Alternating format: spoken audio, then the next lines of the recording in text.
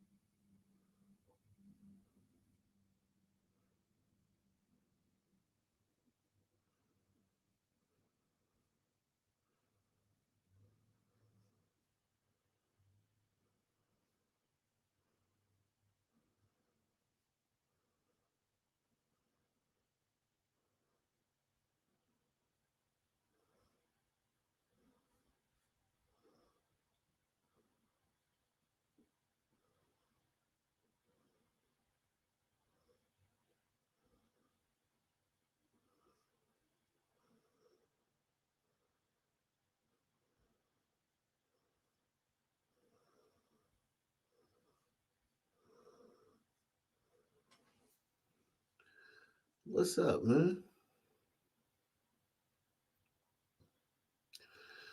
What's up?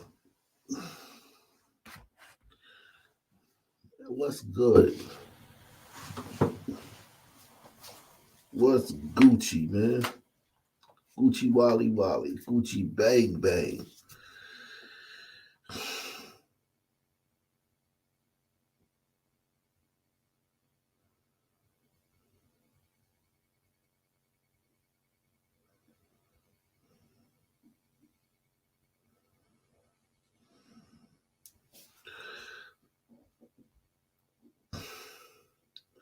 Oh man, we're gonna get into it tonight, man. Let's get 200 likes early, man. Let's get 200 likes early, man. Let's get 200. Let's get 200 likes early.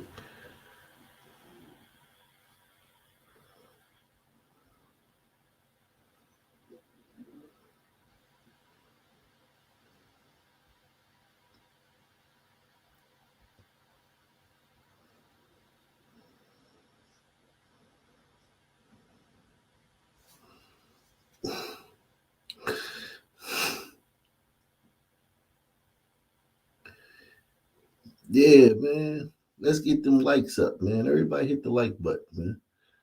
Everyone hit the like button, man. We're going for a record tonight, man. Everyone hit it first. Hit it early, man.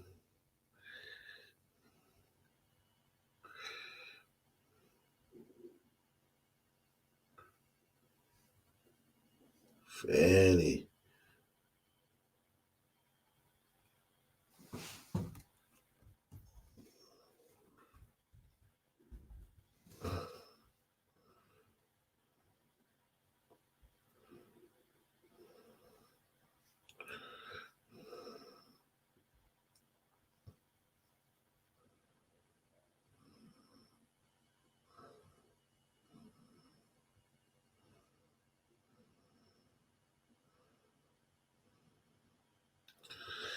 Let's everyone hit the like button. Each and every individual that comes in here, hit that like button. Each and every individual, man.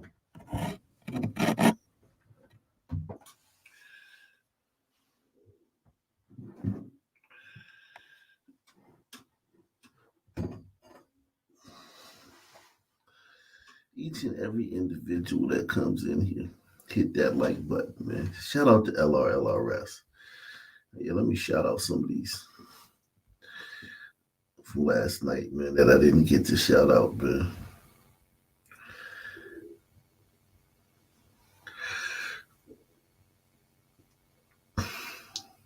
Yeah, shout out to everybody on Rumble. Y'all smash the like button over there too. We going for a record likes on Rumble as well. LRLRS in the building. Um,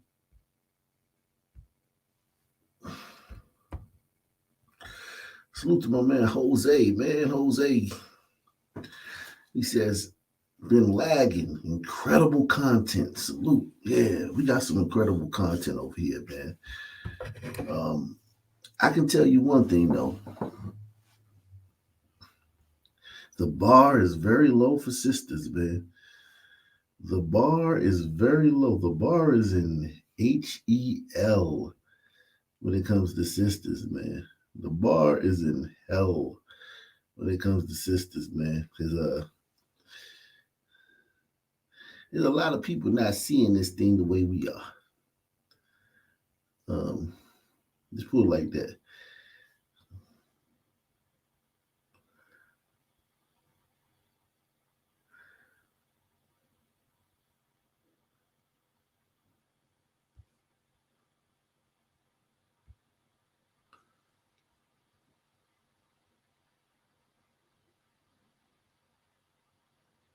And we're going to go through it.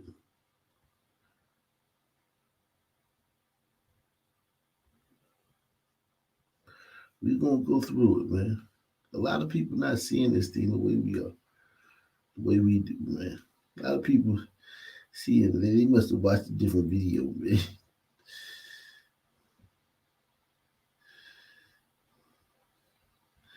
A lot of people watch a different video, man. Because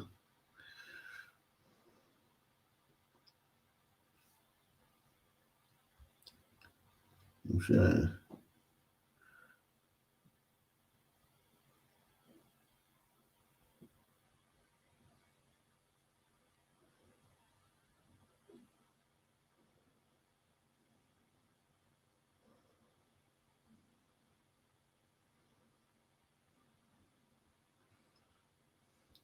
A lot of people watch a different video than the rest of us, man. One thing about liberals, man, they gonna ride with they gonna, they ain't never gonna, they know how to stay on code, man.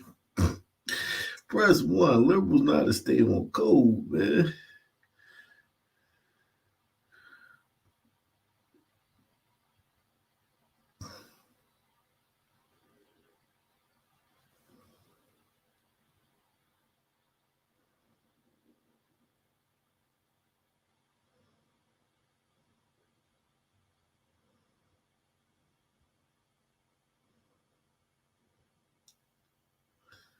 Liberals know how to stay on code.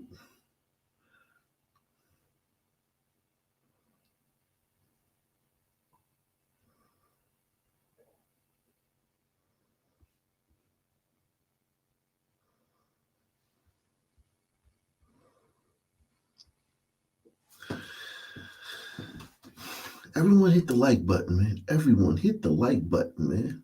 Hit that like button, man.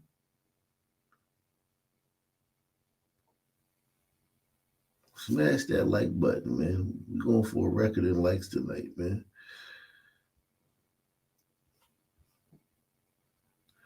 Everyone smash that like button.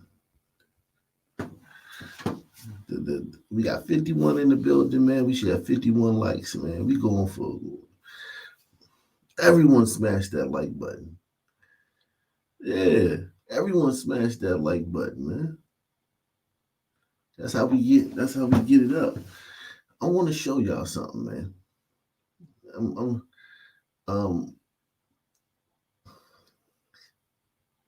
something is wrong with some people, man. I think we're starting to unravel, man, as a group, man. As a race, we're starting to unravel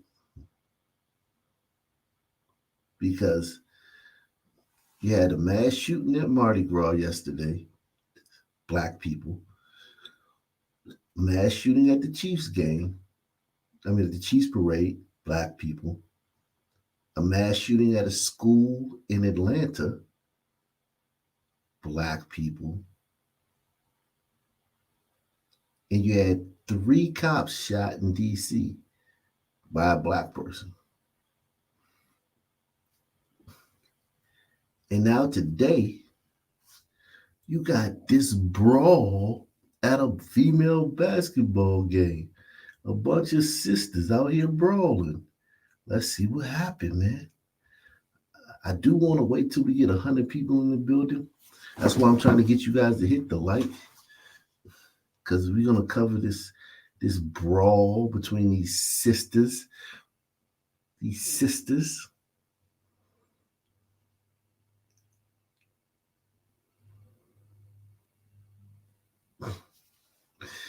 These sisters, these sisters out here brawling. Everyone hit the like button. Everyone smash that like button. Those of you who just came in, smash that like button. We're going for 100 likes. I'm gonna start the stream when we get to 100 likes. I'm gonna start the stream when we get to 100 likes, man. So everyone who has not hit the like button, please hit the like button and contribute to us getting 43 extra likes so I can start the stream, so I can start the show, so I can start cooking.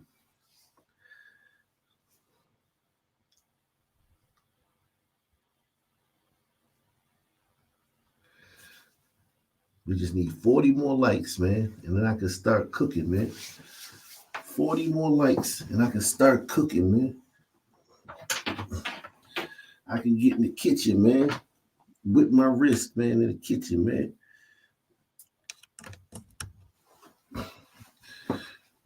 I can get in the kitchen, man. If y'all get some extra likes from me, man.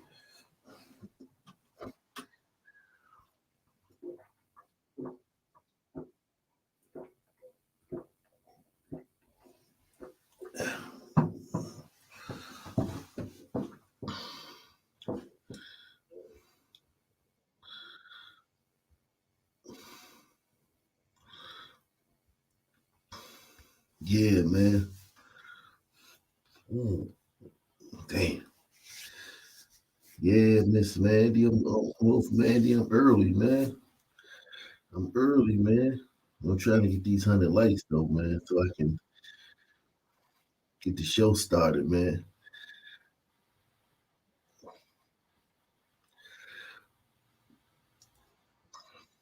It's a lot I want to get into, man. Um,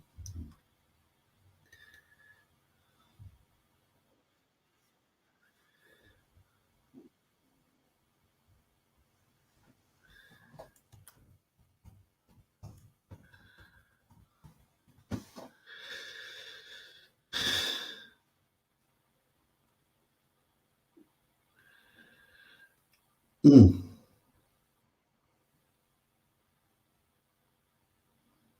I tell you, man, the sisterhood loving Fanny, man. Something wrong with black people. We're unraveling, man. We're starting to unravel as a group, man.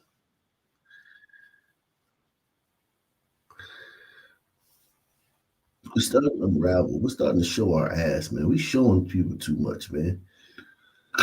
We showing people too much, man. We don't gotta show people all this shit, man. This shit ain't necessary. We showing people way too much, man. We showing people way too much, man. Come on, I know we can get these last 31 likes. I know we can get these last 31 likes by 10 o'clock. I know we can get these last 30 likes by 10 o'clock, man. I know we can get these last 31 likes by 10 o'clock. Because there's so much to get into today, man. It's so much to get into, man. Sisters don't know how to act, man. And I'm in the liberal media accepts the shit out of sisters. Sisters can brawl and punch people in the court, but if Caitlin Clark does like this to herself, if she does like this to her own bench, like it's a problem. But sisters out here brawling, having brawls, melees at fucking games, punching white girls, beating up white girls and shit. White girl don't even want to fight, and they still beating her ass.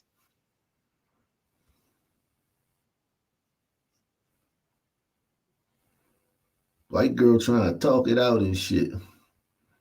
White girl trying to have a peaceful resolution. The black girl whooping her ass. And that's okay because no one expects anything out of sisters, man. They don't expect nothing out of sisters, man. Well, that's just sisters. That's how sisters are. Come on, y'all. Let's get these all the way up to 77. 23 more likes, man. 23 more likes, man. 23 more likes. Likes, man. 23 more likes. 23 more likes. And we up there. 78. We up to 78. Oh shit, man. Come on, guys. Let's go. Yeah, stop. Yeah, man. Hit that damn like button, man. Hit that damn like button, man.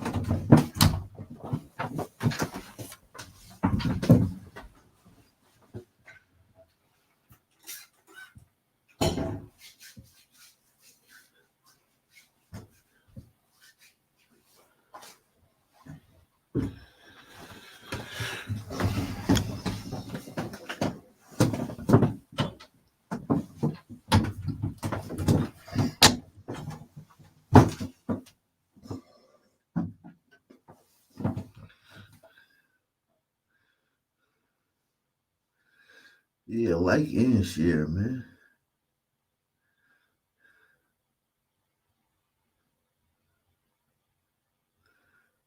Like, but right now, just like, man. We can share later, man. We trying to get to 100 likes, man. We need 12 more, man. 12 more. We just need 12. I know it's 12 people in the building who haven't hit the like button who can hit it so we can get to 100 and start the stream, man. Start the show. I know you out there. I know you're out there. I know you're out there.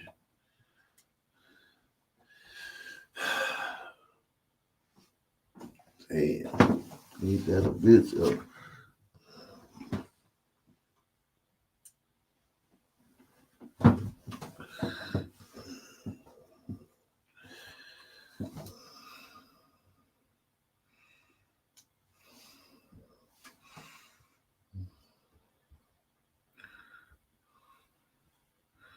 All right, we got now. We up to 91. 9 more likes, guys. 9 more likes, and we getting it started, man. We starting with the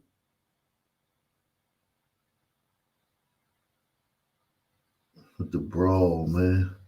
Sisters beating up white girls, man, at the basketball court, man. You know this was bad when ESPN had to cover it. ESPN didn't even. Did y'all notice that the morning shows, the morning sports shows, they didn't talk about the shooting at the Kansas City Chiefs parade? Press one if you noticed that. Press one if you noticed. The morning talk show, the morning sports shows didn't cover the mass shooting at the Kansas City parade.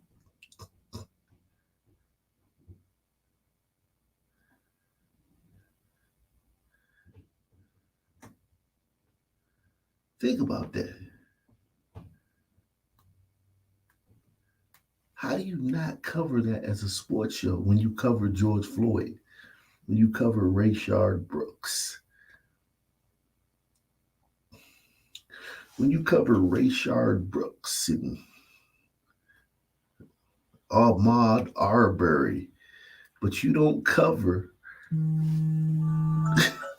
Come on, guys, let's get these 7 last likes. We need 7 likes. 7 little likes. 7 little likes to start the show, man.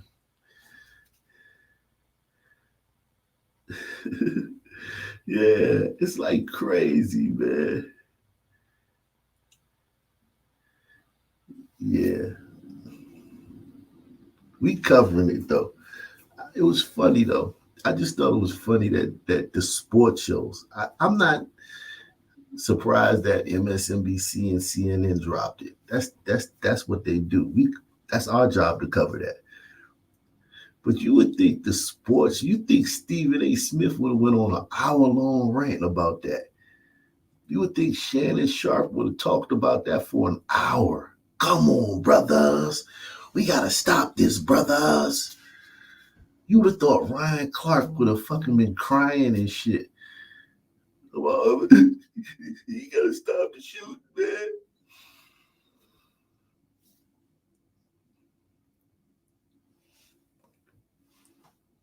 None of that.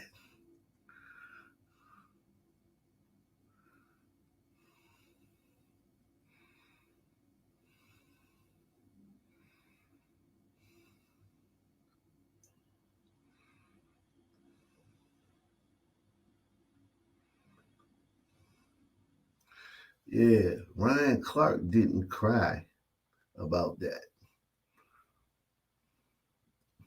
Yeah, Club Shay Shay, man. Shay Shay don't get Shay Shay beating up with Mike Epps and shit, man. That's cool, man. I mean, that's a good thing. I ain't mad at them for doing that. But the Negroes that was on the show this morning, the Negroes who was at ESPN this morning, man. All them damn Negroes in the ESPN, ain't none of them Negroes to want to talk about that shit, man.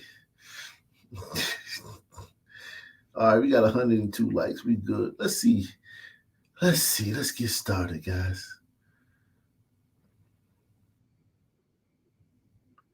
Winter Rogers, 3 on the way, off the mark. Tom Davis. Uh-oh. It was this one. Boom Shika right there. Okay, we got to take it back. This is the one. She going to fight with this one, I think. Boom Shika and Miss Lao Po Ming right here. Winter Rogers, 3 on the way, off the mark. Tom Davis. And a melee going on the bench over at... No self-control. Look at everybody. Look at the white girl with the Black History Month shirt on. White girl, she been walking around on eggshells all day. She been all polite. This white girl been extra polite to every black person she knows. She been holding doors for black people, smiling at every black person. She been so proud she had her Black History Month shirt on.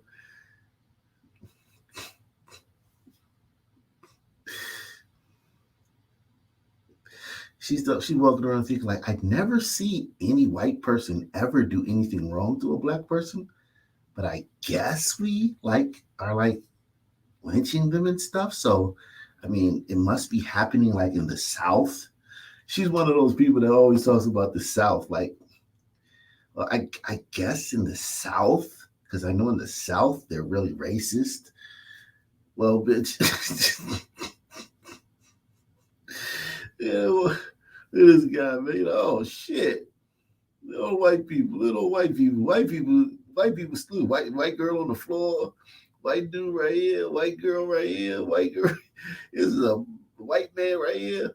This is a black tie affair, man. Press what? This is what you call a black tie affair. Tom Davis. And a melee going on the bench over at Southern Miss. This could get ugly. It has gotten ugly. This could be really bad as Davis was tied up with Emma Emevbere. A shoved her. Uh-oh, here comes sister. Look at sister right here. She came out the stairs. Uh-oh. Look at sister. Emevbere. So it's calmed down now. Everybody got their wigs. Everybody adjusted their wigs. It's calm now. The white men have come and they've got everything under control. The white men have come and they've restored order. Shout out to the white men for restoring order, man. Winter Rogers, 3 on the way, off the mark. Tom Davis. And a melee going on the bench over at Southern Miss. This could get ugly. It has gotten ugly. This could be really bad as Davis was tied up with Emma Emevbere. So now everybody's gotten under control. Press 1. Things are under control, right? Press 1. Things are under control, right? Look at fucking big booty Belinda coming out here. Look at goddamn Brenda.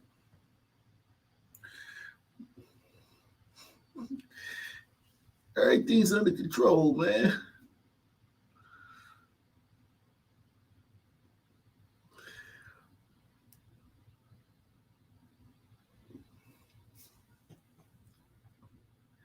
Salute to Miss Berry in the building. Miss Berry coming through, getting the ball rolling tonight, man. Shout out to Miss Berry, man.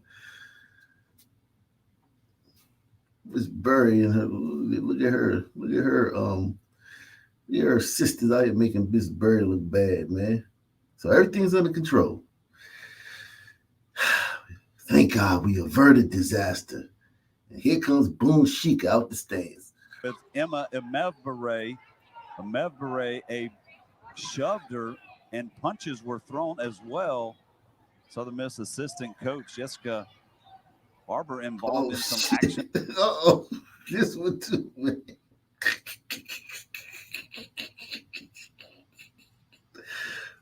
She came, he pushed white dude. You had to push that white man, man. What you push that white guy for? That's wrong, man. You had to do that. Southern Miss assistant coach Jessica Barber involved in some action. She was on the court as well. We saw Dominique Davis and Emevere got tied up. Got tied up there. She came and started some shit back up, man. That's what I'm talking about. Something is wrong with them, man. Press 1. Something is wrong with them. Salute to Nate Ways, man. Became a member for 8 months, and that's huge, man. I wish everyone would do that, man. Everyone would renew their memberships. All those free memberships in Nate Ways and Doug Chunks and Hot Fire and all and countless other people have bought you guys. Product of Cook County, all those people that bought all those, gave away all those. I wish you guys would renew them every month, man. Become a member, man. Join the channel, man. Membership has its privileges.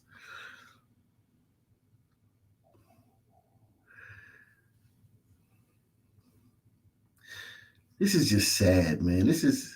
Why couldn't those sisters stay in the stands? Why didn't those, don't get me wrong, they some thick sisters, but why didn't they just stay in this? Look, all the thick sisters came out the stands, man. All of them thick. Why ain't you just stay in the stands, man, and let things be okay, man? Emevere shoved her and punches were thrown as well. Southern Miss assistant coach Jessica Barber involved in some action. She was on the court as well. We saw Dominique Davis and Emevere got tied up.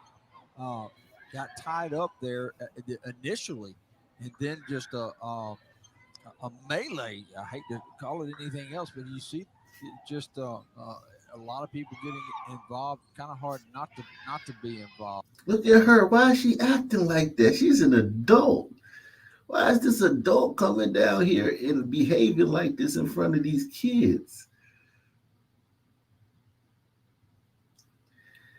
She's a whole adult. The game is on ESPN, man. What you doing, man? A lot of people getting involved. Kind of hard not to be involved.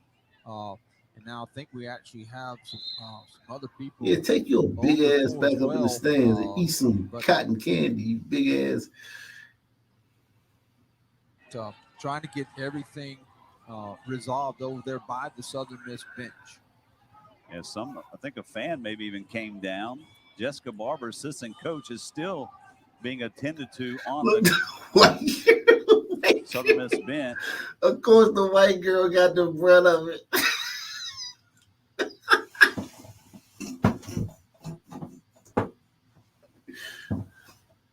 Of course, the white girl got the brunt of it, man. Salute to my man, the real Mark Ishmael, man. Something wrong with his. Something wrong with them. He said something wrong with them. Yeah, man.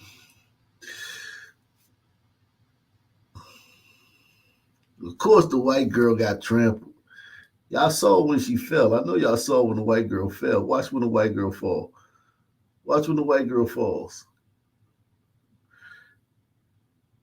Watch this. And a melee going on the. Look at her. That's her right here. White girl ain't no. This is why I say, man, all these black female basketball players growing up in Blackistan, they've been in dozens and dozens of brawls. I'm not talking about just all of these girls have been in dozens and dozens of brawls. Press one. I'm talking about like scary. Like I'm talking about situations where it looks scary. If you looking at that shit, if you just driving down the street and you see that shit, you like, shit, let me keep going.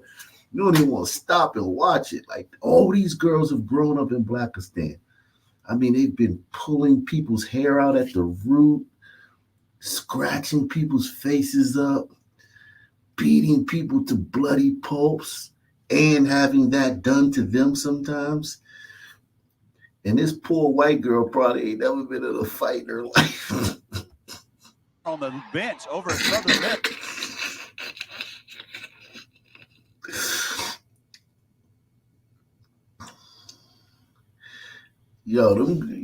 You could say they don't have no combat skills, but girls' fights are different, man. Girls don't hit with this, man. Girls hit with this.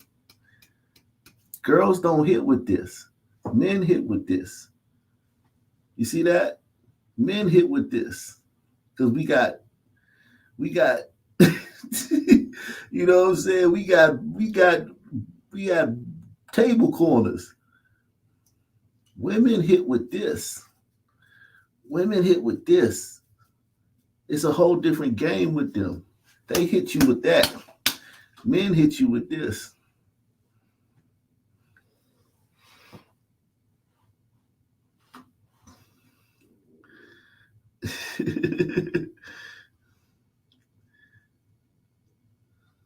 So yeah, man.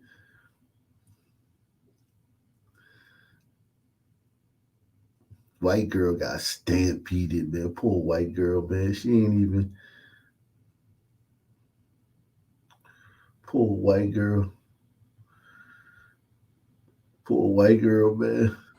Southern Miss bench, Brokayla Gray actually left the court with Southern Miss athletic personnel. Davis being tended to. You're a big old booty, man. Matt Gardner. Our officials have their work cut out for them right now. They got tied up once again as we take a look at what transpired between the Lady Eagles and the Red Wolves. Again, Dom Davis tied up with Mesbere, and you can see right there, Mesbere just throws Davis on the ground and starting to throw punches as, once again, Jessica Barber gets in underneath a big pile of Lady Eagles. There are ladies that had came out of the stands as well, and we believe they have been escorted out. Again, Brokayla Gray was on the court. She had walked off the court under supervision with the athletic training personnel for Southern Miss as well.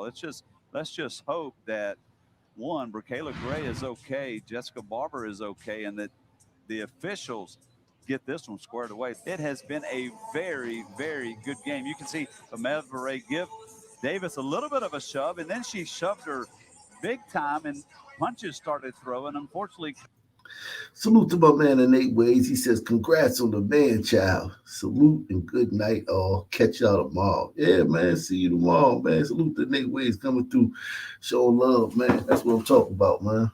Op Nation Hall of Famer, man. Milf Andy. Ooh, member for 11 months.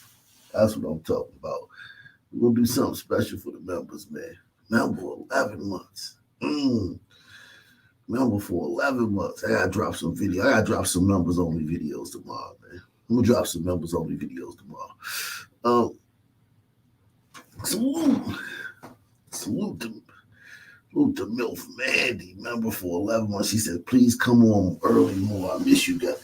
Yeah, man, I will make an effort, man. How about this? I can't promise anything, but I will definitely make an effort, man. Everyone continue to smash that like button. Everyone who's come in the last 15, 20 minutes that hasn't hit the like button, man, please smash that like button for me really quickly. So I can drop the link. I'm gonna drop the link when we get to 200, man. When we get to 200, I'm dropping the link, man. I'm dropping the link when we get to 200, man.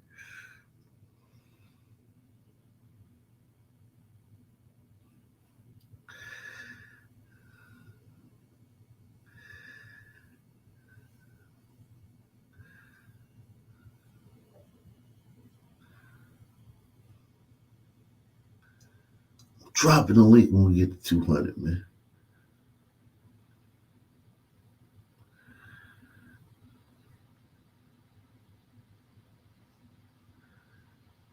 Chiefs rally shooting, we are following new developments. Kansas City police now say the shooting is more than likely connected to dispute. One person was killed yesterday, and 23 others are recovering this afternoon. Many of them are children. First Alert 4's Corey Stark is following the very latest from the First Alert 4 newsroom. Corey? Yeah, David, good afternoon. Police say one of the victims remains in critical condition.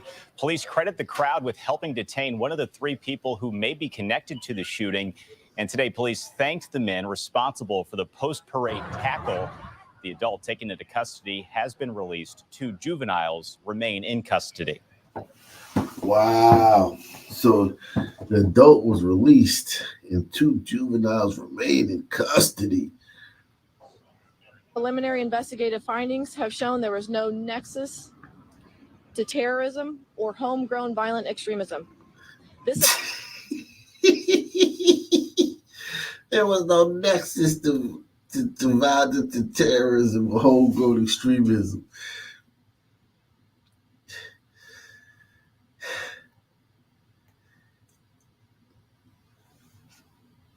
No comment, man.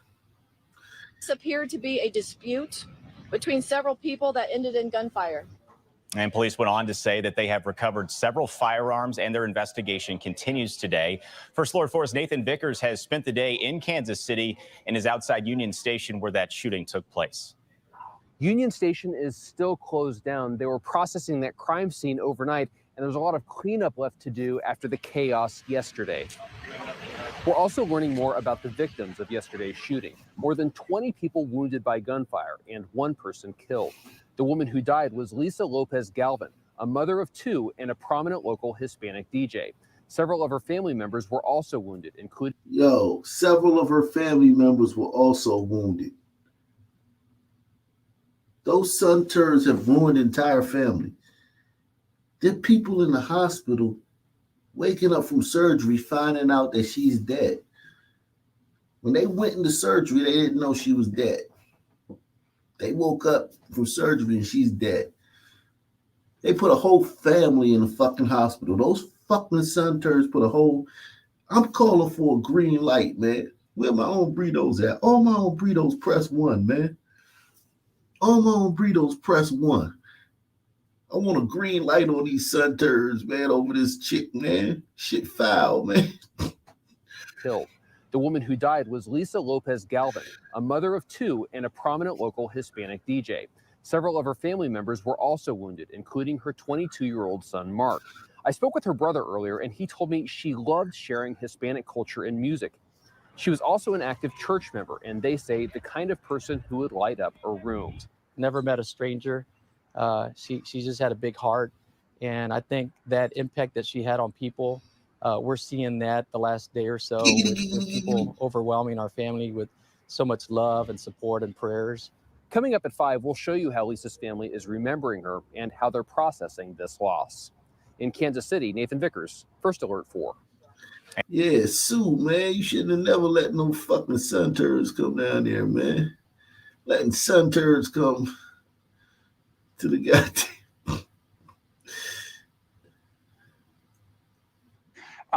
A shooting at a Super Bowl parade. I mean, it doesn't get any more craven than that, right? Person lost her life, murdered, popular local DJ, 22 shot, half of them kids. We have one of them with us tonight. So cool in the moment, as was his family. 10-year-old Sam Ariano. That could have paralyzed that boy. That could have went through and paralyzed that boy. Shot in the torso. One of the most interesting wound stories I've ever heard. You know, as we go through these pictures, don't worry, nothing's really gory, and that's kind of the point. His family didn't know what he was talking about when he was saying he was hurt. They thought he just got shook up. It wasn't until he raised up his jersey, Chiefs, of course, that they saw he had an entry wound. Turns out, bullet barely missed his lung. Gets out of the hospital, young and strong, says, I want to be heard. Why? Because this shouldn't just be written off. Not when we don't understand why it happened. Not when it seems that too much about it is too quiet. So Sam joins us with his aunt, Eunice Salas. She was with Sam when he was shot in all the chaos. He's actually the first of the kids. You'll probably hear from more of them because they want to talk about something that the rest of us seem to be all too quiet about. Okay. Press 1 if you think these kids are going to talk about gun control.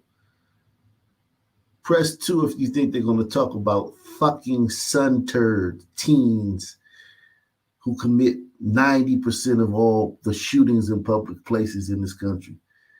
1, if they're going to talk about gun legislation and gun control. 2, if they're going to talk about the black teens that commit 90% of the public shootings in this country.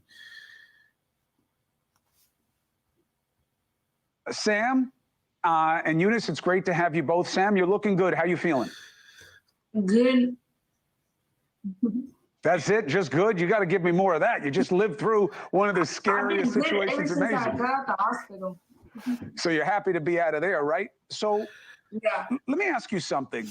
In reading what you say happened, it really hurts my heart that you were so aware so quickly of what was happening. You know, your aunt is young also, but she didn't grow up being that comfortable that hearing a sound meant gunshots. When you realized what was happening, what did you decide to do, Sam? I decided to hide behind a trash can Why? to get cover from the shots. Because he knows sons don't use trash cans. They just throw that shit on the ground. Smart move, Sam. Sam was like, man, shit, I've been to Martin Luther King Jr. Avenue, man. Them sons don't use no trash cans. Let me hide over here by the trash can. I decided to hide behind a trash can Why? to get cover from the shots. Instead of just running away. Because did anybody teach you what to do if they're gunshots? Yeah, my school.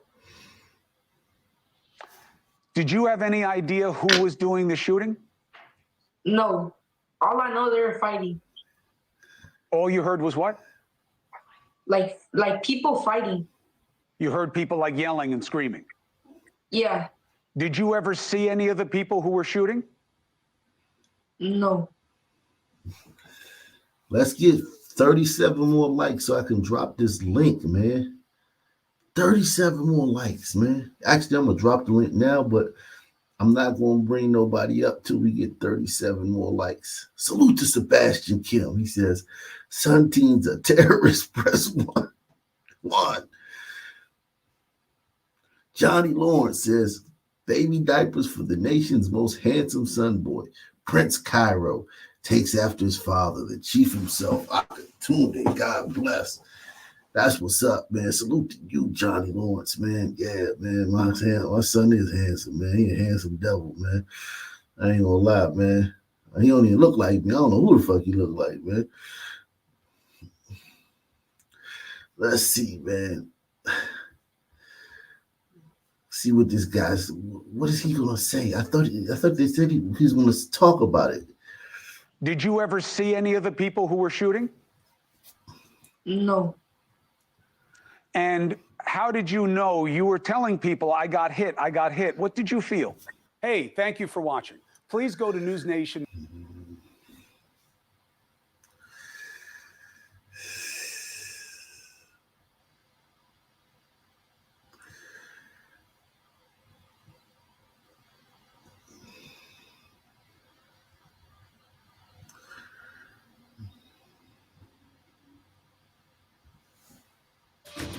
She was a mother, a beloved DJ. She was the one who was killed while Kansas City was celebrating their latest Super Bowl win yesterday, caught in the crossfire between a group that got into a fight. Today, we're learning more about that victim, and we're going to check in with our Jaleesa Irizarry in Kansas City coming up in just a moment. But first, we're going to dive into how that shooting unfolded. Police say they currently have 2 juveniles detained. That shooting hurt 22 others. Police say half of them are under the age of 16. 2 of the victims are still in critical condition today. Police say the shooting started as a dispute between several people and ended in gunfire. They recovered several guns, and today we're hearing more stories about people who ran as the gunfire erupted, including a state lawmaker and father. Immediately grabbed Camila because she's so little, and I was watching people being trampled. I picked her up and I ran into a restaurant along with members of the team, with Hunt family members, and we hid. I ran into the bathroom and I blocked the door, and it broke my heart to think about the reality that my daughter knows what this is. So let's take a live look now at Kansas City. That is Union Station, the view courtesy of EarthCam. This park, of course, filled with...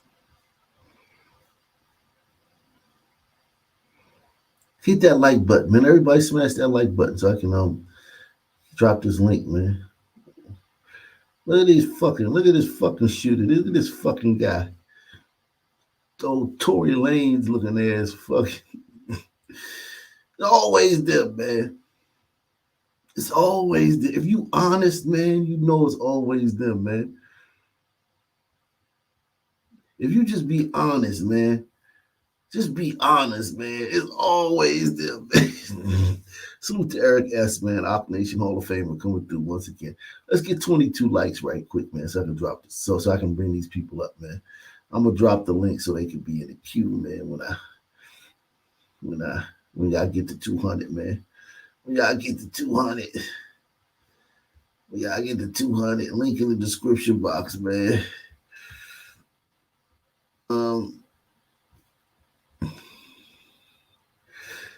Always them.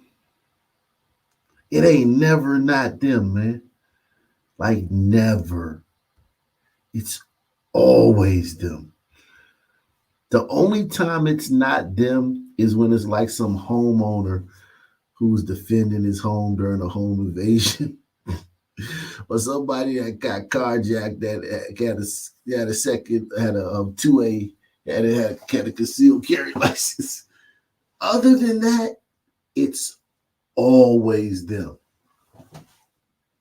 And everybody won't be hood, and everybody won't be everybody won't be down, but everybody will act like it ain't always them. You ain't hood if you don't know it's always them. You a fake nigga. You a fake wannabe nigga. Wannabe fucking hood motherfucker. You a clown bozo wannabe hood nigga. If you don't know, it's always them when there's a shoot. It's always them. Every time. Always.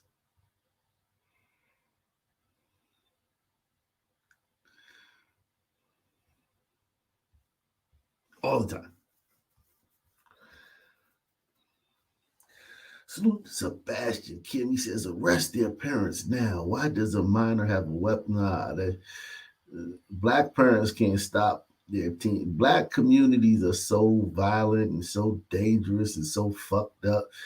Them kids is in gang, and the parent can't. The parents are probably scared of these kids. Listen, man, think about it.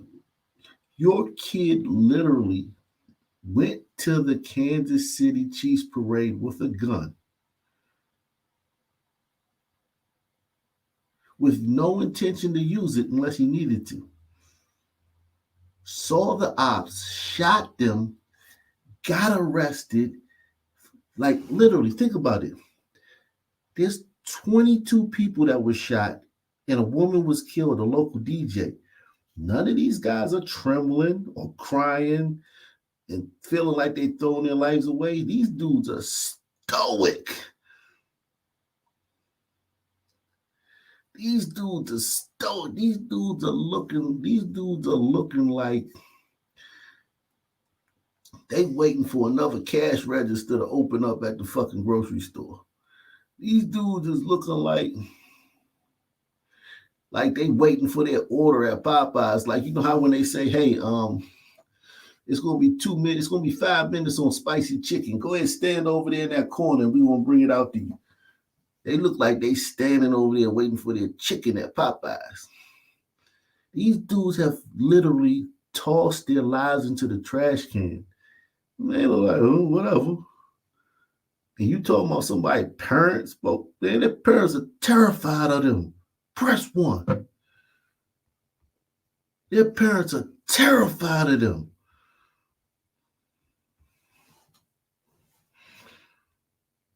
You need 3 more likes, man. 3 more likes, man. 3 more likes. I know we got 3 people out there that haven't hit the like button. 3 more likes. 3 more likes. Tres más gustos, man. Tres más gustos, man. That'll let you know who in the back, man. We need tres más gustos, man.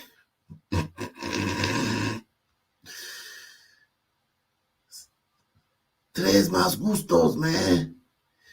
Migo. Arriba, arriba. Okay, there we go. We got it. Salute, man. Let me bring. What's up, man? We gonna get that green light or not? Or you bullshitting with it? Man, let me tell you something, Chief, right? We don't have enough jails or tax money if we were to lock up all these shithead parents. We don't have enough tax money for that. Yeah, man. I don't believe in locking the parents up because I know how Blackistan, I know the dynamic in Blackistan. There's nothing you can do about this. Like, the parent can't do nothing about this, man. All the parent can do is each parent. First of all, most of them, it's just a woman. It's some little dumbass sister, like the sisters we see on this show, raising this boy alone. Yeah. You dig what I'm saying? And it's Hell like, yeah. It's come tough. on, man. It's tough. I heard a crazy ass fact recently, right? That made me think of the Ag Nation. Did you know that when it storms, when it's like a thunderstorm, right? Buffalo, as a herd, they run towards the storm instinctively. Did you know that? So if it's like storming in the horizon, right, like lightning, and the buffalo will charge through it. They will Hold it down for me for a second, man. Yeah. Yo, is that you resisting? Yeah, what's up? So did you hear what I was just saying about the buffalo? I was kind of not paying attention because I was looking at this other video that I just came across, and this woman, her name is Simply Said, and I was just wondering if I'm thinking she's a fan of Ox because she titled one of her videos with the words Blackistan in it. I mean, I think that originated from Ock, right? No, not Blackistan. He said that it was already out there, Blackistan. I think Sunistan came from Agdo. Oh, that's probably true. Yeah, that's right. But Blackistan is already out there. But look, stop resisting. Hear me out. I learned this recently. Did you know that buffalo, the animal? Yeah. When there's a storm, right, in the prairie, on the horizon, and there's lightning and storming, right? The buffalo will instinctively run towards the storm, right? Instinctively. It's just what they do, bro. No one has to tell the buffalo, okay, run to the storm. They just know to do it. And when I heard that fact, I thought that was impressive, right? And it made me think about the Ag Nation, dude. How different groups have instincts. They're just there, So when it storms out there like a fucking tornado, they run towards it? Buffalo, like the herd, they run, they all charge together instinctively towards the storm, right? And who knows? I mean, they think the reason for that is, I guess they figure that the Buffalo know that they could just get it over with, get through. I don't know what it is. I mean, I don't speak Buffalo, right? But I just thought that was interesting when I heard that, and it made me think of like DNA. You know what I mean? And instincts. Do you understand where I'm Yeah. going with this? No, I see what you're saying. Yeah. No, I mean, we know about certain different races and their instincts to Yeah, do stuff. behavior patterns could like Yeah. consistent. You But know, another thing I noticed is when Axe said that these guys just like threw their lives away. I mean, I would understand if these guys were like on their way to honor roll students, and one wanted to be a chemical engineer, the other wanted to be a lawyer, and now they threw their lives away because of that. But these guys are, I think, they're minors, right? So they might not be in there for that long. I think no. they didn't throw their lives away. I think they like up their status in their subculture. Yeah, yeah. You know? You know, it seems like by doing this, they actually prolonged their life. They're gonna live a little bit longer because of this, because they're gonna be tucked away. They're gonna be sidelined for a bit. You know, they're not gonna be in the game out on the street, so that they're not gonna have the chance to get gunned down until they get out when they're 21. You know, if they even gotta wait till they're 21. But just the fact that they shot a bunch of children and nobody bats an eye. I mean, just as well, right? There is no solution anyway, so who gives a fuck, right? I mean, I don't know. Yeah, no, they'll probably be out. I mean, if they're like 14, 15, they might be out when they're like 18, not even 21. I just saw an article about this kid, this son kid who stabbed this other, he stabbed a glider kid on a playground when he was like 14, I think. Yeah. And he got sent to like juvenile, whatever, juvie, whatever. And he got out at 18 or 19. And the news interview with this kid was they were making him out like he's a victim, like, oh, Yeah. you're ready to turn your life around, and Right. you're, I you're you've hate got a that second shit. chance at life, and yeah, like he's a victim, and that kid is dead. Yeah. Yeah. It's incredible, man. They're setting that clown up for failure because it's not normal to stab somebody down. It's not. And there's like a lot more kids that don't do some shit like that.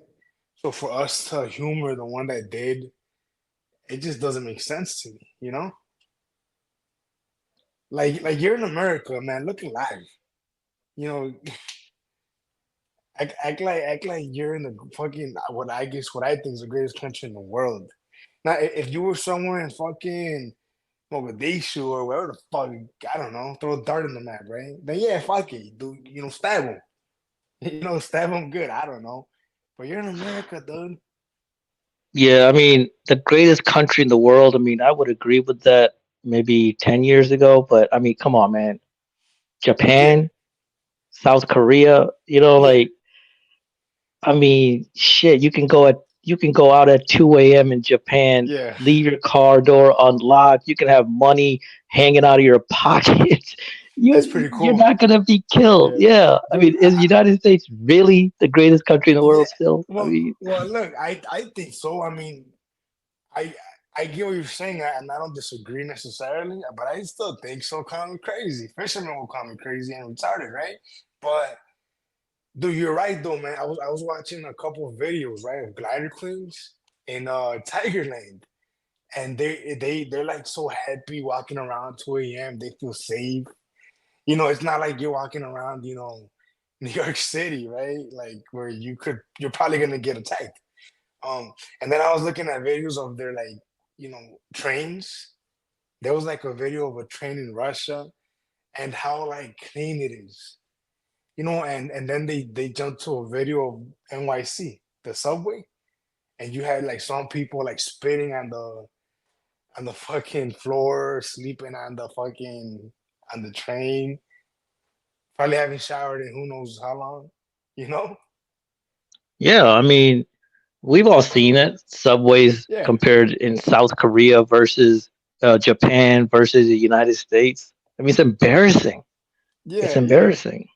Like I can't look. I don't know what the tigers or the Japanese. I don't know what they would do in Japan if they saw you like another tiger doing something unacceptable. Like would they like put him on his knees and bring out the what's it, the katana and cut his head off then and there? What do they do? Like do they make the fucking tiger that does some despicable shit like kill himself with the sword? You know that death before dishonor. What do they do to this tiger? I'm sure they don't take that shit lightly, dude. You know? I Yeah. honestly don't think so. I mean, I don't know that they would even get out of line, but if they get out of line, what would the Tigers do to them? Would they even say anything? Would they not? You know? I don't know. But I know this. The Tigers, from my experience, have been, if not respectful, they've been to themselves. Now, I don't doubt for a second, dude, that there's tigers out there that are despicable and disgusting. I'm not saying that there's no like, degenerate tiger out there. That's incredible. That's insane, right? To even pretend that's the case. But here in America, dude, those motherfuckers stick to themselves. You know? Dude, they don't like tigers. When I went to college, they don't even speak English to them. So like they're speaking in their own language. Right. You know, Right. they got their own clique and all that. They stay to Yeah. themselves. I Yeah, it's never seen crazy. I never seen a tiger mean mugging me. I never felt like the threat of a tiger robbing me. Oh, he's probably gonna rob me. Nothing, dude. They stick to themselves. I was talking to a guy. It was like maybe a couple years ago now, 3 years ago now, right? But here in Chicago, there's a lot of Sandmen from Palestine, and I don't know why, but I think the largest population of Palestinians is here or some shit in America, right? But there, same shit with them. I've had conflicts with individual Sandmen, like maybe 2 or 3, because they are aggressive, and it's impossible. But as a group, they stick to themselves, right, dude? To the point where Oh, this guy was, Sandman? You talking about Sandman? yeah, Sandman. Yeah. This man, this guy was telling me that no, don't let them fool you. Like they're pretty fucked up too. And I told him, what are they doing? Nothing happens in their neighborhood here, dude. Like their neighborhood, nothing happens. He tells me, well, they do it in the house. Well, I don't give a fuck what they do in the house. I don't give a fuck. You know what I mean? They're not in the street loitering, fucking littering, shooting people, robbing people, carjacking people. I don't give a fuck what they're doing in their fucking house. If their religion says that the man is the man and the bitches need to shut the fuck up, then hey, what can I tell you, man? This is America. You don't have to fall under that unless you want to. You know? Yeah, but the only thing about the Sandmen is they create their own enclaves. And Right. if they get a lot of them together, in a nation, even 5%, it starts getting like Dude, doesn't there's a get lot very of them here. good. There's a lot of them here, dude. You know what keeps them? I think because nothing comes from them. You know what I think keeps them in check here? There's a lot of Sunmen and Hombreros. They look. I mean, if you bring two groups that are hard headed, there's gonna be issues, right? The Sandmen here do not fucking rock the boat, dude. I don't know what it is, but they do not. They actually fucking they go to the Blackistan and open up fucking gas stations, dude. That's what they do. Let's see what Fani Willis is talking about, man. Fani. Hey, real quick, just want to say, I really like your son's name, man. That's a very good name. Your wife thought up a very, very good name. Is it because is she trying to like say we was Kangs, Cairo like that? Yeah, man, we built the pyramids, man. That's exactly what it was. Nah, seriously though, we couldn't come up with a name, man. We couldn't, and we came up. I think we came up with like Kyrie. I was like, nah, I'm not naming my kid. I'm no fucking Kyrie Irving. And it was like we came up with Cairo, and I was gonna spell it Kyro. And then next thing you know, he was like, nah, just spell it like the actual city. So yeah, we Yeah, had no, tough that's a good time. name. I like it. I like it. Yeah. I don't really like those Arab names, but they've worked twice for me, Amina and Cairo. So both my kids named after fucking Arabs. Ain't that a bitch? Interesting.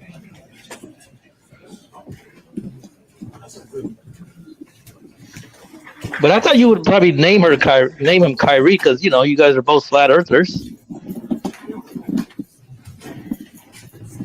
Great point. Yeah, he's gonna be a flat earther too. All right, Ms. Cross, you can bring everyone in. Thank you.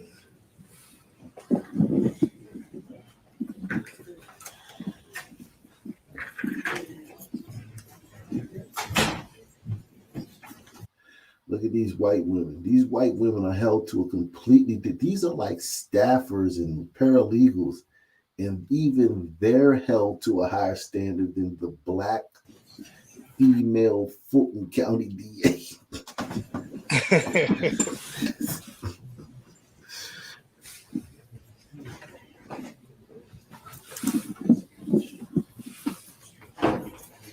Look at how she just stormed in there.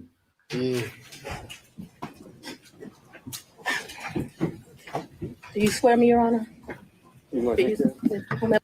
Hold up, man. You don't run shit. Like, she coming in there like she runs shit. Yo, you're just a person. Yes, you're the DA outside of this, but during this hearing, you're just like any plumber, any hairdresser that's on trial for anything. She came in there like, I'm the DA. I'm running this show. And right there, the judge, he didn't take control, man. That's because she's so used to. No, I get it, but it doesn't matter. When Trump comes to court, they don't let him act like that. He was the fucking president. Situated, and then we'll go back.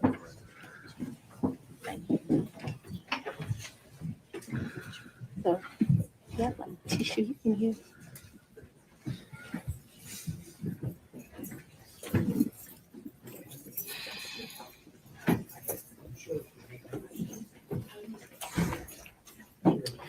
All right, we are back on the record. Deputy Scott, if you could swear in our next witness. I would, and I do apologize. Anna, do me a favor. Put them on my knees for me to relax. After you swear me. She asking the bailiffs for favors. She's just, yo, they should have got control of this immediately, man. I didn't see this part. When I was watching, I was in the car. I was running errands, so every time I would be in the car, I would be listening to it. But now I see why she came in and basically let her nuts hang.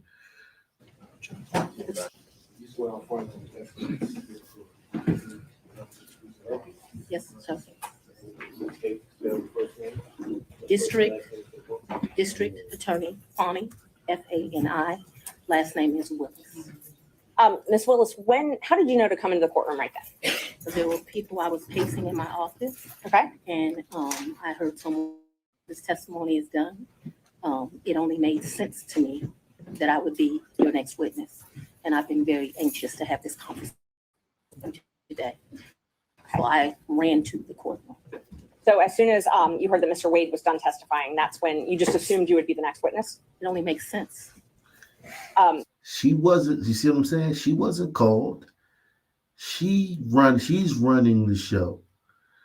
She's running it. She's like, I'll go up next. This is crazy. Hit the like button, everyone. Hit the like button. This is crazy. Did you listen to any of the testimony? I've been in my office pacing, ma'am. Did you listen to any of the arguments? I did hear the arguments this morning. It's ridiculous to me that you lied on Monday, and yet here we still are. And I did listen to that argument. All right, so that was it, just the argument, no testimony. Right, I listened to the argument this morning where Adam Abadi, I thought, did an excellent job pointing out how dishonest you were with the court on Monday. And I'm actually surprised that the hearing continued, but since it did, here I am. Great. So let's just talk about what you did in preparation for today. Did you meet with Mr. Wade at all? Once the motion was filed, did you meet with Mr. Wade and talk to him about the motion that I filed to disqualify you? On this first January motion? Yes. I don't know if you could say talked about. I probably had some choice words about some of the things that you said that were dishonest within this motion. So I don't know that it was a conversation. That's not what she asked you, sister. Mr. Wade is a Southern gentleman. Me, not so much. Okay, but my question was, did you have a conversation with him? I didn't have a substantive conversation. You did not? I read this motion, skimmed it more so, and I've probably said some choice things to him about some of the lies they were told. Okay. And then printed in the media because, we used to be in a day and time where you had 60 minutes and people did stories and they verified information and you had this great reporting. But it seems today that a lawyer writes a lie and then it's printed for all of the world to see. Well, ma'am, there's a difference between a journalist and a fucking lawyer, man. This ain't 60 minutes, woman. You're here to answer questions. She's completely taken over she's taking the initiative, man. She's got these people on their heels, man, and they haven't fucking done anything about it yet, man. This is sad, man. She looks like she's saying all this stuff more as to the court of public opinion, so people can take these sound bites. Yeah, she's trying to smear them. I mean, she's saying a bunch of hearsay. But this is where it's going to be won in the court of public opinion. That's where this is going to be won because all the liberals, every liberal pundit thinks she did a great job. They already made their decision. She could get up there and take a shit and throw it against the wall, and they would say she did a great job. Exactly. It don't matter what. Like liberals are completely point. Like there's no point in trying to argue with a liberal. Right. Hold on, Fisherman. If this was Candace Owens and she acted like this, conservatives would drag her. Yeah, but we're not talking about conservatives. We're talking about retards. Yeah, no, but what I'm saying that's how the game is played, Fisherman. The game is played like that. That's why they win all the time because they hold the line. Well, I just want to make sure that you answer the question I asked, though. So my question was, Overruled, Mr. Abadi. I told you what happened. I read the motion. I am sure I told him what my opinion of it is. Okay. And past that, we had no substantive conversation. You did not. Correct. Is there something you didn't understand? No, I just wanted to make sure that okay. You did not have a meeting with him in the conference room to discuss the motion. Right, next question, No. Ms. Merchant. So in the conference room of my office within this week, you produced some financial document. That financial document was given to me, something, and I'm not even sure who's given it to him by me or Mr. Abadi gave it to me. And I think he showed me a document in our conference room. But as far as a substantive conversation, I don't believe I've had any conversation with him that is substantive related to this. Okay. I have had conversations with him since you filed the motion, but they wouldn't be substantive to this. He sent me very nice sermons that have been done. And so we've had conversations about, did you listen to that sermon? You know, things of that nature. And I would say they were in relationship to this because I think he did it to be kind. Okay. Let's start back in 2019. Yeah. So you and Mr. Wade met in October 2019 at a conference? That is correct. And I think in one of your motions, you tried to implicate I slept with him at that conference, which I find to be extremely offensive. I slept with him after. I mean, she's acting like she's not in court, but she's like on the Wendy Williams show. Like they're arguing, back and forth, bickering with each other. Isn't this just supposed to be like answer my questions? And she's like, I don't like think the it's like a lawyer's ratchet arguing with her. argument. I think the lawyer's just asking questions. I think she's arguing. Yeah, No, that's what I'm saying. No, she's just like bringing up all this, like, well, you did this, I did that. Like they belong on Jerry Springer or Wendy Williams. The way she's acting. The way her voice is cracking, it does sound like she's very scared. Yes, she is. Definitely. You can tell she's nervous, she's scared, and because she's scared, she's going on the offensive. Like it's like when the son man said, "I was scared of the cop. That's why I took his gun. That's why I tried. That's why I grabbed it. That's why I ran.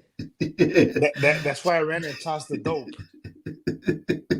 She is very scared, but I mean, this is a really bad look for the Democrat Party if she goes down and she was supposed to be the golden girl to take, Trump to court. Like if the goal is to keep him out of the election cycle and this falls apart, that's like they're a huge hit to their plan. I mean, that's actually not though, because conservatives don't know how to. We talked about this the other night, Fishman. Conservatives don't know how to drive this home. They don't know how to put the nail in the coffin. They don't know how to. Conservatives won't cover this tomorrow. None of them conservative channels will cover. They'll cover something else, like Joe Rogan said something cool. But even you if gotta they cover did, this every day. Even if they did, the liberals don't give a fuck. It doesn't matter. No. I mean, the thing about it, I don't really think we have like a conservative media anywhere. No, on YouTube we do. Very strong conservative media on YouTube. I watch a lot of them, man.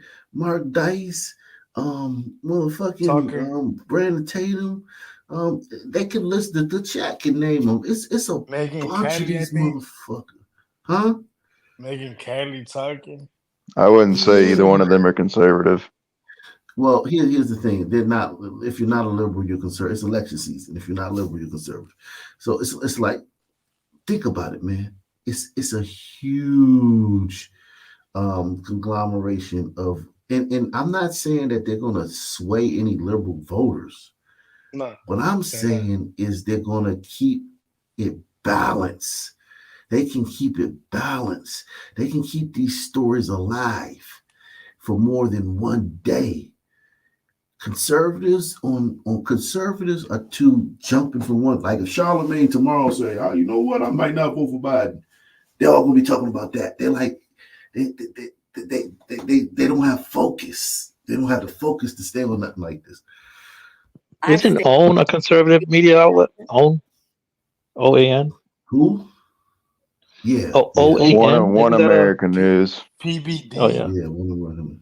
What about PBD? OAN now. News Nation. News Nation, right? That's conservative too. PBD podcast. They're conservative. Doesn't News Nation? They have that one Sun sister. She's like a communist, man. I forgot her name, but she's terrible. Teacher. I did not meet him when he taught the class. I was standing outside talking to Lisa Reeves, who is a judge. Me and her were just having a conversation. Mr. Wade walks up. I think they hug each other. They have some brief conversation. And here's another thing too that alarms me, and I want you to know if you guys noticed this. She's a DA. She's a district attorney. She's supposed to know the game inside and out. Yet when she's on the other side, she's acting like a rookie. She's acting like a fucking 17-year-old son, man, that just got caught red-handed shooting somebody in the head outside of 7-Eleven.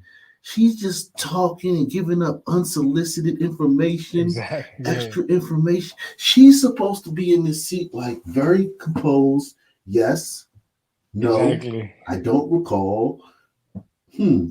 She's rambling and shit, and it's like, you're the fucking DA. How do you not know how to behave in this situation when you've been grilling people all your life. You know that you're trying to get somebody uncomfortable and somebody talking and somebody jibber jabbering. You know that you hate when somebody just gives you one word answers, concise answers. She introduces us. Your Honor, I'm going to object. We kind of thought that when you ask a question, you can answer the question, not a speech. So I object to the speech. I agree. See, he said even there, she's rambling so much that even them, they're like, look, please, no speech, man. Just answer the fucking question. Yeah. She sounds like our son mayor over there. Right? She sounded what? She sounds just like our son mayor as of late with the media. They've been going at it because he's not answering. He just says nothing. And they're like, can you answer the question, bro? Yeah, it's weird because you would think they would be glad that she was rambling, but she's rambling so much. I believe she's able to explain her answer. And that's Ms. Merchant, that's okay. I can handle it. Ms. Willis, I'll ask you to just listen to the answer, or excuse me, the question, and keep the answers confined to the question as best you can. I think you'll have more than enough ample opportunity on when the state is able to It's highly ask offensive follow-ups. when someone lies on you, and it's highly offensive when they try to implicate that you slept with somebody the first day you met with them, and I take exception to it. So he told her, the judge stepped in and said, hey, don't do that. She immediately did that, and he did nothing. That she's winning right now because she's got control of this courtroom. That judge finally stood up to her, and she immediately told him to go fuck off. Salute to Jordan Turner. Salute to Muramasa. Muramasa says, I've noticed a pattern of sisters being tyrants with no accountability. Yes. Yes. I mean, that's just the son temperament in general when they have power. When it rains, it Ms. pours. Willis, you'll have the opportunity to explain all of that when it's the state's turn to ask more open-ended questions. Yeah. Ms. Merchant. Thank you, Judge. So again, my question was, you all met at that conference, though, right? We did. The meeting, he, as I stated, he taught the class. I did not actually meet him when he taught the class. I walked out of the class, and I'm not sure if it was that exact class or we had went to lunch, but we were standing in the vestibule, like outside of the class. Me and Judge Reeves were having a conversation. She had worked at a law firm I worked at back in 1996. We're getting way afar. I mean, I don't mind her explaining her answers, but I literally just asked if they met at that conference. She's explaining how she met Mr. Wade, which is exactly the question. And that's a telltale sign that someone's lying. When they start telling you all these details that you didn't ask for, all these crazy ass details, that's a telltale sign. Yeah, I mean, I think she's so flustered that she doesn't know what she just wants to get all of this emotion out, so she's not really thinking through. She's just rambling. Right. Which is terrifying. But isn't that terrifying if this is the DA? Yeah. Well, I mean, anybody who knows that she didn't get there because of competence. So I wouldn't expect, this is what I would expect her to do. But what you're describing, Fisherman, is not incompetence. What you're describing is the emotions of a teenage girl on the day they're she's not. She's the prom queen. And shit. Yeah, I mean, she's horribly incompetent. She has no control. He probably smashed on day one. Let's be honest. No, so she got to where she is through incompetence, but pushed through from the gliders because she fits a certain demographic. So now she's finally being held accountable, and she kind of it's her first time. It's whoa, I have to answer to somebody. I have to answer to you guys. So that's why she's acting like this. It kind of brings me gives me Kim Fox vibes. I've always heard that she never even tried a case, but she's the state's attorney. She hasn't tried a case. Wow. Yeah. These women are moron. This woman is a moron. If I'm the DA, I'm at least gonna fake it like I'm a professional. This is most people don't watch cases. Most people only know her from maybe a press conference here or a press conference there. If I'm the DA and I'm sitting in the seat and I'm getting grilled, and I know everyone knows that my job is the job that the person that's talking to me, that lawyer that's talking to me right now, that's my job usually. I'm one of the best in the country at that. And then I get up here and I'm like rambling and giving unsolicited information and snitching on myself and telling stuff that they didn't even ask and divulging things that aren't even pertinent to the situation. Yo, this is embarrassing on her part, but she's a sister, so people aren't looking at it like that. Question asked by Ms. Merchant. These answers are more than appropriate. Ms. Merchant, if you want more concise answers, perhaps you could lead the witness. I will. Thank you, Judge. Isn't it true that you met Mr. Wade October 2019 at a judges He conference? hasn't gotten to the point where Ms. Willis should be treated hostile in this situation. I think we Well, have. I'm very much want to be here, so I'm not a hostile witness. I very much want to be Not here. so much that you're hostile, Ms. Willis, it'd be an adverse witness. Your interests are Definitely opposed to Ms. hostile. Merchant's. Thank you. Merchant's interests are contrary to democracy, Your Honor, not to mine. All right, let's Judge, I proceed. would just ask that We can keep things moving. Ms. Thank Merchant, you. next question, Thank you. please. Okay, so we've confirmed when you met.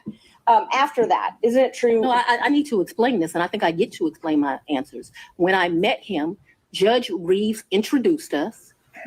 He handed me his business card. I'm unsure if I handed him my business card, but we exchanged information. He said, if you ever need any help, give me a call. And he walked to the parking lot.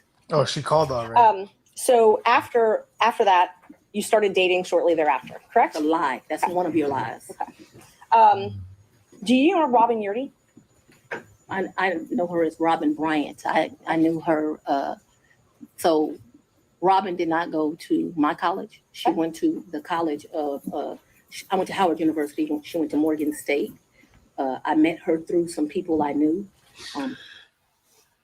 HBCU graduates make terrible, like, golly, man. Howard and Morgan State. In college, we hung out a bit, not much because she was in Baltimore and I was in Washington, D.C. But we hung out a bit. After college, I lost contact with her. I probably didn't see Robin again until maybe 7 or 8 years ago, a chance meeting here in Atlanta. But we did not have a consistent relationship from when I left college and came to Emory Law School here in Atlanta. But 8 to 10 years ago, just by happenstance, I ran into her. So she was in Atlanta. You have been friends with Robin for 30-something years. Did you hear my answer, madam? Yes, and I'm asking if you've been friends with her for 30-something years. I've known her for 30-something years. We certainly hung out and partied together in college. What is she doing, man? What she the fuck was is from she the doing? DC area. She would come home, we'd party together. Wasn't close, but she was certainly in the girlfriends that partied together. And then, like I said, I ran into her about 10 years ago in Atlanta, Georgia. So the answer is yes. So we didn't talk throughout that time period. I didn't see her. I didn't even know where she was. When I ran into her, I was surprised she was in Atlanta. And so, yes, I have known her probably since 1990, 1991, but we have not maintained a consistent relationship that whole time. For the last 10 years or 5, whatever you'd like to classify it as, have you been friends with her? I have not spoken to Robin in over a year. I certainly do not consider her a friend now.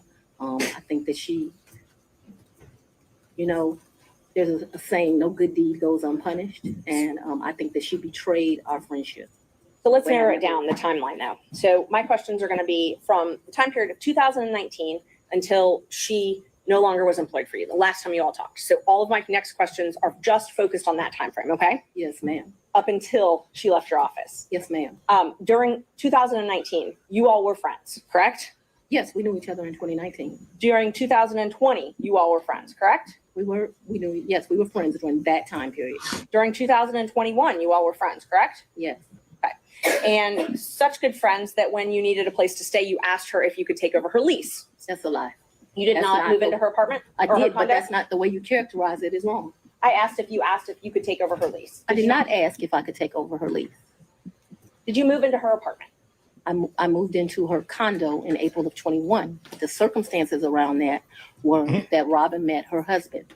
They wanted to move into another and separate place. She wanted to get rid of her condo. My father was living with me at the house. Because of this case And because of my stance on gangs, my life was being threatened regularly. My father urged me to leave our home. At the same time, as luck would have it, Robin wanted to give up her lease because she wanted to move in with this new man she met, who eventually became her husband. And so as life circumstances worked, my dad was begging me to leave the house. He was afraid for me, afraid for his grandchildren. She wanted someone to take over her lease so that she didn't, have to pay a fee or get abandoned. And so I don't remember when, but probably March or April of 21, I moved in and take over her lease. And did you pay her or did you pay the leasing agent? No, I don't even know who the leasing agent was. I paid her. You paid her. Did you pay her cash or did you use a card? There were some times that I would give her cash, but mostly I paid her via Cash App. That would be the most convenient thing. So I would not only give her rent, but then like when the utilities would come in, whatever the utility was, she might be like, I need $70, I need $100, whatever it was. And we never had a problem with money. Whatever she told me it was, I never asked to see a bill. I never questioned her. I just gave it to her. What percentage would you say you paid cash versus Cash App? Oh, the vast majority was Cash App. I don't know what percentage. I'm not going to guess that. But the vast majority was Cash App. But there would be times she would say, this bill came in at $70. Here goes $70. Did you have a monthly rent amount that you paid her? I can't remember. It was $1,500. I can't remember what it was. And it would vary, which I don't understand to this day. But like I said, I never questioned her. When did you move out? She said it was, that's what I paid. When did you I move abruptly moved out in February, either late January or early February of 22. Of 22. Yes, February ma'am. 2022, is that what you said? February of 22.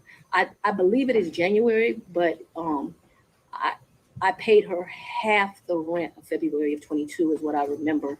And because I was offering to pay the whole rent, even though I didn't live there, I didn't think it was right. And I ended up just paying her half the rent. So that's after you moved out. You said you paid her half of that. Okay. And the time that you said you had to move out of your house because you were scared, did your dad stay there at your house? My father was concerned. Yes, we were both concerned. Okay. But he remained there. My father was 80 years old. He would have been 79. He was scared to death of COVID. You have to go back to when this was. My father's an older man. This is the part where she tries to act like Trump supporters was going to kill her, so she had to move out of her house so Trump supporters wouldn't come kill her. But she let her father stay there. And she's got to explain why, if Trump supporters knew where you lived and they were coming to your house to kill you, why would you move out and then let your father live there? I wanted him to move out. We had some discussions about him moving out, and what he decided was the risk of COVID was more dangerous than the risk of the people that were threatening. Typical man, more worried about his daughter and his grandchildren than his own safety. You'll get to meet him and you'll understand he doesn't scare too easily. So his grandkids were living at the house as well at that time? Well, I don't know how old your children are, but when you have adult children, they leave and they come back. They leave and they come back. So there have been periods of time that they're there, they come, they do whatever they want to do. Children do what children do. As long as their mother has a house, they'll come to it. Unfortunately, now the threats because of this case have gotten so extreme. I just pay a mortgage and no one lives there. And that's what I was going to ask you. So we have the Fulton County prosecutor where 1,000% of the gun violence is done by Black people in her county. She's prosecuting the entire YSL gang, which is one of the biggest gangs in Fulton County. Yet she's acting like she has to move out of her home because Trump supporters are going to come kill her because of the Trump case.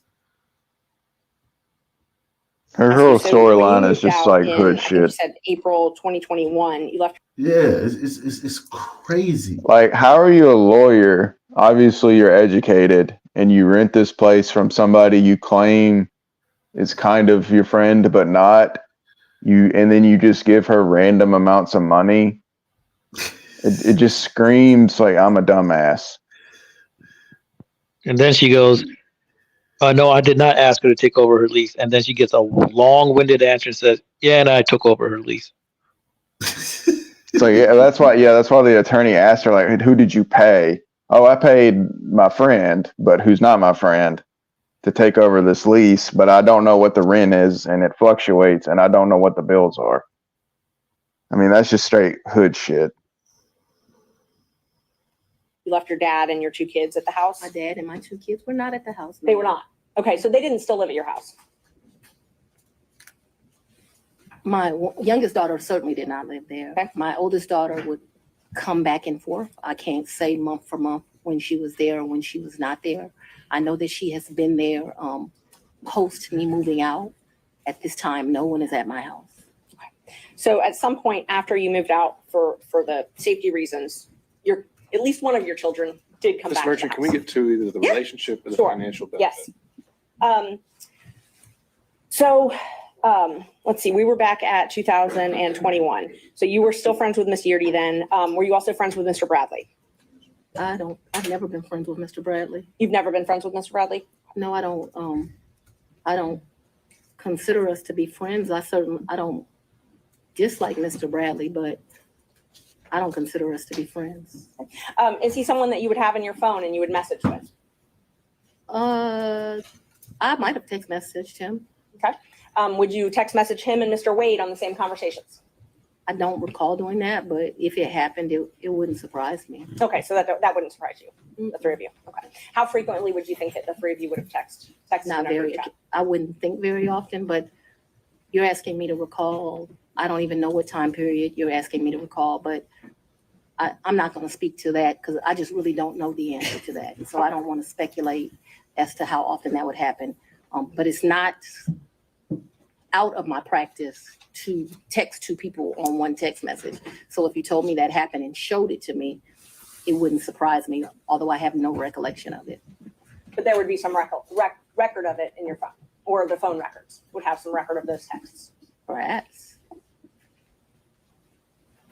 Talk about, you said that sometimes you paid Miss Yeardy cash.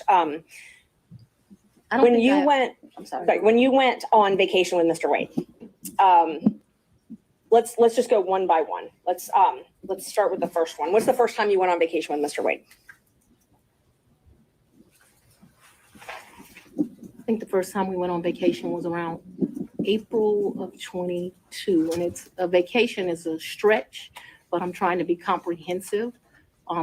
I recall April of 22. His birthday is March the 18th. So that would have been his 49th birthday. I took him to Tennessee for the day. I think we went to a museum. I think we might have stayed the night. I'm not sure. But I mean, Tennessee's kind of hard to call a vacation, but I just am trying to be inclusive. And it, like I said, I don't think such horse shit. Oh my God. Who Who do you think's their coworker to another state and walks around a museum together? That's what I'm telling you. I think that there's a possibility that we stayed that night in April of 22. Who paid for the hotel? I think I did. It was his birthday. And would you have used a credit card? Probably, maybe a debit.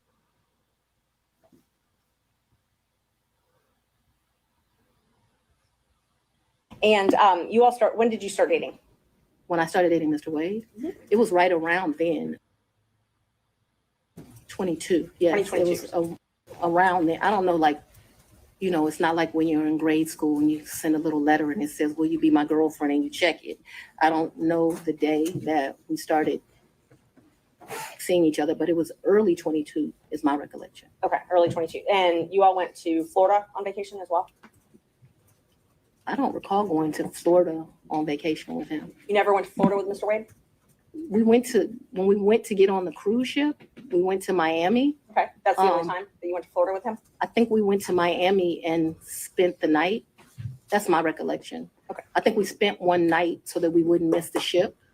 That's my recollection of our Who paid for that hotel? Miami's in Florida. In Miami? I don't remember that. And how'd you get to Miami? We would have flown.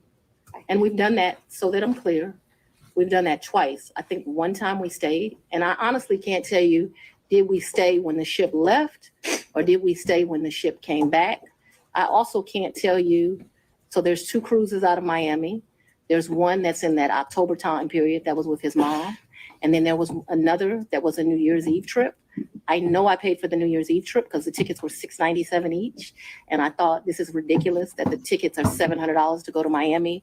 But when you travel during New Year's Eve, you know, they get you.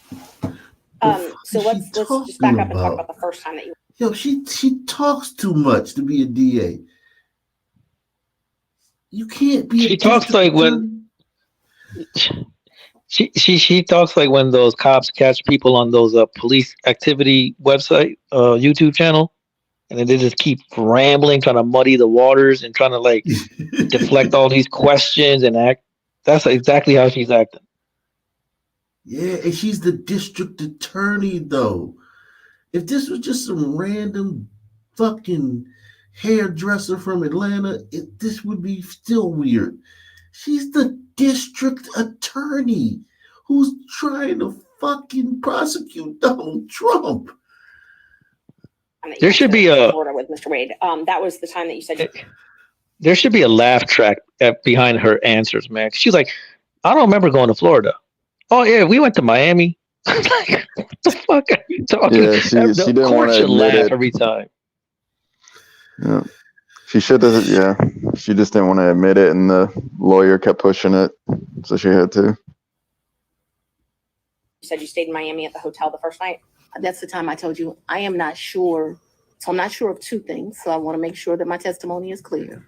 I'm not sure if we stayed in Miami on the October trip. I'm not sure if we stayed in Miami on the December trip. I just can't remember that. And I also don't remember, so that the record is clear, I don't remember if the necessity was as we got on the ship or we got off the ship. But I do remember there was a night spent in Miami because either whatever, I don't remember. But I think that there was a night spent in Miami. That cruise is the one that you took in October, right? Ma'am, if you have something to refresh my recollection, I'm intentionally trying to not be difficult with you, but I don't want to make up something. Right. I know that on one of those two trips, we stayed in Miami. I am not sure right now. You're asking me about. Oh, I'm sorry, you misunderstood. I was not asking you which night you stayed in Miami. I'm asking if you took a cruise in October 2022 with Mr. Wade. Yes, and his mom. And his mother. That's what I was asking. Yes. Is that the first time you met his mother? Yes. It was on that cruise. And that was Royal Caribbean, I believe? I honestly don't remember what ship. I know we've taken two cruises. I don't know what the ships were. But he paid for the flight and the cruise on Royal Caribbean that time. So yes, he paid. He is the original one that does it. He has something called, Mr. Wade is a world traveler. I'm not as versed as him. He's been to 6 of the 7 continents. And so he has both a personal travel agent and he also has a cruise travel agent. I don't know anything about either of those kind of travel agents. So he is the one that would book the travel, but we need to be clear when we're talking about just because he booked it doesn't mean, like, I don't consider him having taken me anyplace. Let me just be honest. The only point that's ever taken somebody someplace is for his 50th birthday. I consider that I took him to Belize. And I took him to Belize because, I don't want to discuss his personal business, but I'm happy Mr. Wade is still here with us. And I did 50 big, very big. So still on that October Royal Caribbean cruise, even though he had a travel agent. I'm sorry. This is so hood, man. This whole thing is so hood. Exactly. He was going to commit suicide if he didn't go to Belize. That's very. And when we got there, honorable. we did that shit big. Okay, bitch.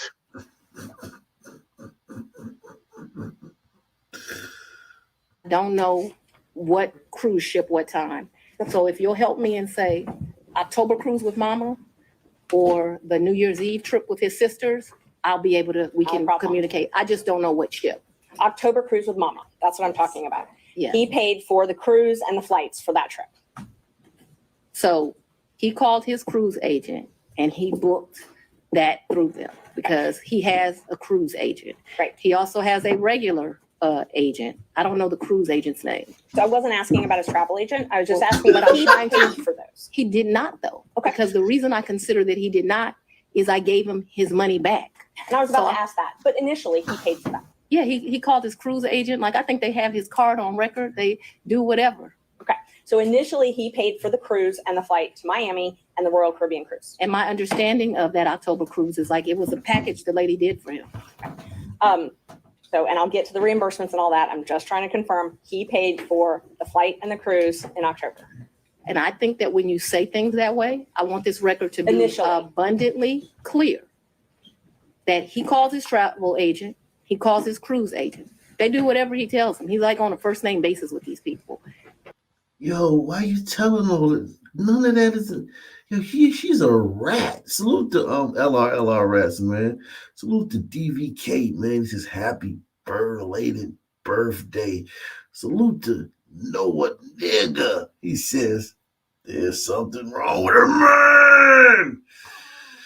Salute to Charles. He says, like a lot of sons, Fani has a child like mine. Yeah, it's so disappointing, man.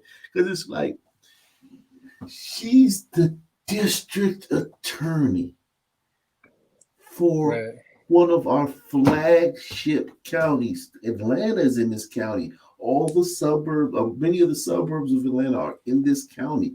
This county is called Wakanda because of all the excellence there, Black excellence.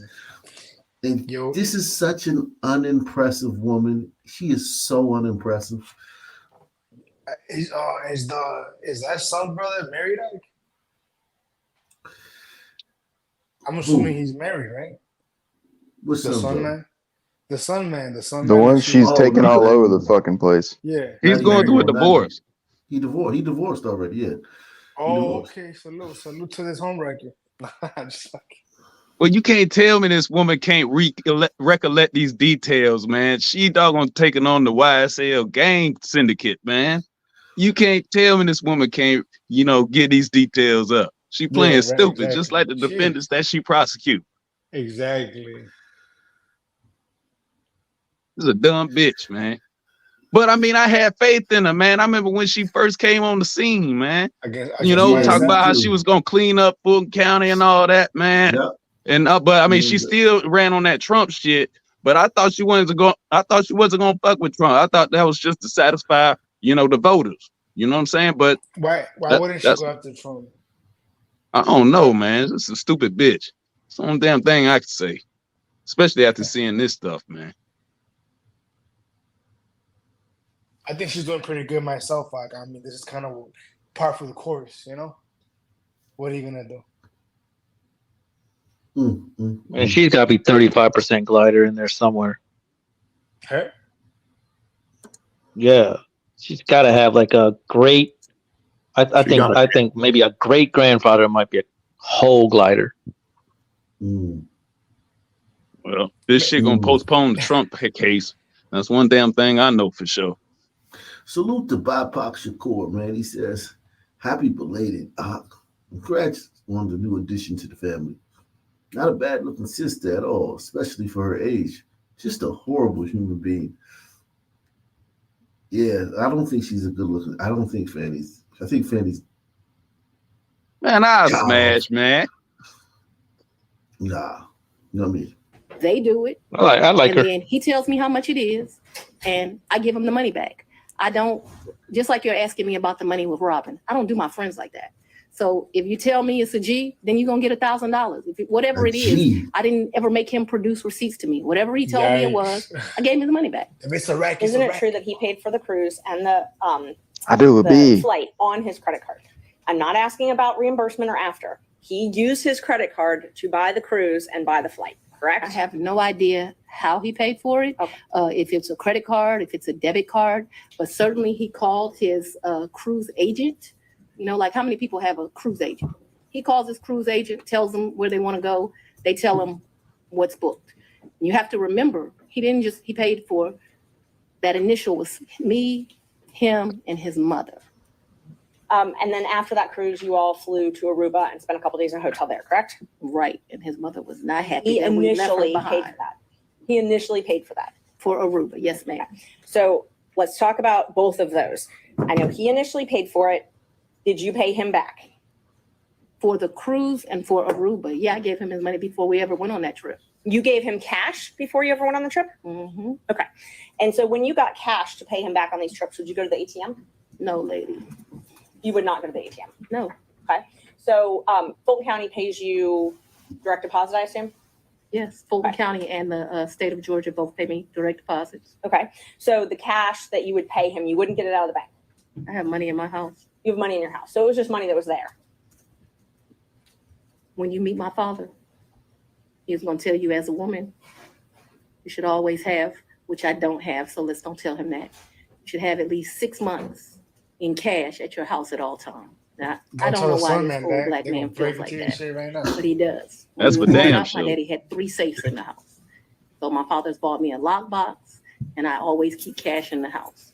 Now, I don't do it to the degree that my father would do it, so he would probably be ashamed with me, but I always have cash at the house. That has been, I don't know, all my life. If you're a woman and you go on a date with a man, you better have $200 in your pocket. So if that man acts up, you can go where you want to go. So I keep cash What the in my fuck house. is she talking about? I don't keep Right. cash as good in my purse like I It's a used to. woman, man. They just ramble I don't on. go on many dates, but Yeah, when you but go this on a is the date, you have DA. cash This is in your not pocket. just a woman. It's the district So my attorney. question Yeah, was, we're where not did that sitting at cash the originally come from? fucking If it came local out of the bank. hangout spot. Cash is fungible. We've had cash for years in my house.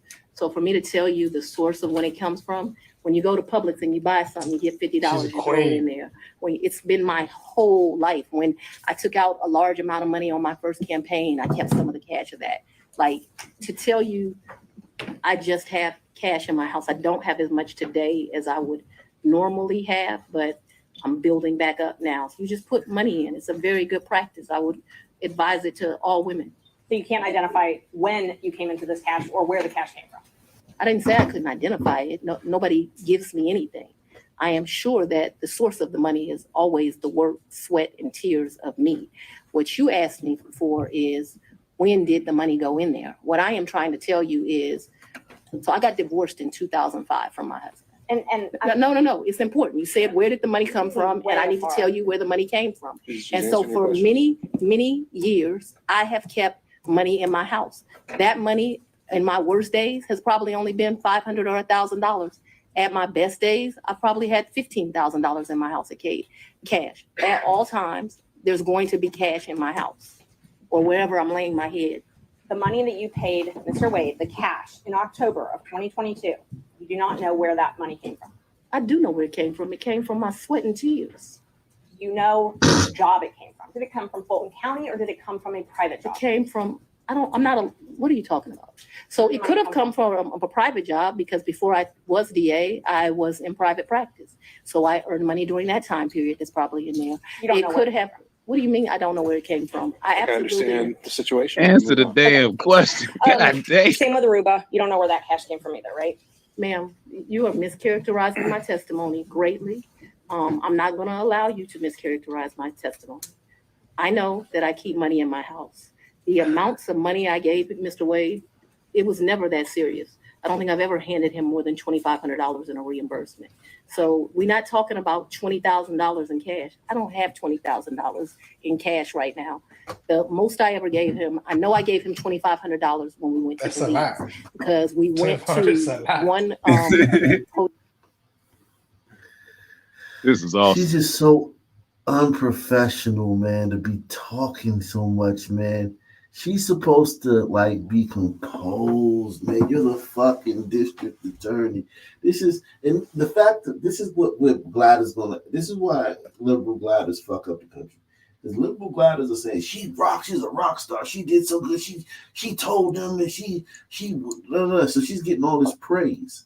But liberal Gladys don't understand that now that sets the bar lower, because now every son, sister knows, oh, I can act like this and be a fucking DA.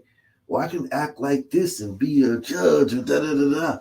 So now the bar's lowered. Right. Or be a mayor like Tiffany Hayward, right? She sounds just like her if you think about it. Exactly. Identical. The bar is low. Is it I'm fair waiting for her to clap on every syllable.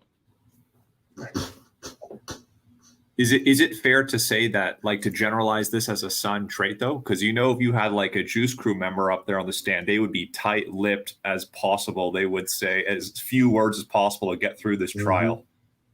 Yep. Evasive, Yeah, we played. Yeah, sons. I don't know if this is a son trait because I think this is a son's. I think this is a scared son trait.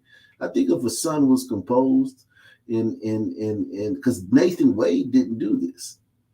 The guy earlier who came on before, he didn't do this. He was very in control of himself, even though he was lying. He was very in control of himself. Hold on, let me bring these guys up, man. Very in control of himself.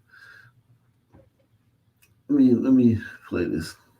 Hotel, and then we went to a second hotel. That $2,500 I actually gave him while we were still in Belize. I know that the Aruba trip, the one that you described with his mom, I think I gave him about $2,000 for that trip for like total. His mom went to Aruba with you? The Aruba trip. So I consider that to be one trip. So we got off of a cruise ship and then we went to Aruba, which is why I cannot remember is that the time that we had to stay in Miami to wait for the flight for Aruba. So I consider that one trip that we didn't like come back to Atlanta and leave. We flew down to Miami. We got on a cruise ship. We spent a couple of days with his mama. We came back to Miami. When we came back to Miami, either that day or the next day, we flew to Aruba. We spent a few days in Aruba and we came back. That was really one trip. Even though we went two places, it was one trip. So let's talk about the California trip. Is that when you were moving your daughter out to California? When you all went, or did you have two trips to California? My daughter doesn't live in California. Did she ever live in California? I'm not discussing to you the location of my child. So how many? Ooh, damn! She told her. That's what they said on Twitter and shit. Like, yo, she Well, she did live in California then. Nah, she definitely lived in California. Yo, what's good? What's happening, man? What you think, man? Hey, man, I watched this shit, man, and this when I tell you, this shit was so bad and just so like ratchet and hood. The way, like, just her vernacular is just like so, just like I can see that whole she dated that fucking gang member YSL shit. She sounds just like them, like and that whole you say Tiffany Henyard. Yes, bro, this is basically Tiffany Henyard when it comes to like, the level of. I thought higher of this lady. I'm not gonna lie to you. I thought higher of this lady, but this bitch was like on the just talking. She was like, yeah, so I went to go see his sister. She was with her man. And I was just like, her man? I gave him a G. I gave him a G. I gave him a G. Oh, what else she said that was just so bizarre and just so like so juvenile. It was just so juvenile. Oh, and then, all right. So I've been sued before, you know what I'm saying? Whatever it is. And the first thing that the attorney tell you is when they ask you a question, what? How should you answer a question when you get specifically possible? Specifically, right? Yeah. If they ask you a closed-ended question, is yes or no. Do not elaborate. Do not give them more. This bitch is the DA. And she's saying, oh, let me tell you. Oh, I got a story to tell you. What? She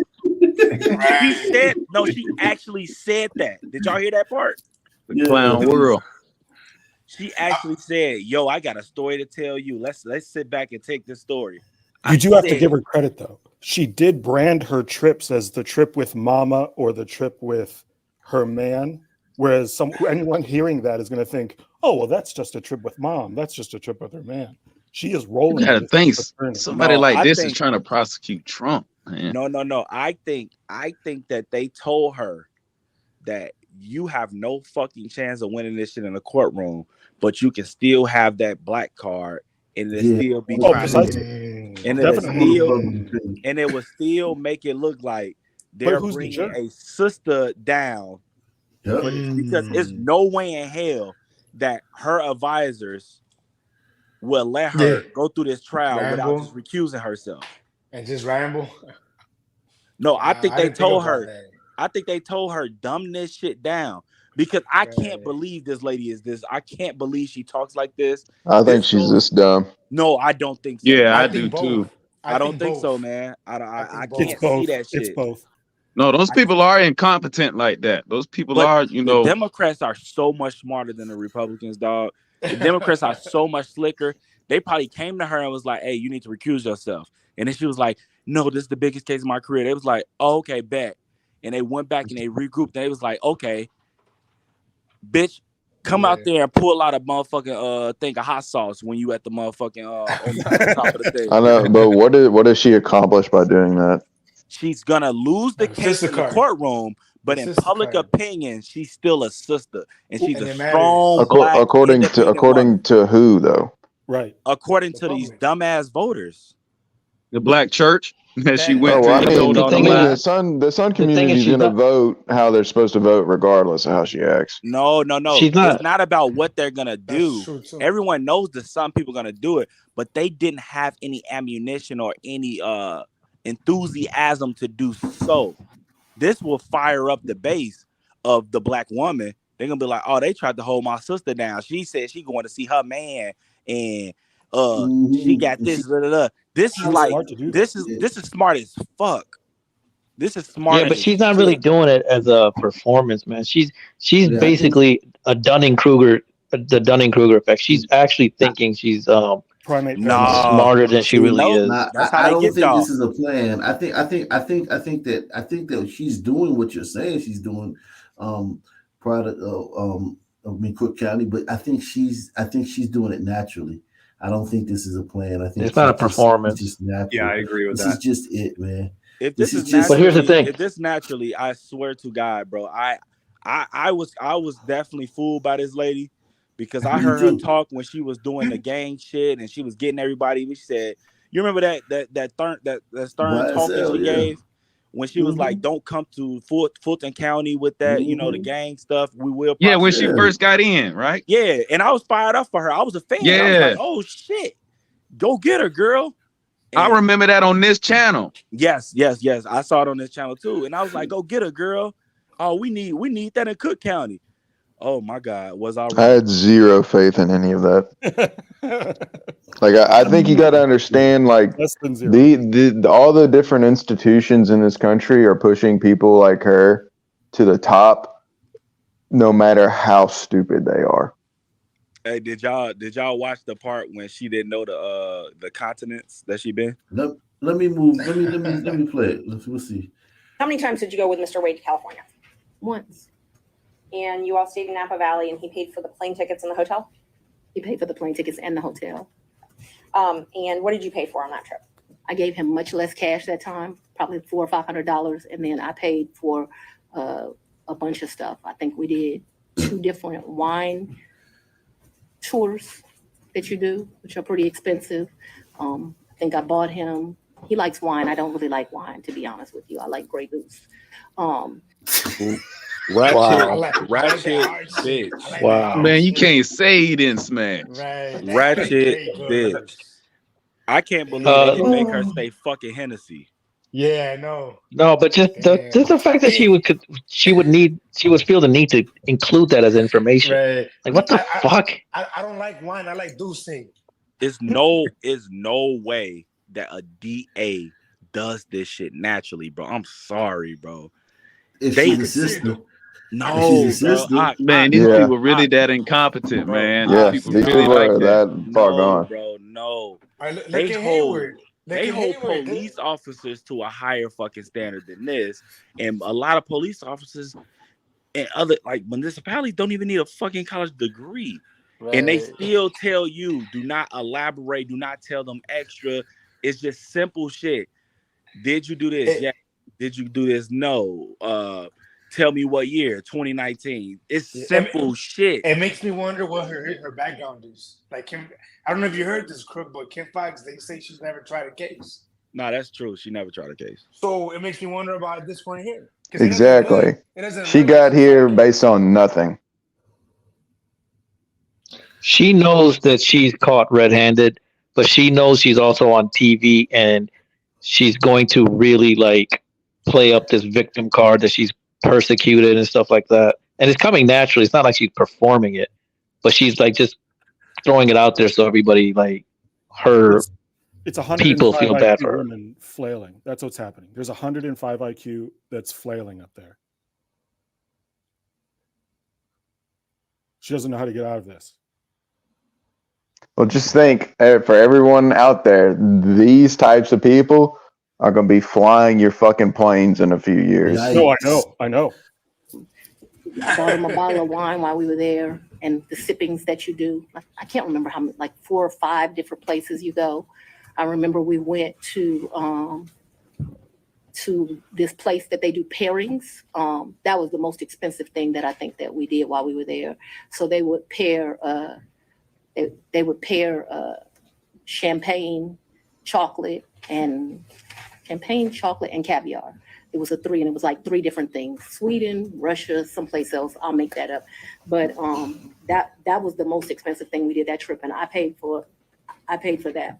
You pay cash for us doing that? Mm-hmm. Yeah, that trip did not cost me a lot of money. I might have took like $750 in cash on me because we weren't gone very long. I'd only asked if you paid in cash. I don't even know the amount. When I travel, I always take cash. And is the cash that you keep in your house, or do you keep it at the condo that you were living in? So at that point, it wouldn't be at my house, and I'm sorry if I was not clear. The money would be wherever I laid my head. So I wouldn't leave the money at the house. So if I was unclear, no. Money's Where I going to be where I laid my stay. head. How much did you pay for your trip to Panama? To where? Panama, I believe. I didn't go to Panama. I may have the location wrong. I never went to Panama. So Mr. after Wade went to Panama with his frat brother. Oh, he went to Panama with his frat brothers. So tell me about, let's see. So I want to make sure I've got them. I've got Belize. You already covered Belize. You covered the. So let me tell you our real trips. In October, we went with we went on the cruise with his mom. Go ahead and spill the beans. Back from the cruise with his mom, and we went to Aruba. I consider that one trip. Second trip, New Year's Eve, we went on a cruise to the Bahamas. That's the second trip. I want to make sure I get this right. Third trip, 100% on me. I think he might have spent $200 on that entire trip. We went to Belize. That was my trip. That was, his 50th. And then Napa Valley, we went around May. I don't know the dates, but it seems to me like it was close to Mother's Day. And those are the only trips? So that the record is complete. I can remember one time driving to, where were we? South Carolina, and we met my sister for lunch with her man. When was that? I don't know, but we didn't stay the night there. But I guess people would consider that a trip. With her baby daddy.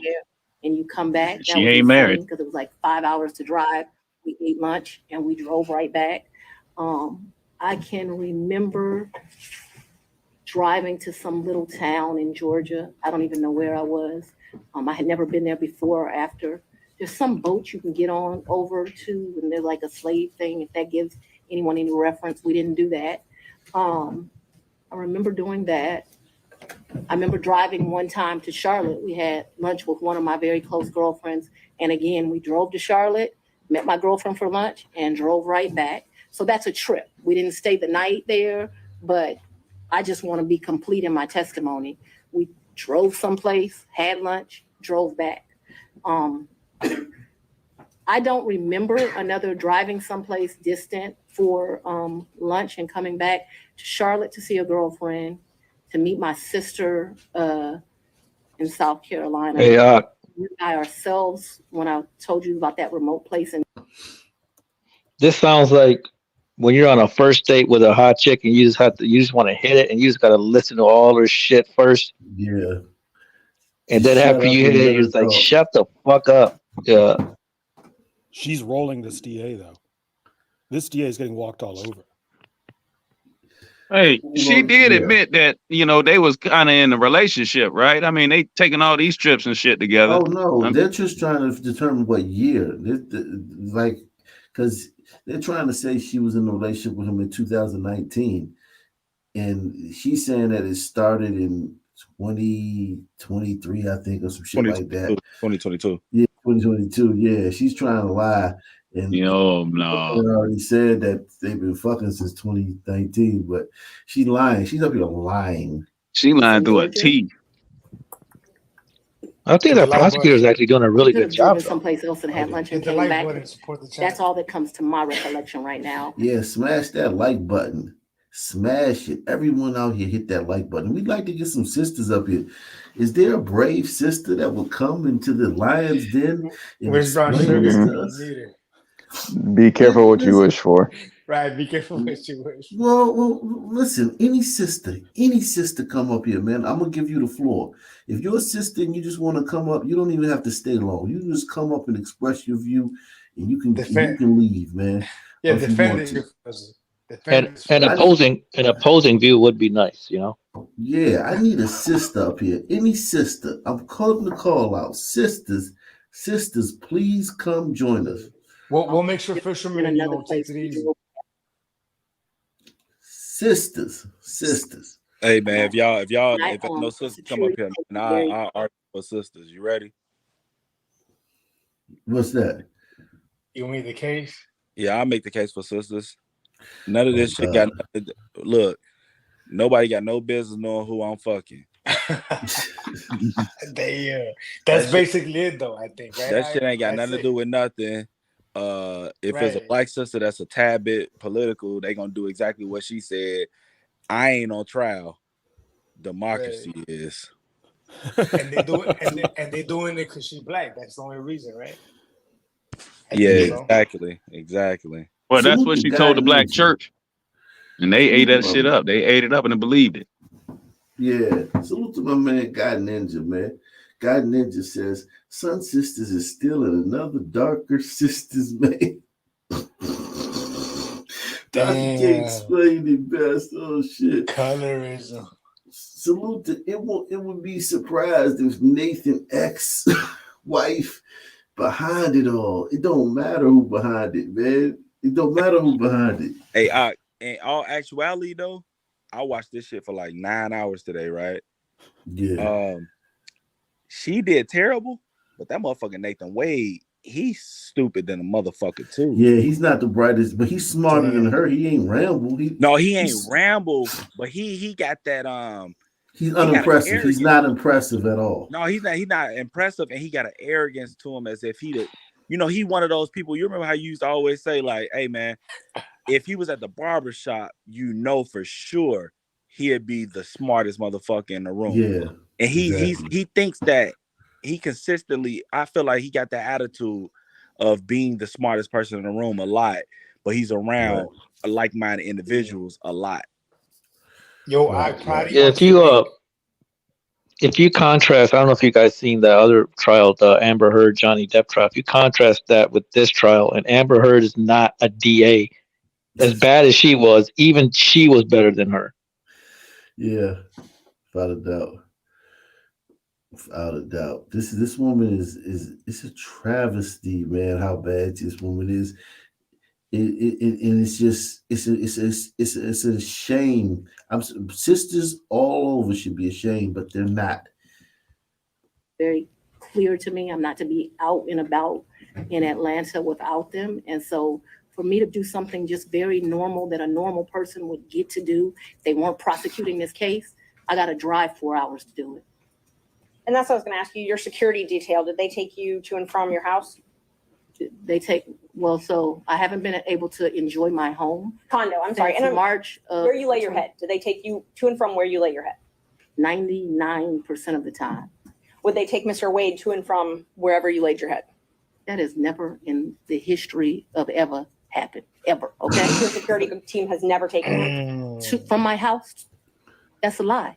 That's another. If they've ever taken him anywhere. And I'm telling you that that's never happened. So your security team has never taken my Mr. Wade security team has never taken Mr. Wade from any place where I have lived and brought him here. Never. Not once. Not ever. Have they ever taken the two of you together? To where? Anywhere. We've left this building and gone to lunch, but I go to lunch so rarely that is a very rare occasion. I am sure. And let me be clear, it wouldn't just be Mr. Wade. So I'm sure my security team has taken me to lunch. Probably been a time I've left here 7 o'clock, gone to get something to eat. And I don't even know that they would have taken him or if he would have driven himself, but they've taken me to do that. But we're talking very few, very far in between. Most days I don't even eat lunch. And when I do, it's because my assistant has heated up some bag, something, and I eat through meetings and eat in my office. It's not a practice of mine to go to lunch. During the time period that you were dating, would your security team ever take you two together anywhere? No. Never. If there was a lunch that occurred that I just described, if there was a meal that occurred that I just described, anything outside of that, and it needs to be very clear. Not often, once, twice, because I want to be over-inclusive, I'm saying once or twice. I'm not certain that it happened, but I'd rather be over-inclusive with you. So your office I'm trying not to lie, but I'm lying. For flights that you may have taken with Mr. Wade. And, well, no, look.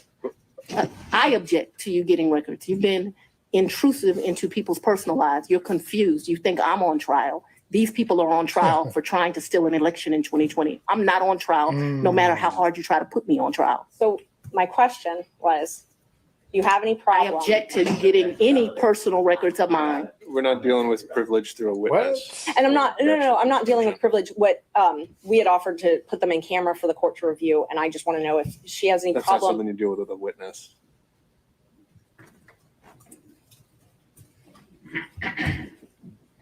Okay, you have to file as part of your job something called an income and financial disclosure report, correct? That's correct. And you filed Fucking your first one. So Becky. you filed 2 to date, is that right? Karen. Is it 2 or 3? I probably would have filed 21, 22, and maybe I haven't filed 23 yet, because isn't it due like June of the next year? April, I believe. So you filed, let's see, you filed your first one, it looks like April 15th, 2022, and your second one, April 17th, 2023. Does that sound familiar? That I don't remember the dates, but you're an officer of the court. I'm gonna hope you're telling the truth now. May I approach the witness? You may. Thank you. I already gave the state a copy, exhibit 20 and 21. In October, can somebody bring me some? Yeah. Guys are getting a little old. That one trip. Second trip, New Year's Eve, we went on a cruise to the Bahamas. That's Yes. Okay, Yes, so ma'am. those are the ones that you filed. This looks like. Hey, you hear that echo? Yes, ma'am. Yes, ma'am. Yeah, there's some feedback. That's them. That's not. Oh, that's somebody who's. Somebody who got didn't replay so- on. Yeah, that's this guy Prodigal. We God, gotta we assist on the man. panel. Prodigal is not a man. Prodigal is a woman. Oh, okay. Go ahead, sister. What's your thoughts, man? So I heard one man say that Fani's performing. She knows how to code switch. She knows how to speak proper English. She knows she has harmed the case with Trump, but she is appealing to her constituency, her base constituency. So what you saw was an intentional, deliberate show. She was performing. Told you sisters was gonna agree with me. I believe that wholeheartedly. Hey, sister, I'm with you. I think this shit is planned because it's it no absolutely way. is. It's It absolutely is. It's no way a district attorney in a law school. Wait. No, No I way. don't care about that. Krug, no way. Come on. No way. It's no way. Like y'all thinking There's plenty of way. no There's a way. man. No. See, y'all don't Okay, understand. let me ask your She sister can something. speak as well as Harold Washington when he would Okay, sis. speak at universities and the like. She can code switch. She's playing to the worst and the base aspects in Black society. But She's they a don't watch Democrat. this shit, right? They don't watch this shit. It's some not ones a- don't She watch highlights this. the clips. Those It's the clips are highlights, all over bro. Twitter. The Hey, clips if are all over. y'all look at all MSNBC, I said it itself. Ain't they making it seem like she had a win? Yeah, she killed it. Oh, it's in the shade room. She's getting props. It's in the shade room. Yeah, No, they like not it. just the I shade love room. her. It's MSNBC, CNN. That whole clip of Twitter. I'm not gonna tell you where my daughter lived, or yeah. I'm not on trial. Democracy is. that shit is going viral for them. And I'm looking at the comments and I'm like, yeah, it's obvious that they pushing this propaganda, like this bullshit, because that shit didn't go nothing like that. I watched the entire thing. That girl Yeah, but was a loose cannon. all of those media outlets that you mentioned, those are all liberal outlets. And so they've already shaped the thoughts and views of their black viewers long ago. So you could show Yeah. any kind of clip and Right. they're not going to be moved. You sound conservative. Am I right in that? I'm sorry, what? You sound like you're a conservative, right? In Is some that fair? respects. In some Okay. respects. Yeah. What do you think when Okay, you when see you something like this? When you see this kind of activity? I didn't quite catch that. When you see this kind of activity, this kind of show that's going on, what goes through your mind other than what you just told us? Yeah, what goes through my mind is that there is a buffer class of Black professional people who are tasked with keeping the barbarians at the gate. They're tasked with corralling Black people that have not accomplished what they've accomplished. And if I was to put a math formula, she's part of let me call it the 10%. And her role is to corral the 85 and to make the 85 think that they could become her one day and achieve and accomplish what she's achieved and accomplished. It's all an illusion. And she plays her role to suppress Black people by this buffoonery, by her performance. She can code switch. She can move between societies. And so that's her role. That's her role. She's not a friend to Black people at all. I think she's only a friend to herself. Sure. What makes you think that she's performing now versus when she is not acting like this in other, court cases, whatever, where she's not acting like this? What makes you think that she's not performing that, but she's Because performing this? yeah, you look at how it began, how she charged in, though it wasn't time or her place to get on the stand. She charged in there. She was not to be up there. She charged in there. So I heard some Judge Janine describe, a head full of steam. She charged in there, and her behavior does not comport with professional decorum and behavior. That's intentional. She coaches, if she is leading a case, if she's directly handling a case, she coaches whether they're, she's the state.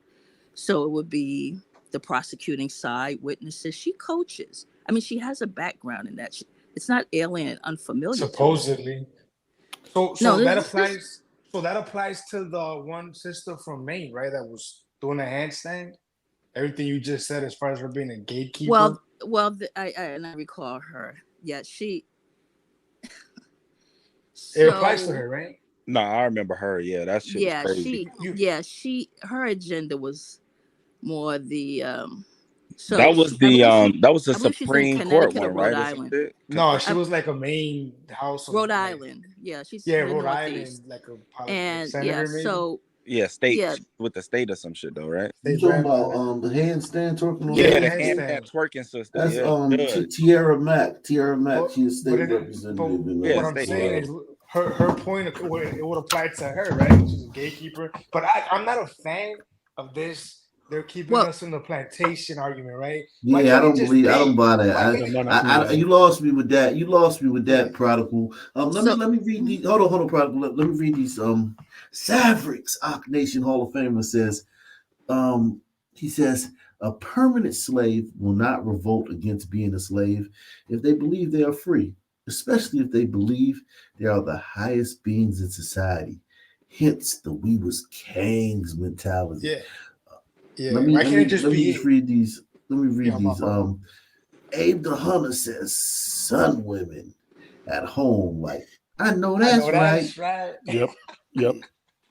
Let me move along though. You can stay on, Miss Prodigal. I just want Yeah, to move on. I like where her head is at. Judge, we'd move to admit 20 and 21. I think you need to delineate which one's which 20 one's which. is 2021, so it accounts for the time period, Your Honor, January the 1st, 21 through December the 31st, 2021. That is Defendant's Exhibit 20. Defendant's Exhibit 2021, it accounts for the time period, January the 1st, 2022 through December the 1st of 2022. All right. Any objection to exhibits 20 and 21? Nope. Sorry. From other counsel? Admitted without objection. Yeah. When did your personal relationship with Mr. Wade end? Our personal relationship ended in this year. So let's be very clear so that we don't mix words. I don't want to mix words in here. Mr. Wade is my friend right now. Mr. Wade, I would say, has been my friend since 2020. I think he started out as like a mentor and a professional colleague. He became my friend and somebody that I really respected. I feel very indebted to Mr. Wade for taking on the task of this job. And he is certainly my friend and one of the people that I respect the most. So if you ask about a personal relationship, I consider myself to have a personal relationship right now, Mr. Wade. I consider myself to have a personal relationship with Anna Cross. I consider myself to have a personal relationship with Mr. Abadi. I consider myself to have a personal relationship with Andrew Evans. Okay, let me just clarify that. I have a personal relationship with him as we speak right now. I don't think that's what you're asking. I think that's what you're asking. When did your romantic relationship with Mr. Wade end? My- Did it end? Me and Mr. Wade, we are good friends. My respect for him has grown over these 7 weeks of attacks. We are very good friends. I think, but for these attacks, it would have been a friendship that, as life goes, you would have stopped having. I think that you have cemented that we'll be friends to the day we die. That let's. Could we just have an answer to the question? I can handle this. Say that. Let's have She it. asked about a personal relationship. She asked when the romantic relationship ended. That's the question. It's sometime in, I'd say late summer of 2023. So I don't believe me in, this is what you're really asking about. This is the salaciousness of all of this, right? No, I'm just When asking you're about your romantic relationship, when you stopped dating. I think that me and Mr. Wade, so he's a man, he probably would say June or July. I would say we had a tough conversation in August. So she's playing. I believe this part may be calculated. The whole he's a man, so he thinks it's over when we stop fucking, and I'm a woman. I think it's over when the emotional connection is over. I think she's playing that. I think she's playing into that. Yeah. Man, So that I men think, in relationships, I think they in fucked the after physical, this goddamn hearing. Oh yeah, of course they did. intimacy, women in relationships when that tough conversation takes place. And where, when did he come to, I guess the condo, I'm not sure what you called it, condo apartment, would he come and stay at that condo or visit you there? I'm sorry, visit you there. What condo, what apartment? I want to be clear. So not your house. I know you classified one as house and one as condo. So I'm trying to use those terms. So but there's been more. See, what you don't understand is because of this case, I got to move. And so I need If you to. could ask a more precise question. Because the white man is after me, man. I gotta leave because the white man chasing me around because I'm trying to prosecute Trump. Please give me the time period. that we're Mr. talking Wade visits you at the place you laid your head. When? Has he ever visited you at the place you laid your head? So let's be clear, because you lied in this. Let me tell you which one you lied in. Right here. I think you lied right here. No. This is the truth, Judge. And it is a lie. It is a lie. Ms. Willis? You Mr. Sena, thank you. We're going to take 5 minutes. This is a Do that. Broadway performance. She can't tell the truth. She's scared to death to say that she's fucking the dude. And she's She has scared her to death to props. say that he's been to her place where she lay her head. All she just did was do the whole "you're out of order" kind of Yeah, now skit. she's the Temptations. You know, she's a Rolling Stone where she lays her head. Papers as props. Oh my goodness.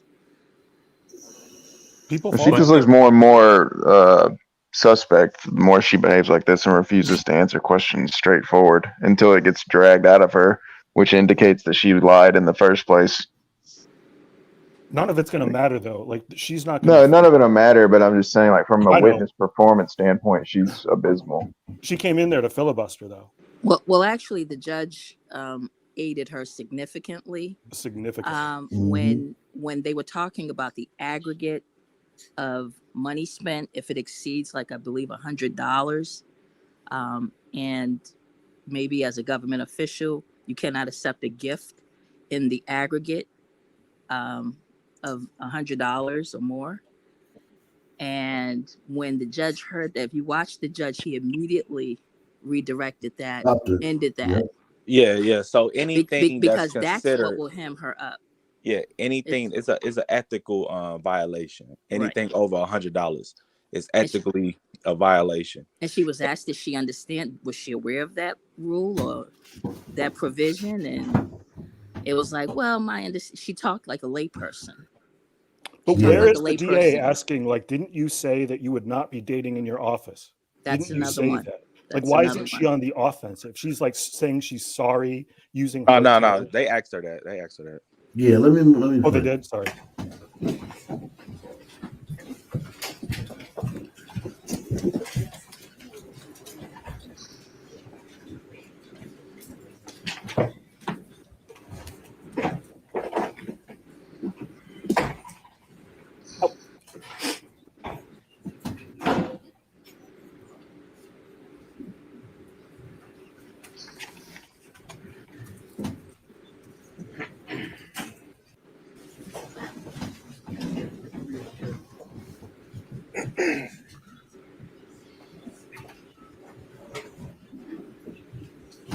Ready, Judge? Yeah. All right, Thank you. We're back on the record. Before we proceed, though, I advise everyone here, this being a room mostly full of lawyers who have spent their lives in a courtroom. We all know what professionalism looks like, what decorum looks like, and devoting ourselves to the rule of law and proper advocacy. I would urge everyone to keep those principles in mind, starting with the fact that we won't talk over each other. And from there, we'll get through this. Ms. Merchant. Thank you, Judge. How often did Mr. Wade visit you at a place where you were living between 2019 and 2021? So you want to start with the lie that he lived with me in South Fulton in 2019, a home he's never been to? That's one lie you told in your document. Judge, I didn't ask her about that. Ms. Merchant, I want you to ask a very precise question. I think she's saying... See, right there, the judge was supposed to say, Fani, answer the damn question, but he's definitely biased. He's not he went at racist. the lawyer. He don't want to be racist. And answering that he did not live with her. So why don't we break that up into smaller parts? And I didn't ask about living. But you put in your, while we're talking about professionalism, she put in 3 different documents he lived with me. Keep it real, sister. And filed that with the court. In 2019. He's never been to South Fulton. In 2019, I lived in South Fulton. He has never been to my residence in 2019, ever, not once. In 2019, he's never been to your residence, any place. I lived in my home in South Fulton before I started getting the threats that were here, a house I paid for with my own sweat and tears. I'm no longer able to live there. But in 2019, I did. And in the 2 months of 2019 that I knew Mr. Wade, 3 months, the beginning of October, all of November, and all of December, Mr. Wade never came to my house in South Fulton. Let me help you out. I lived there in 2020. He never came to my house in 2020, let alone live with me, as you put falsely in these documents. In the first 3 months of 2021, when I could still enjoy my home, Mr. Wade never came to South Fulton, and it is certainly a lie that he lived with me. So in 2020, so you said 2019, In the eyes of some 2020. people, Did Mr. Wade ever visit you at a place that you He resided? has never been to my home in South Fulton. 2020 was before I knew that a phone call was going to be made and I was going to have to abandon my home. As a result thereof, he never visited, lived at, came to, or has seen South Fulton. You qualified that with your home in South Fulton. That's where I asking, lived in 2020. in 2020, did he ever visit you at a place that you resided?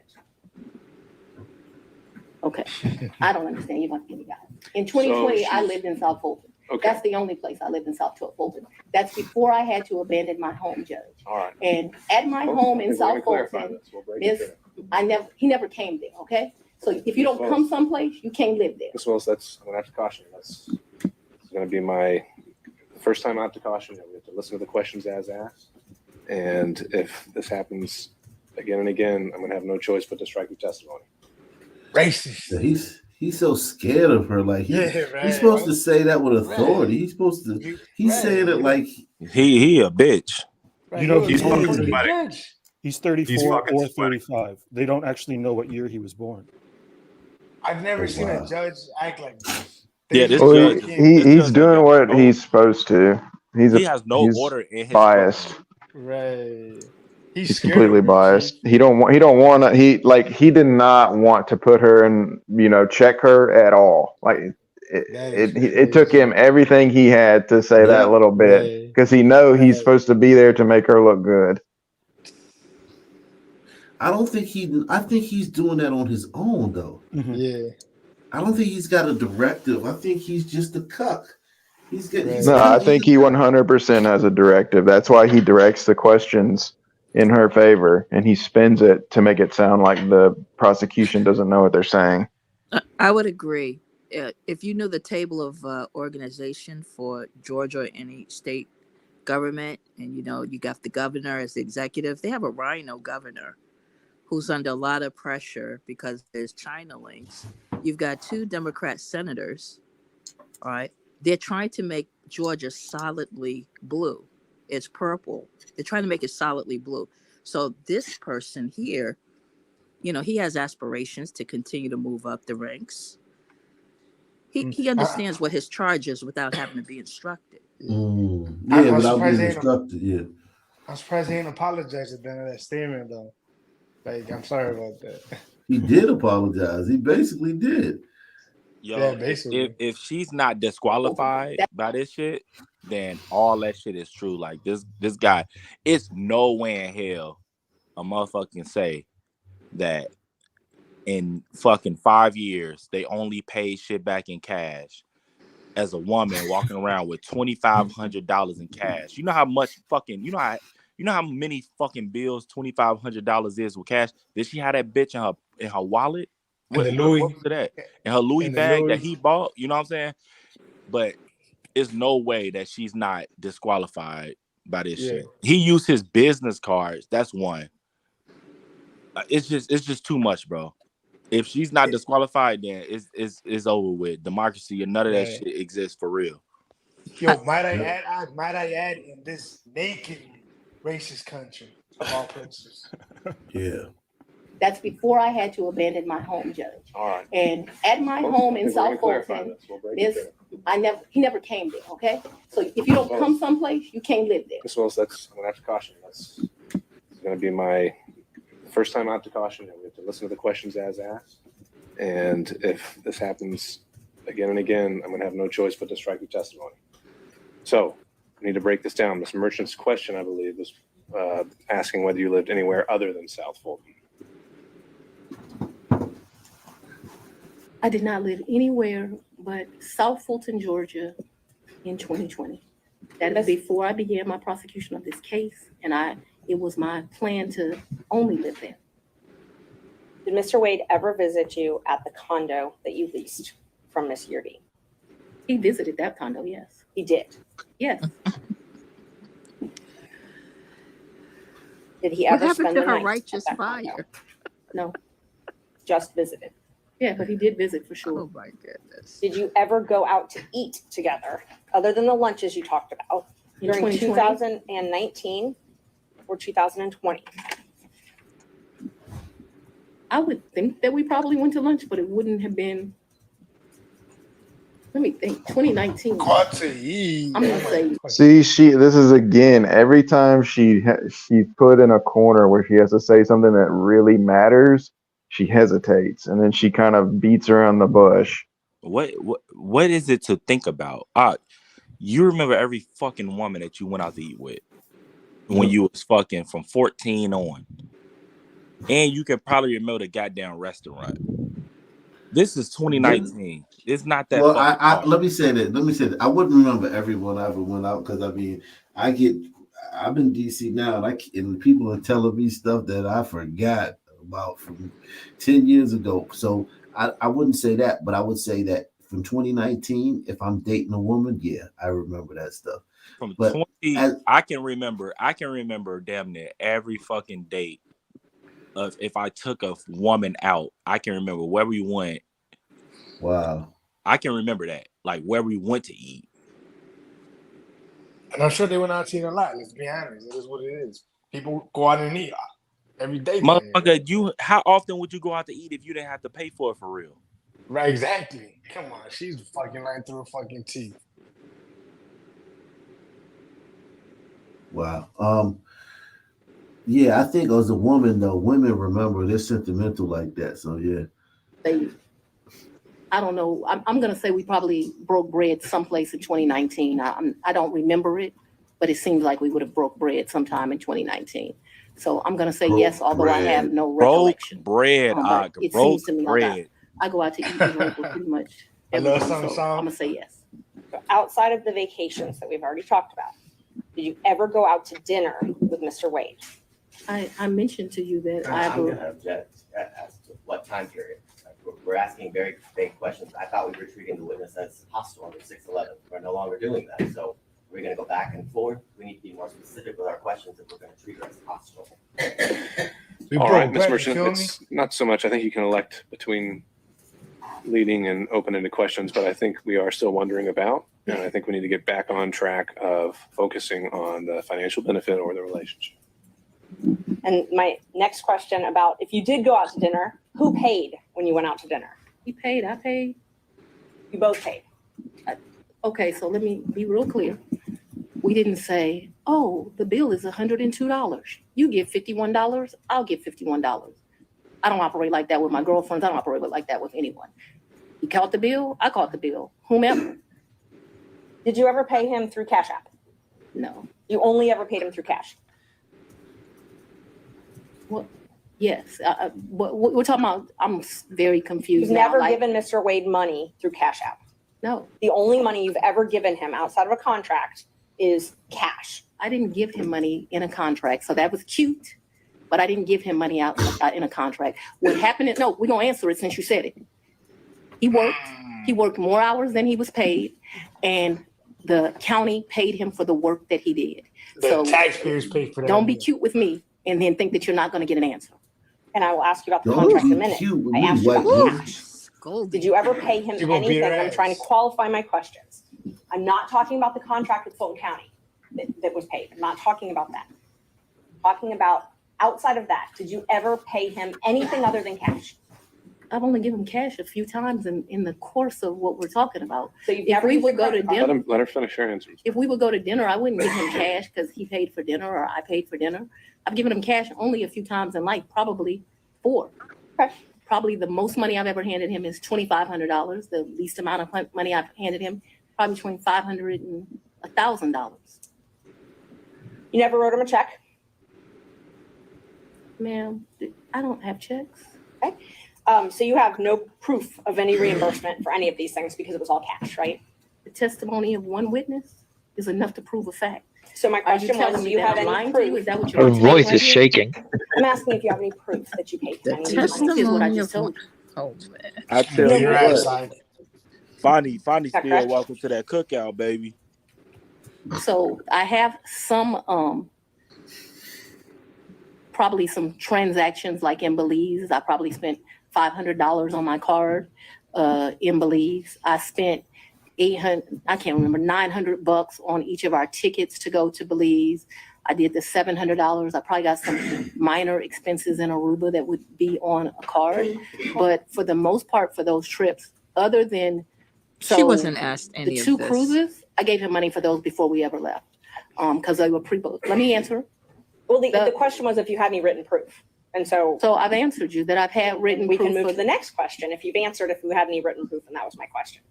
I want to make sure that we're clear that for the 2 cruises, Judge, and that's I the asked cruise if you gave plus him written Aruba. proof. We're not going to talk over each other. Ms. Merchant, she answered your question, so you can ask the next question. Ms. Willis and Ms. Cross will have plenty of opportunities to let you clarify your answers when it's her turn.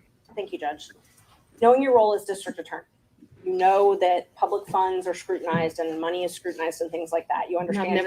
I'm sorry, go ahead. You understand you're under a microscope. You have reporting requirements, all of those types of things.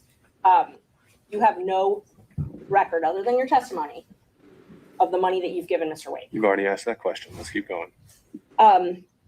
When you took office, you had a tax lien of $4,600. Did you pay that with cash when you made that tax lien whole? I probably paid through however you pay. Okay. So, but you were saying that you had amounts of cash. You still However had you that pay. lien in 2022 when you were gaining weight and going on these trips. So the cash that you gave him, that could have been used to pay this tax lien off? You gonna tell me how to pay my I'm going to bills? object. This is not relevant as it relates to why we're here today. Ms. Merchant, are you trying to establish that she was insolvent in some way? I definitely was trying to establish that she did not have these mass amounts of cash that she's talking about. Yes. All right. Re-ask the question. You had a tax lien in 2022, $4,600. Did you say I did? And you did not use this cash that you had to reimburse Mr. Wade to pay that off, correct? No. I went shopping too when I didn't pay it all. And you talked about that you gave a lot of interviews to some authors of a book called Fani Willis, right? I would not characterize it as a lot. I probably have spoken to them 2 or 3 times. My question is relevant as to. I think it's already come up that finances are discussed in the book. I'll overrule that. Thank you. Ms. Wilson, you can continue your answer. What came up with Mr. Wade as it relates to hearsay statements that he was asked about in relation to what Ms. Willis may or may not have said in relation to an author. So it's not relevant to testimony that's occurring at this time. I think Ms. Merchant has said that inside the book, she also makes a statement as to her own finances, and that's that issue. So you gave interviews to the authors of this book, correct? Once or twice. Okay. And just to be comprehensive, I don't know if it was 3 times, 2 or 3 times, I think.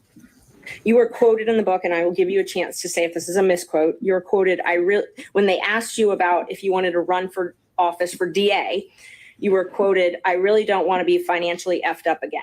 Do you remember saying that? So what that refers to, My question first is if you remember saying that. I remember saying something similar to that, but I would like to be able to explain what that's in fine. reference to.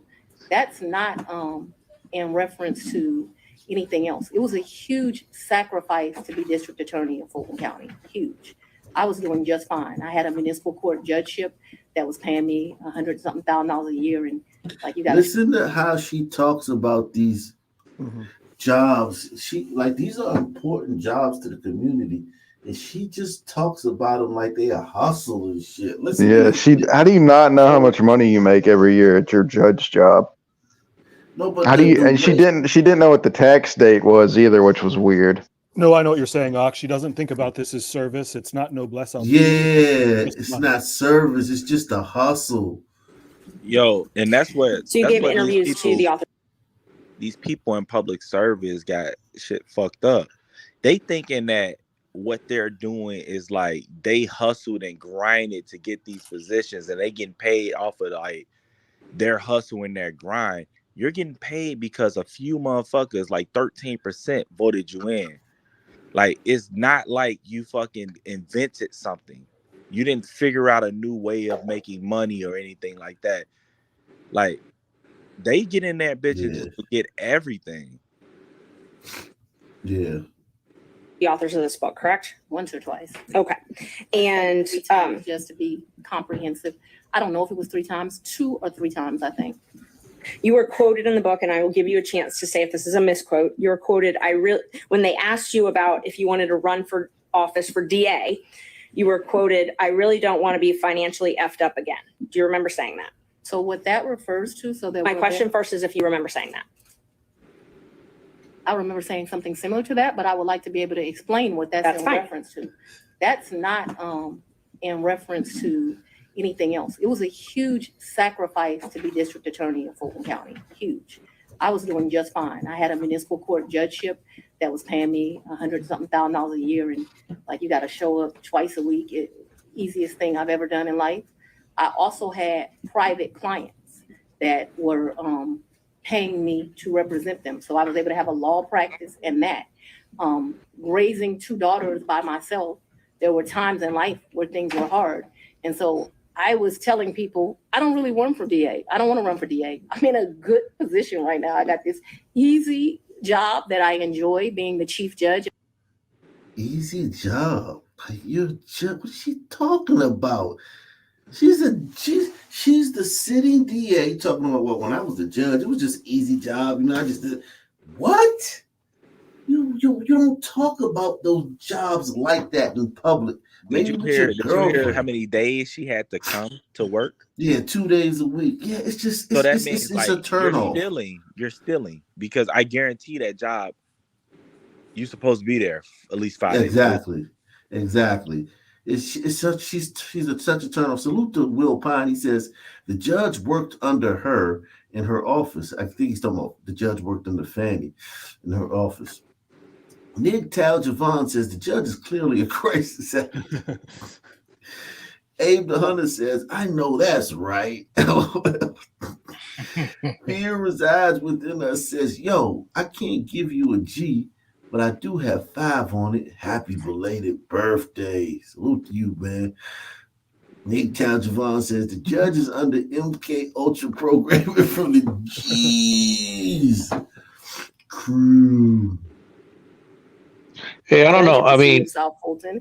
I'm not sure if the judge is so cucked out or is he kind of like doing what they did to Dylan Roof to give him that Burger King, so they don't want to like act like he's under duress or whatever. So he's probably like trying to be on her side as much as possible, so she can't really say like, "Oh, the judge was against me," and yeah, I think whatever. so too. I think he's cognizant that this being on TV and her being a Sun sister, that I think he's very cognizant. But I think we're all cognizant of that.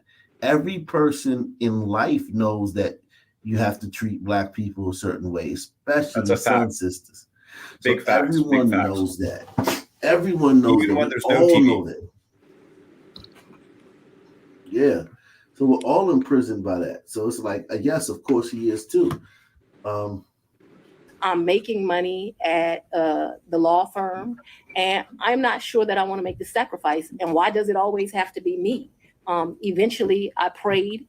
I think that I was the appropriate person. I think that I did that. So when you're referring to that, what I'm saying is, why should I make a sacrifice again? And what I was not talking about is being district attorney. Once you get elected district attorney, you're in a fine financial position. I make over $200,000 a year. What I was talking about is I ran for judge. When I ran for judge, I took $50,000 of my personal money out of my retirement, and that money ended up being lost.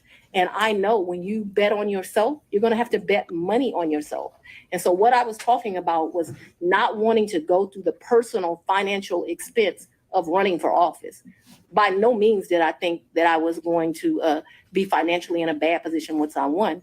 Let's talk about what I was up against, because it's important to understand that comment. I had a district attorney who had been here for 24 years. People, no. It's very relevant as to what my mindset was about this. So I'm trying to answer your question. So what I was saying is Tailored solely to finance. right, but it is about my finances. If I didn't, nobody put me in this seat. So I had already run for office once. I had spent $50,000 of my own money running, and it was vamoose, nothing.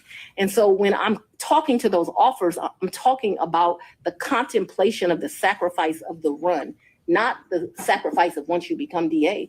The odds were against me. I was likely going to lose the election based on who I was running against. So that needs to be in the appropriate context. Isn't it true that the authors also wrote, and you can dispute this if you'd like, that you were broke after that race? The 2018 race. Yes. Yeah, that was a hard race. I wasn't broke like I didn't have any. So broke is relative to depending where you are, but that hurt to lose that $50,000. So I'm sure my mental mindset was like, I just gave $50,000 away. Right. So they characterized it from their conversations with you that you were broke, you had poured your own money into the campaign, and you weren't able to pay your own bills because of your clients couldn't pay their bills to you, and you had a paltry array of family and asset forfeiture cases. It says you were trying to make it month to month. Is that an accurate depiction of your financial situation at that point? I would want to read that, but I don't remember clients not being able to pay their bills. Or may I approach, Judge? You can. You may. Page 30. I have not read this book.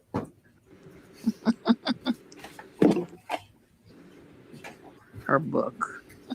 She didn't even read her own book. It's her book. Yeah, right. Yeah, right. He's playing with. She is. Oh my God. Oh, she's the author of the book? She's saying that she read What a her own book. ghostwriter. I have no information about that. Well, you know, it goes through the editing process, and then they, you know, do all that stuff. But But to she's not trying to act read like your own book, She might have not read it, but let's be fair. I mean, it's a Yeah. possibility, but come on, bro. That's how I know. What do you say? The standard is just non-existent. It's just Correct. Ain't that a shame?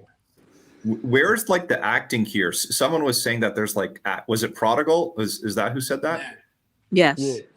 Yes. Would it, in your opinion, would it be fair, do you think, to just characterize this as just the standard Sun Lady baseline that gets dragged across the finish line by affirmative action? Well,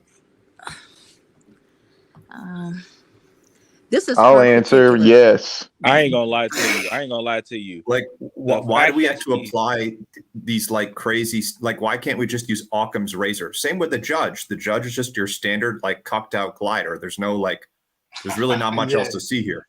That's a fair point. Well, Hey, see, listen. you're really going to the heart of the matter that's not really being stated because the announcement has not been made. The country's been flipped years ago. So this is part of that fall.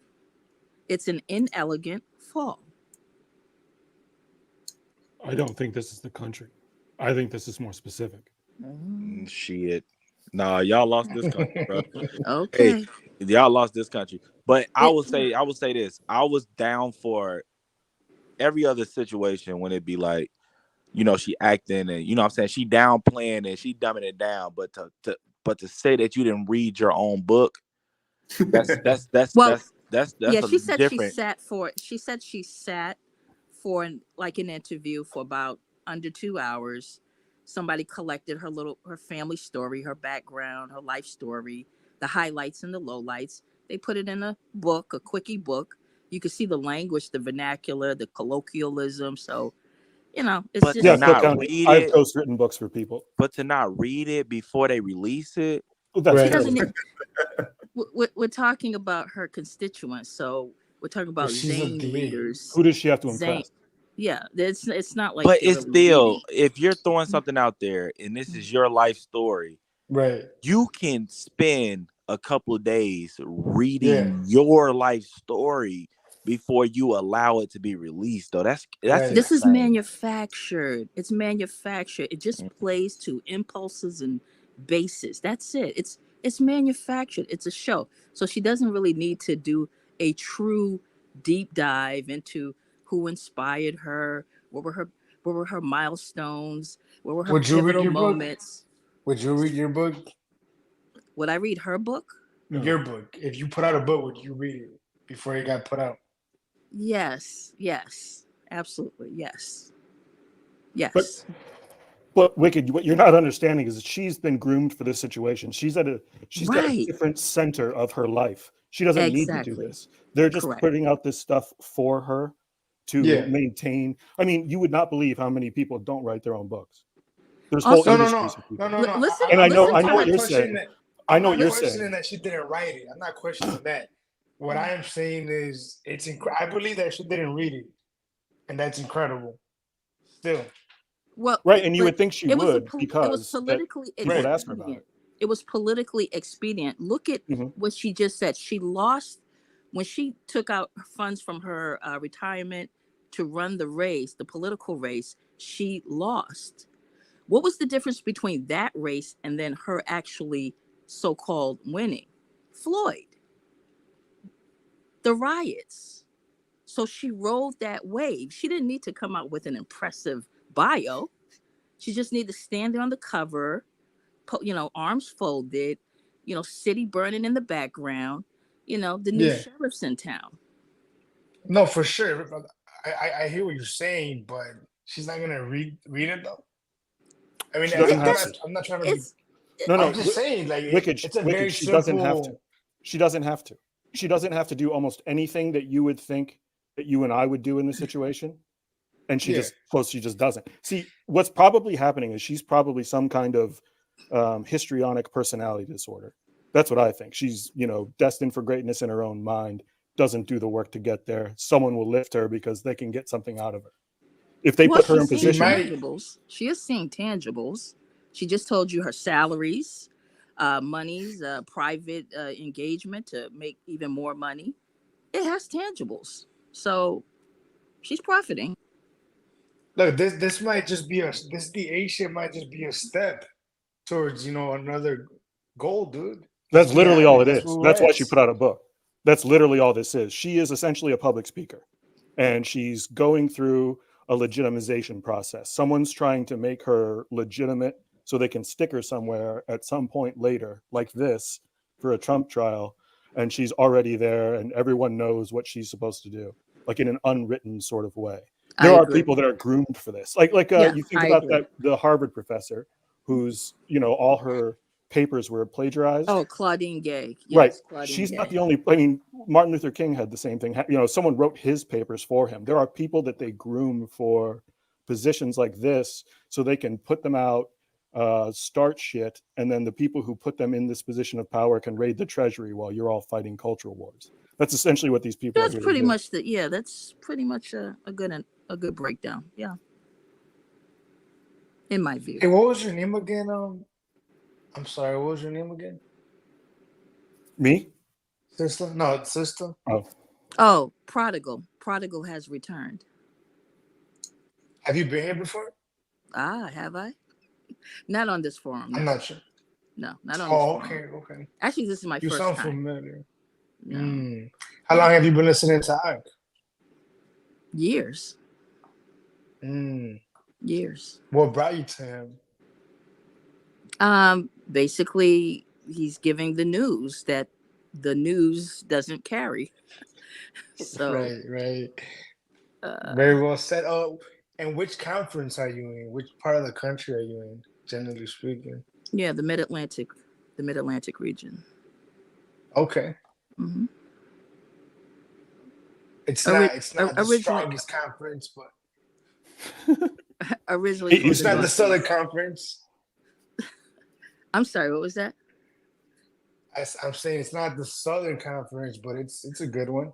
Oh, well, the Southern Conference is the best. Yeah, it's pretty strong. That's the best. But no, I unfortunately was born up north. Unfortunately. Mm-hmm. Well, I mean, How do you I figure? won't say unfortunately, but the South is. I would have preferred that if I had to say. Huh. How do you figure? Country people, salt of the earth people who know how to work, people who still believe in reading, writing, arithmetic, people that still have values. Sounds more dangerous. Well, yeah, The currently, South sounds very dangerous. How does that sound dangerous? How? I think of like Alabama. I think of Louisiana. It's very dangerous. Well, I mean, those were agricultural centers, belts.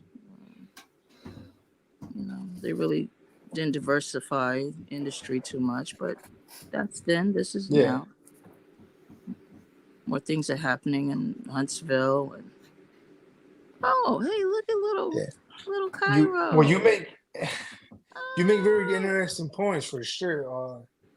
You kind of remind me of like an AP. AP is obviously a lot more fierce, but you're there, Yeah. She don't remind me of AP. I think she's her own person. I think she has, But yeah, let me. Cairo just want to say hi. Let me move along. Say hi. Hey, hit the like button. Hit the like button. Okay. Thank you for having me onto your panel. This is my first time. I have been watching you for years. Oh wow. So, thank you. Salute. Mm-hmm.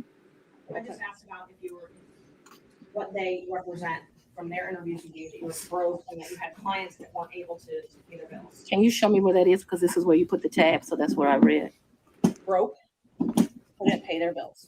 Yeah, that I'm sure I characterize myself as broke as leaving that $50,000. I don't know that I had her Mason law practice at Poultry Rep.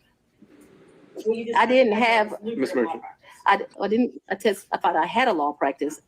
So this is not correct. I'm sure it's just I didn't have any asset forfeiture cases. So I had one case where they had took one of my clients' money at the airport. I don't know if that's what they're carrying. I don't know. Paltry array. I did have family law cases. I guess that's what they're talking about. And clients who couldn't pay their bills ain't clients. So no.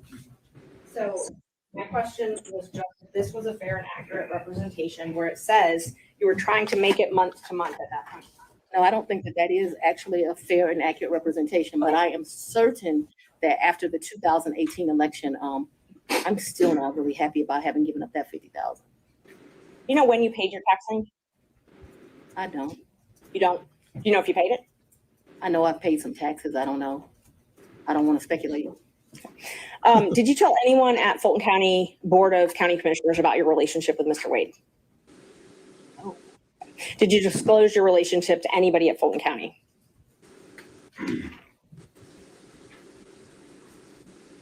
No, I don't think so. And as the chief law enforcement officer of Fulton County, I assume that you're familiar with the county code and ordinances? I've said we're not going to cover that in this hearing, Ms. Merchant. I'm sorry, Judge? We said we weren't going to cover the county regulations. Okay, and I won't. Let me ask you this then. So are you aware that you're required to disclose any relationship with someone that you contract with in Fulton County? Would this be different because it's a potential for impeachment? Yes. What did you ask me? Ms. Merchant, if you could re-ask the question. Okay. Are you aware that Fulton County requires you to disclose any relationship with someone that you're doing business with? I'm not aware, and I know often that things are confused with. How does she not know that? How is she not aware of this thing? Well, she does know. That's what's happening. No, but I mean, you can't admit that you don't. You can't even lie about not knowing that. Like, come Man, on, that's embarrassing. Yo, It is it's embarrassing. super embarrassing because everyone she hires, they have to go through the same screening. And in that screening is a big packet of ethical procedures and all this other shit. You have to literally read this, sign your name on 100 sheets of paper. And she has done that multiple times. Yeah. Hey, somebody in the chat said that my baby passed the paper brown bag test. Brown paper bag test. Listen, that's me. That's how we come out in this family. That's me when I was a baby. Look at me now, man. So just know that he passed the brown paper bag test now, but in a couple of years, man, he won't be passing the brown. Yes. So as of right now, he could be an alpha, but then you're gonna have to motherfucking join another frat. Yeah, man. So be careful, man. He ain't no mulatto. This ain't no mulatto, man. Trust me, man. Yeah, I was gonna say, you weren't kidding. You weren't kidding when you said he was Jesus or something like that, right? I mean, you sure that's not Jesus? Jesus? Exactly, man. He amigo, man. Yeah, man. He gonna get brown. No, don't worry about it, but yeah, let me get back to regularly scheduled programming. I just had to address that. I seen somebody said try to come for my son, man. My son ain't no mulatto, man. That's under the goddamn Negro, man. What the hell you talking about, man? State constitutional officers in county, but I'm not aware. Okay. So it's not your, so it's your understanding that you don't have a duty to disclose the She's relationship. answered that question. Let's keep going. Did you keep track of this cash that you paid him at all? What are you talking? I don't understand. Did you keep track? Did you keep a ledger? Did you keep track of it? Well, I've only given him cash, as I mentioned, 3 or 4 times. There's no ledger. This is friends handing money off to each other. So the answer is no. You didn't keep I think track. you've already asked whether there was any written proof whatsoever, and she's Yes. answered that. Okay. So we've covered this. Let's move on.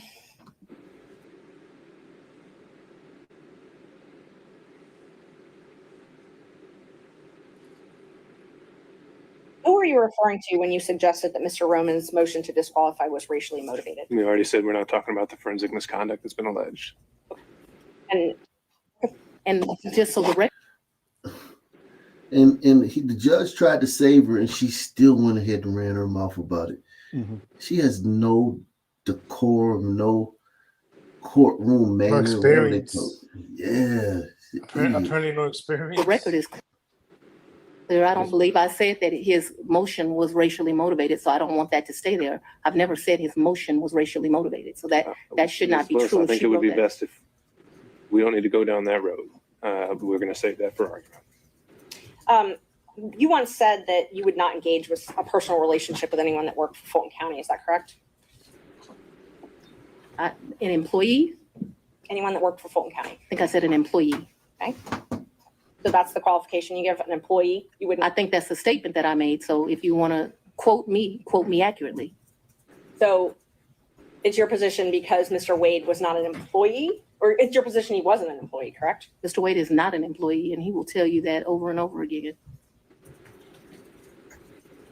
Just 1 moment, Judge.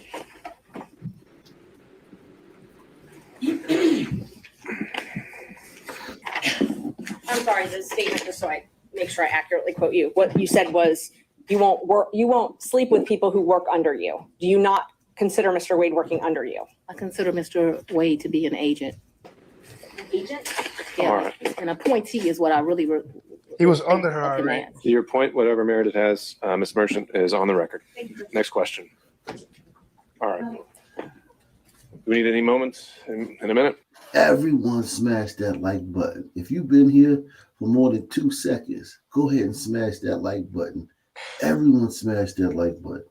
Like don't smash old girl. Yeah, I'm ready to go, Your Honor. All right.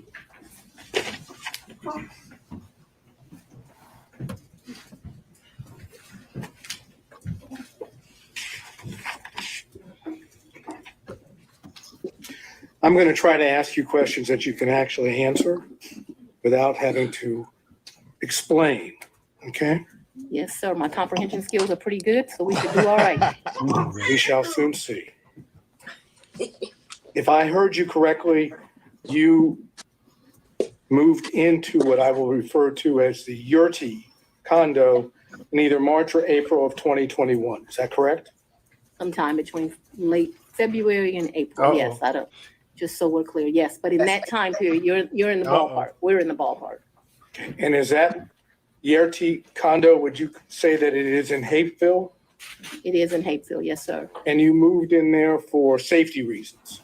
My father, yes, I moved in there. We were concerned. My father was terribly concerned about me continuing to live at the house. And so they were clear. People came to my house at 5 o'clock in the morning about the police brutality cases, saying I was going to have a wake-up call. There were security threats due to gang cases.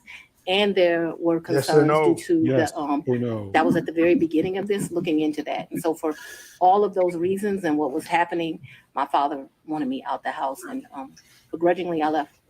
Okay, so the answer to the question was a yes for safety reasons, correct? Those were all of the things that caused the safety concerns. I'm sorry. I'm not questioning whether they are or are not safety concerns. I just asked that you moved into this condo, the RT condo, for safety reasons, right? Yes. Okay. At the time that you moved into the condo, be it from February to April of 2021, Yes. Was your father still living in your house? Right, because my father. That's all I ask you. But I get to explain the answer, sir. I don't know if there's an explanation. If I ask you, was your father still living at your house? The answer is either he was or he wasn't. Yes, but you are going to get to argue at the end of this, as we both I'm know. not going to argue And so anything. I I'm would going to like ask. be able to explain why. I'm going to. This is your day, Yes, guys. because my father is an older gentleman. He was worried about COVID and he stayed. Ms. Willis, I'm going to have to say that's second time. Whenever we have to put a pause, we stop. Uh-oh. You'll have a chance to explain yourself. The question was whether your father was not staying there at the time, and you're clarifying that in your answer as well. You can have a brief clarification, but it shouldn't be something that reaches well beyond the question. All right, Mr. Sadar, you can re-ask the question. We'll see where it takes us. Okay, thank you. Was your father still living in your house at the time you moved to what I would refer to as a Yurti condo? Yes, sir, he was, due to his concerns related to COVID. Okay. The safety concern was that there was potential danger at your house. Is that correct? Yes, my address had been exposed, so yes, there was concern about potential danger at my house. Okay, so anyone staying at your house in the time period after you went to the Yurti condo was still in danger, correct? Yeah, well, no. I think you have to. It's your turn, Ms. Willis. The judge trying to save her, and she won't let the judge save her because she talks too damn much. Don't save her. You don't want to be. Yeah, judge trying to save her again, man. Sorry, Mr. Body, your objection is speculation. Yes. To the question of Speculation. whether someone was still in danger at her condo. I can Just let her answer. Or Mr. Sadon wants to rephrase. No, I'm not sure. I was able to understand it. I've got the objection, and then I have. I'll withdraw the objection. Okay. So, and I remember the question, so I can answer it. But you can, now that the objection's been withdrawn, can you try to answer that question?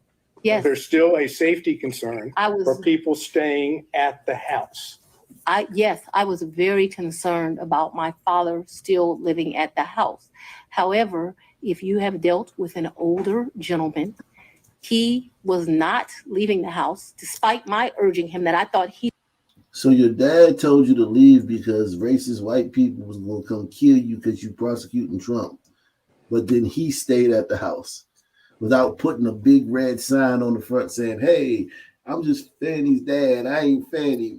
Yeah, this is literally like the Afghanistan people who come here for sanctuary and then go vacation back at their house. You know, they're not leaving dangerous land. They're just lying about it. Yep.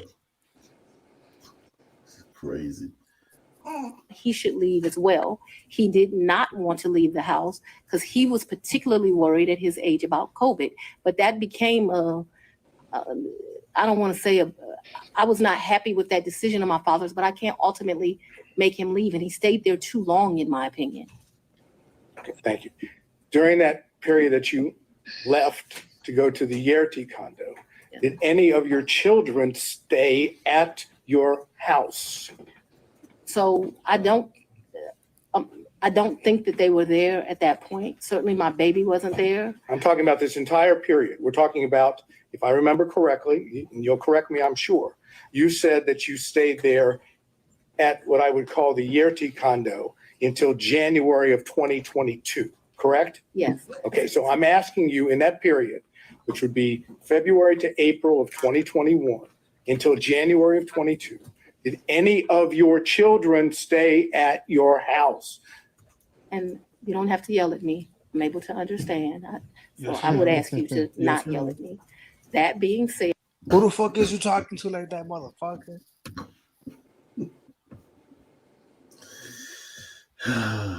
She's such a hood rat. Wow. Ed, I don't actually expressly remember, but I can tell you since I have left my home, there have been times my oldest daughter came in, but I can't tell you with certainty the time window that you've said, if they did or not. And so I don't want to speculate to that, but there was some time that my oldest daughter came back, whether it was that period or after I left the Yurti residence, I'm not sure. Okay. Okay, so if I continue to go into more detail on this, you're not going to be able to give me an answer of whether or not, in fact, any of your children were still at the house or stayed at your house during that time period, correct? What I can give you clarity of, so that we are clear, is from the time I moved out in February-ish of 2021, after I left there was a time period that my oldest daughter came back. But if you're asking me, was it in that window or after, I just don't have a recollection of that, because, you know, your kids come and they go. And so I don't remember the specific time period, and I apologize for that. Did your children ever stay with you at the Yurti condo?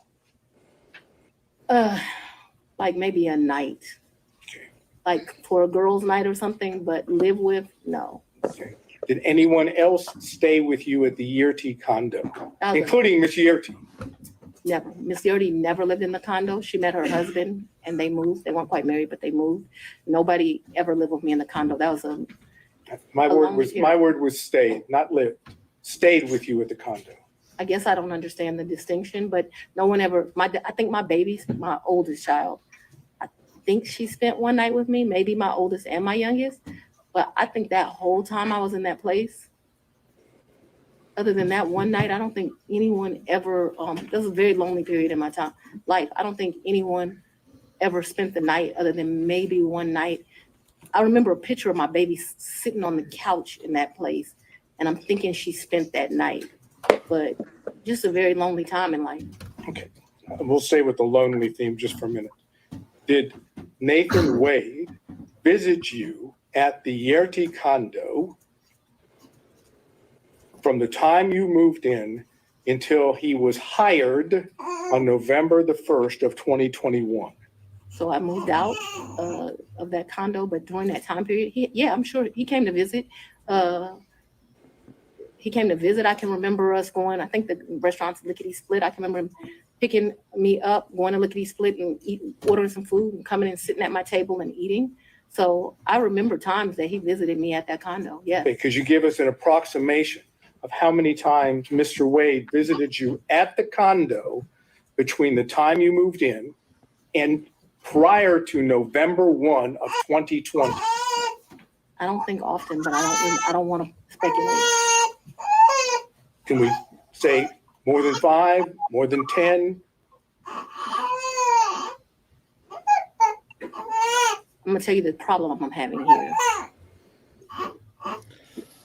Let's say more than 10, but I'm not sure that that's even accurate.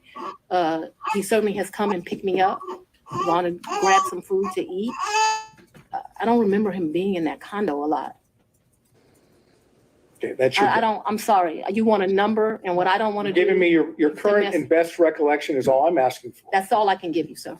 How many times did any of the prosecution team, how many times did Anna Cross come to that condo between the time you moved in and November 1st of 2021? I don't think Anna's ever been to that condo.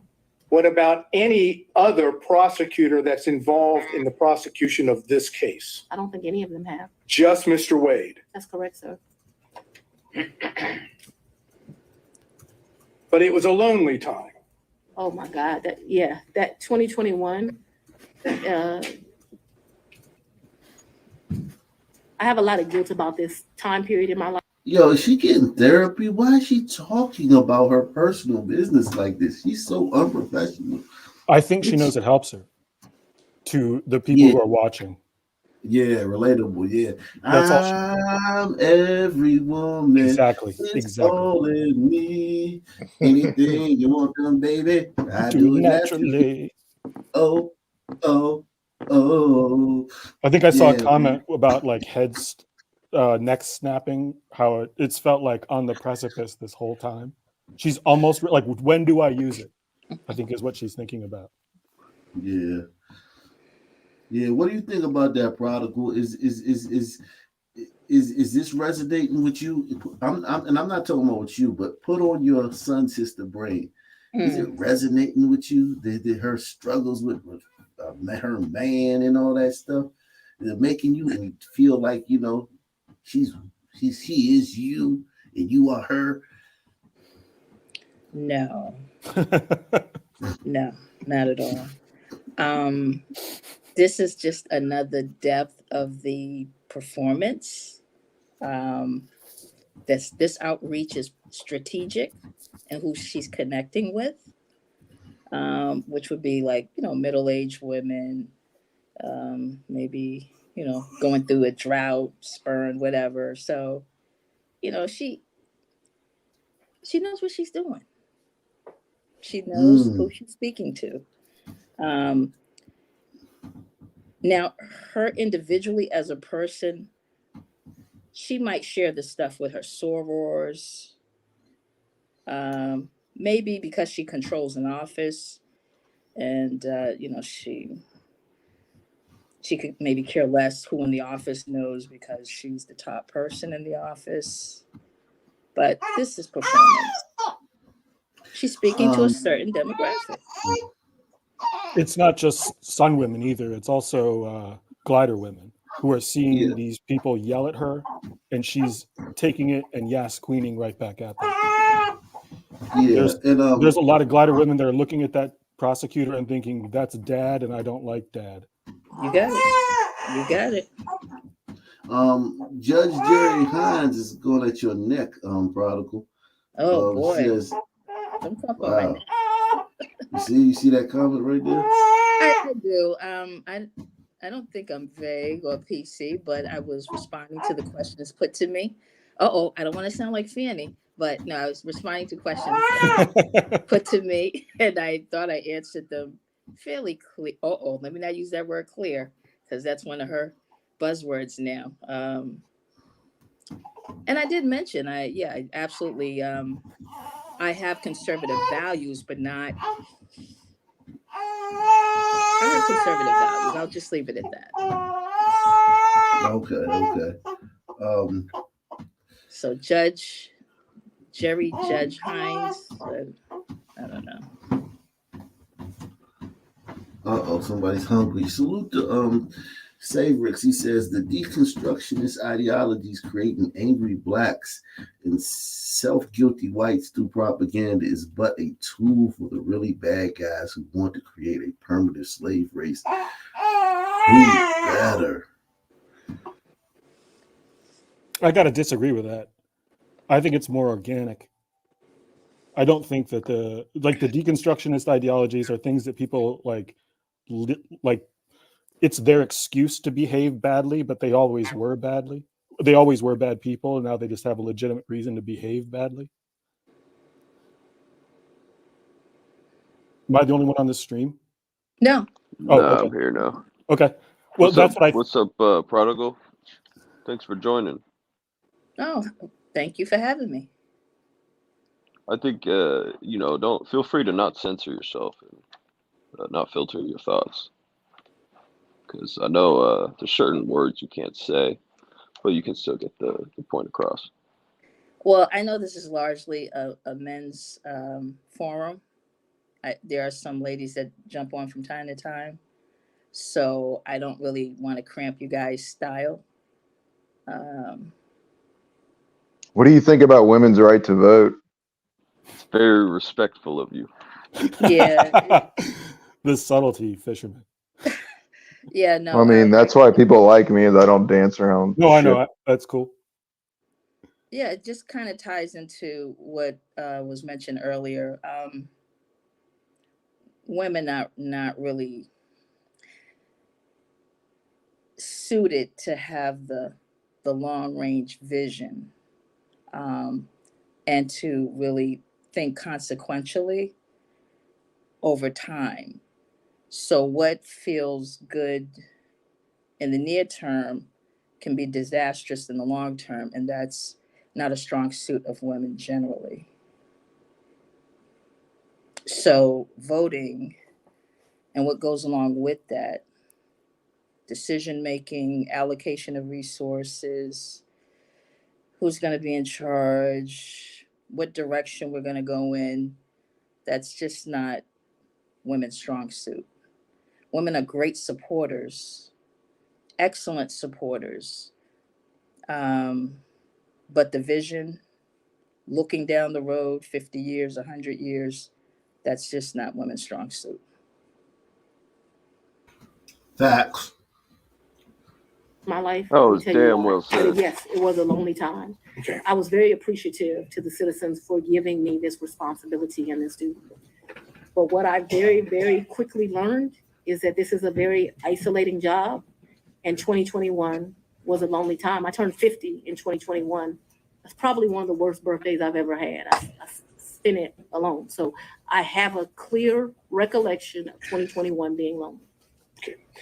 Did Mr. Wade ever come visit you at the condo, the time period I'm talking about, prior to November of 2021, when Miss Yerty was at the condo? So Miss Yurdy and me, we didn't share the condo at the same time. So the answer would be no. But we never stayed there together, so it's an So I'm saying- impossibility. It's an impossibility. Yeah. Okay. Now, Miss Yurdy, because we need to get clarification on this. Miss Yurdy stayed in that place. There may have been a time that me and Mr. Wade visited, like went and saw Miss Yurdy, but me and Miss Yurdy never lived there together. Just so we're clear. Well, maybe that was clear, but I'm going to have to try again. Okay. Was Miss Yerty still living in the condo when you moved in? Not a day. Okay. So what That I'm was another talking, misrepresentation in this. We never lived together. I never lived with Miss Yurdy. my question though, I'm trying to understand Okay. that after you moved in to the condo, Miss Yerty she was out of the condo, right? She got a house. That's all I'm asking. She's not in the condo. We never stay, Miss Yerty and I never stay a day together in the condo. All of her stuff was out of the condo, and all my stuff, some of my stuff, not all of it obviously, was moved into the condo. So we never stayed there together. No, sir. All right. So when I ask you about Mr. Wade visiting the condo, Yes. when you were staying there, Yes, Miss Yerty wasn't staying there, correct? that would be correct. Yes. She wouldn't be at the condo, correct? No, she would not have been. It would be you and Mr. Wade alone at the condo, correct? Yes. That is, there weren't any other witnesses to Mr. Wade and you at the condo, correct? Yes. No security, none of your security detail. Don't object. She said it was just her and Mr. Wade. You made your point, Mr. Sadow. Let's move on to the next one. Sure. Give me a break. Who in the prosecution team prior to, I guess, the motion being filed by defendant Roman, who in the prosecution team knew of your personal relationship, and now I'm talking romantic, with Mr. Wade? So, sir, I am extremely private. All I ask No, you no, is no. who knew. It's not, the answer is no one knew, that's fine. No. I ask you who knew. You Let me just tell you answer it this. and then explain this, Willis. I am very private. When I supervised Mr. Body and Mr. McAfee, they didn't know who I was dating, but I can assure you I was dating somebody. So that I kept something private, that's my private life, is not any mystery to anyone. It's like a woman doesn't have the right to keep her private life private. And I'm speaking on this because there have been all these intimations. You still haven't answered the question, Ms. Willis. I'm sorry, what was the Sexist. question, Your Honor? Is there anyone else who knew about it? And then you can explain. I don't know. I don't think so. I certainly didn't go out telling my business to the world. Okay, so the best of your recollection, you didn't inform anyone on the prosecution team that the individual that you had chosen to lead the prosecution team had a personal relationship with you. So I Is that think correct? That's inaccurate. Your question is inaccurate. What? Because you stated that the person I chose, we had a personal relationship. So we had a friendship. We have all these distinguishing factors. Remember, when I chose him in November of 21, first of all, let's get this straight. Mr. Wade was not actually my first choice. That's no insult to him. Yeah, No, it is you, because of the way you phrased the question. You said, when I chose him, I didn't inform people of a personal relationship. We have defined personal as romantic. It is an inaccurate way to state the question. Then I will as- certainly restate it so it is very accurate. Okay, and please do not yell at me. You hired Mr. Wade for the first time on November 1st of 2021, correct? November of 2021, yes, Okay. sir. Your testimony is whether one accepts it or not, your testimony is that at the time you hired Mr. Wade, there had never been a romantic relationship with Mr. Wade before you hired him, correct? Yes, my testimony is that we were very good friends, but not, well, we're talking about sex, so let's just don't. Well, No, I'm not talking about, I'm saying romantic relationship doesn't necessarily have to be just sex. Well, It can I be don't- dating, it can be holding hands, it can be any of those things that one might call romantic. I'm asking you whether or not prior to November 1st of 2021, there was a romantic relationship with Mr. Wade. It's very simple. It's either a yes or a no. I don't consider my relationship with him to be romantic before that. I'm not a hand holder, so no. Okay, that's fine.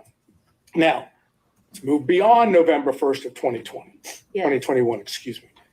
If I understand your testimony, there was no romantic relationship with Mr. Wade until early in 2022, whether it be January or February or March, early in 2022, correct?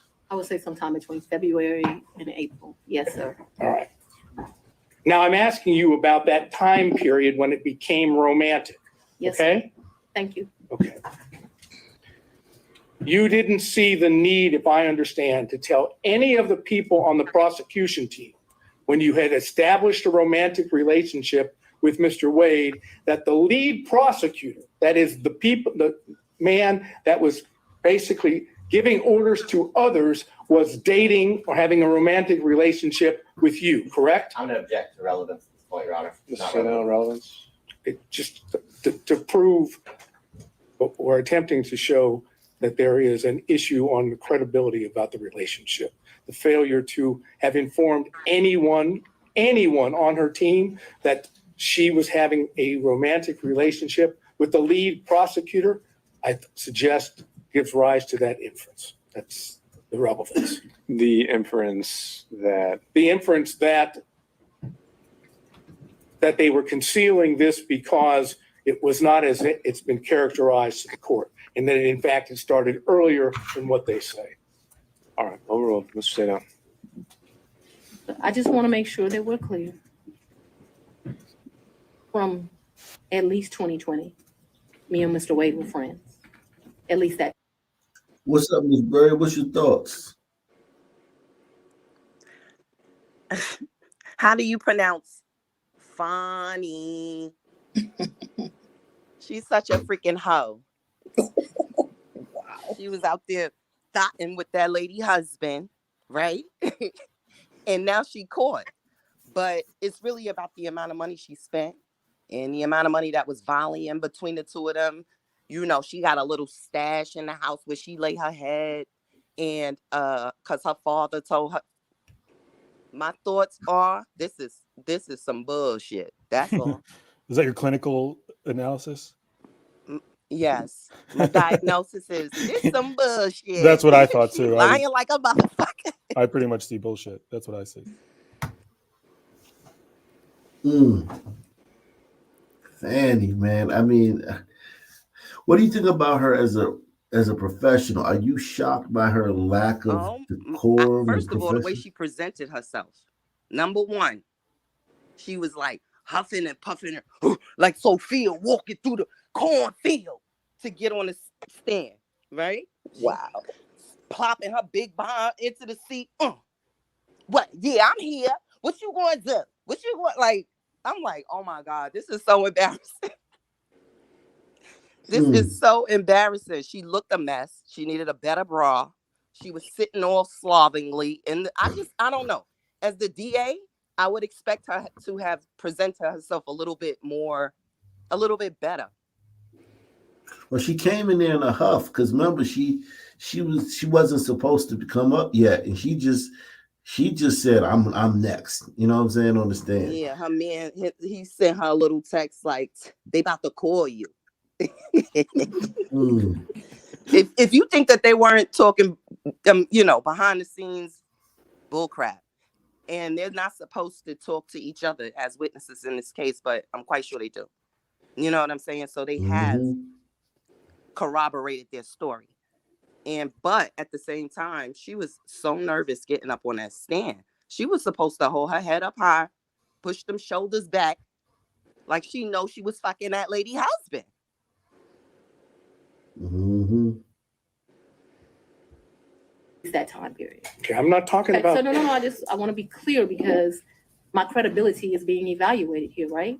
We were friends. We hung out prior to November of By the way, 2021. she's In speaking November to of a jury. 2021, You understand? If she ever does go on trial, she's speaking to a jury. She's speaking to a little, sister girl connection out there fucking some lady husband. You know what I'm saying? She just needs one for the jury. You know? True, exactly. I hired him. I do not consider our relationship to have become romantic until early of 2022. Because I don't know a date and time. I'm saying sometime between February and April of 2022, and very early April of 2022, because I know that trip that I discussed with you was like the first week of 2022, that the relationship had become romantic. I hope that answered your question, but I can't have it where, saying something differently. All right, so you've established the timeline as you put it. The question originally was, at that time, did you tell any other prosecutors? I never tell people at work who I'm dating. All right, Mr. Seda. Okay. Did you take any trips to DC with Mr. Wade? Never. Did you take, okay, so do you have no, what I would call personal trips or business trips to DC with Mr. Wade? I never went to DC with Mr. Wade, personal, business, otherwise, never. Okay, so I've never been in the District of Columbia with Mr. Wade or Maryland, Virginia, the DMV as they call it. So as I understand it, just to be clear, any trips that you would have taken to see DC That was a pretty clear answer. Huh? That was a pretty clear answer. She just said no. Twice. So do you have a variation or something new to bring up? I'll ask it and we'll see. Did you take trips to DC that were non-business during the time period that this case or this matter was under investigation? I'm going to object as to relevant relates to the matter that we're here before Your Honor. Well, again, the question already asked is take personal or business trips.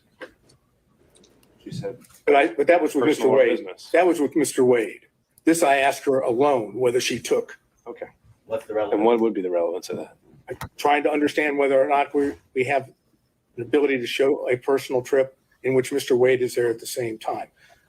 I understand her answer. Okay, I understand her answer, but we have documents, we have records that. Your Honor, I'm going to object to the documents, the things.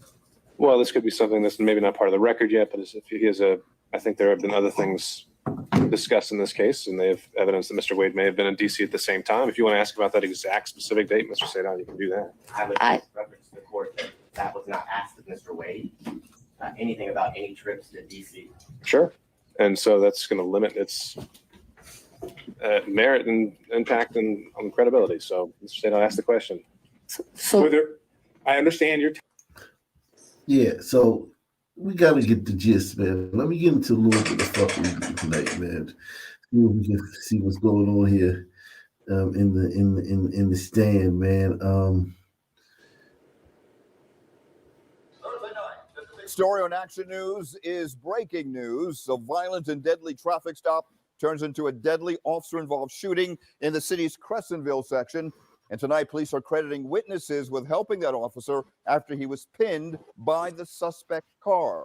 We know that officer first stopped the vehicle on F Street and the Roosevelt Boulevard. The car was stopped at Newtown and Adams Avenues, where the officer was hit by the vehicle, and then he opened fire. The driver was injured and was found just blocks away behind Benner Street. In this video, you can see a bullet hole in the windshield of the suspected car involved. Right there. Action News reporter Brianna Smith, live from the still very active scene tonight where that officer was injured. Brianna. Yes, Rick, Philadelphia police have been out here for hours and they'll remain here overnight investigating.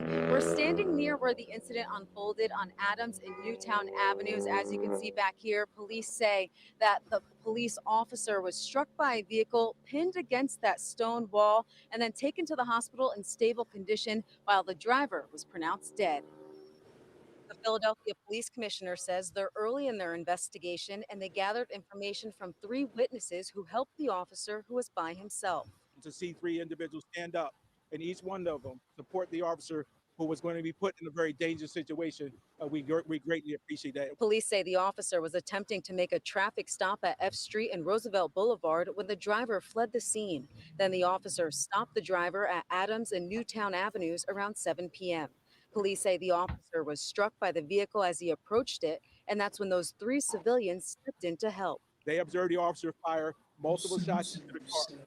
At that same time, they also see a passenger exit that vehicle. Those same civilians and independent witnesses were able to grab that person and detain them. Police say the driver sped off and they discovered the vehicle blocks away near Hasbrook Avenue. Police say the driver was shot in the head and leg and he was pronounced dead at the hospital. Meanwhile, the officer, who is an 8-year veteran of the department, has leg injuries. We recognize that the work that we do engage in is very dangerous work. That is part of the work that these men and women step up and do every day.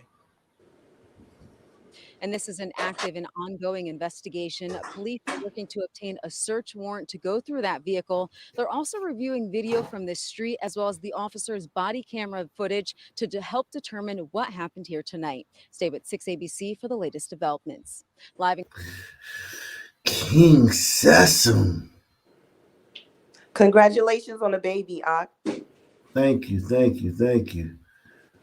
Out of an armed pizza shop holdup. Brand new surveillance video shows the terrifying moments at the Spring Garden restaurant last night. Yeah, police say the thief tricked the owners with a lie and then stole more than $2,000.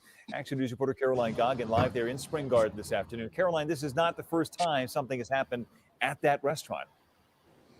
Yeah, Brian, something similar happened at this pizza shop back in December of 2021. The current owner here tells me he was kind of surprised that something like this happened last night, considering his restaurant is located off of a busy street just a block from Philadelphia Police Headquarters. He said this is a sad reminder of how tough it is to do business here in the city. About 5 months ago, Aftab Haq opened this pizza shop in Spring Garden. This was a great location. I got an opportunity. He called it La Gustosa, located at 15th and Spring Garden. Last night, his shop became the site of a crime when a man walked in saying he was a driver for DoorDash. It appeared very much like a normal DoorDash driver would do. He pulled out his phone and I have an order to pick up. The problem was there weren't any orders to be picked up. Surveillance video shows the man walk behind the counter, pull out a gun, and hold it up to an employee's back as she goes to the register. Moments later, a customer walks in. And he pointed the gun at the customer to ask him, okay, you also come to the back, like behind the counter. The customer and the 2 employees are kept behind the counter as the suspect raids the register and leaves. Hawk says he got away with $2,300. We reported on another armed robbery at this same property back in December of 2021. It was called Bold's Pizza at the time. In this video from that night, you can see someone reach over the counter as the clerk opened the register. A struggle ensued, and a teenager who was the son of the former pizza shop owner pulled out a gun and shot the suspect in the face. That's surprising. It happened twice in a few years. Our 6 ABC data journalism team found since 2019, there have been several dozen armed robberies every year in this section of Spring Garden. But on this specific block, there have only been 7 since 2010. I kind of was prepared, like it might happen. You know what, man? What we've learned is that sons don't own anything in their neighborhood. They don't own anything. It's never them. No, they want it. They just want to rob it. They want to be able to rob it blind. This isn't till there's quite. no more. This isn't quite their neighbor. This is still like a pretty nice part of Philly. Spring Garden is. I mean, I know people who have condos like 2 blocks or 3 blocks over from this place. It's still a nice area. And now to shocking video you'll only see on 10, showing a delivery driver dropping off more than just food. Cameras caught him taking off his clothes and defecating in the lobby. Local 10's Rosh Lowe is live in North Miami Beach with the exclusive. Rosh. This is one bizarre story, everyone, and it certainly is not appetizing. You know, we all like to order out food. In this case, Valentine's Day, someone orders a large order. This guy comes in, and then the next thing you know, he is relieving himself, defecating in the kitchen downstairs in this apartment building. It's all caught on camera, and now the police are involved. Talk about a special delivery. No, not the food, something else. He went ahead and went to the lobby and defecated on the floor. Defecated? How shocked were you? But here's the thing: in a lot of their countries, I'm assuming this guy's probably from the Middle East or something like that. That's that's how they roll, man. Like, I mean, it seems odd to us, but just popping a squat and taking a poop somewhere is like, you know, that's how they. It's just is what it is, man. Man, I hate to admit this, but that's me, man. Shit, they got me. Do you feel seen? Delivery. No, not the food, something else. He went ahead and went to the lobby and defecated on the floor. Defecated? How shocked were you when you saw that video? It was unreal. We have 4 bathrooms. You can use it. It's open.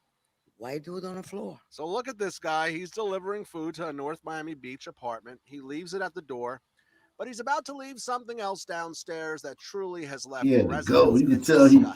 You can see. Oh, that's a glider, man. I think you it can is. Tell by the way he's rocking. You know what I'm saying? He gotta go. He got that. I gotta go rock. You know, he's thinking about it. You can tell, man. I don't think he's not happy about this. Else downstairs that truly has left Stomach residents rumbling. in disgust. You can see this guy on video, Clara, taking off his shirt. Damn, he took off his shirt. Very Like he was on the Indeed. toilet. It's not right. And the bathrooms were open. I don't take off my shirt when I'm on the toilet. I don't understand that. Yeah, I just shit, man, and then wipe Fun. my ass. And I- get up, man. I'll take it off because I don't want my back of my shirt to hit the back of the toilet. I don't like that. Well, okay, all right. Well, hey, man, whatever, man. I never thought of that, but you know, okay. Okay. But I don't even understand. There's a sink right there. Like, he has to know how plumbing works. So maybe this isn't. Maybe he's mad at these people. Yeah, he didn't get a tip. That's what it is. Bathrooms are open. There's toilet paper. There is soap. They can wash his hands. Everything. He decides to do it on the floor, right in the kitchen. He heads to the kitchen where he does the deed. North Miami Beach police were called Thursday morning and were told are handling this case as a criminal mischief case. Add to that the sanitary dangers. I couldn't believe it. Residents simply grossed out as they opened the door to the kitchen. This guy cooking up something truly disgusting. But cops on his tail. Look how he walked out. Did he wipe his ass? Ew. He walked in with the spread legs. You know how like you don't want your butt cheeks to touch, man. He nasty. Leaves behind a trail of evidence. Hold on, is that coming out of his legs? On his tail as he leaves behind. Oh shit! Poop is falling out of his fucking. Yep. What the fuck did he eat? Something truly disgusting. But cops on his tail as he leaves behind a trail of evidence. Pretty bizarre. Now, listen, we all have bathroom emergencies, right? But in this case, what the residents are saying and the people who run this apartment complex, there were open bathrooms here downstairs this guy could have used, and instead is caught on camera there, leaving a bunch of evidence, as I mentioned. And residents were so disgusted this morning when they went into the kitchen and found what they found. That's a kitchen. Oh yeah, you gotta like burn that shit in the ground, man. That's disgusting, man. Yeah. Everyone hit the like button, man. Everyone hit the like button. arrest. Now to new information in that subway shooting in the Bronx. It killed one person and hurt 5 others. Tonight, authorities have charged a 16-year-old in the murder of an innocent bystander, described as a hardworking father from Mexico. CBS 2's Lori Bordenero is live now in the concourse section of the Bronx with more on tonight's developments. Lori? And Christine and Maurice, that teen, 16 years old, charged with murder and 5 counts of attempted murder. We're told he didn't make any statements to police and asked for an attorney.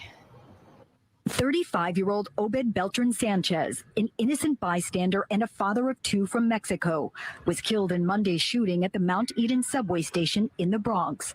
His wife sang in Spanish. That day was their 14-year anniversary. She says he's a great father and great husband, their love unconditional. Now charged with his murder, a 16-year-old alleged gang member taken into custody outside his Bronx home, where police could still be seen Thursday night.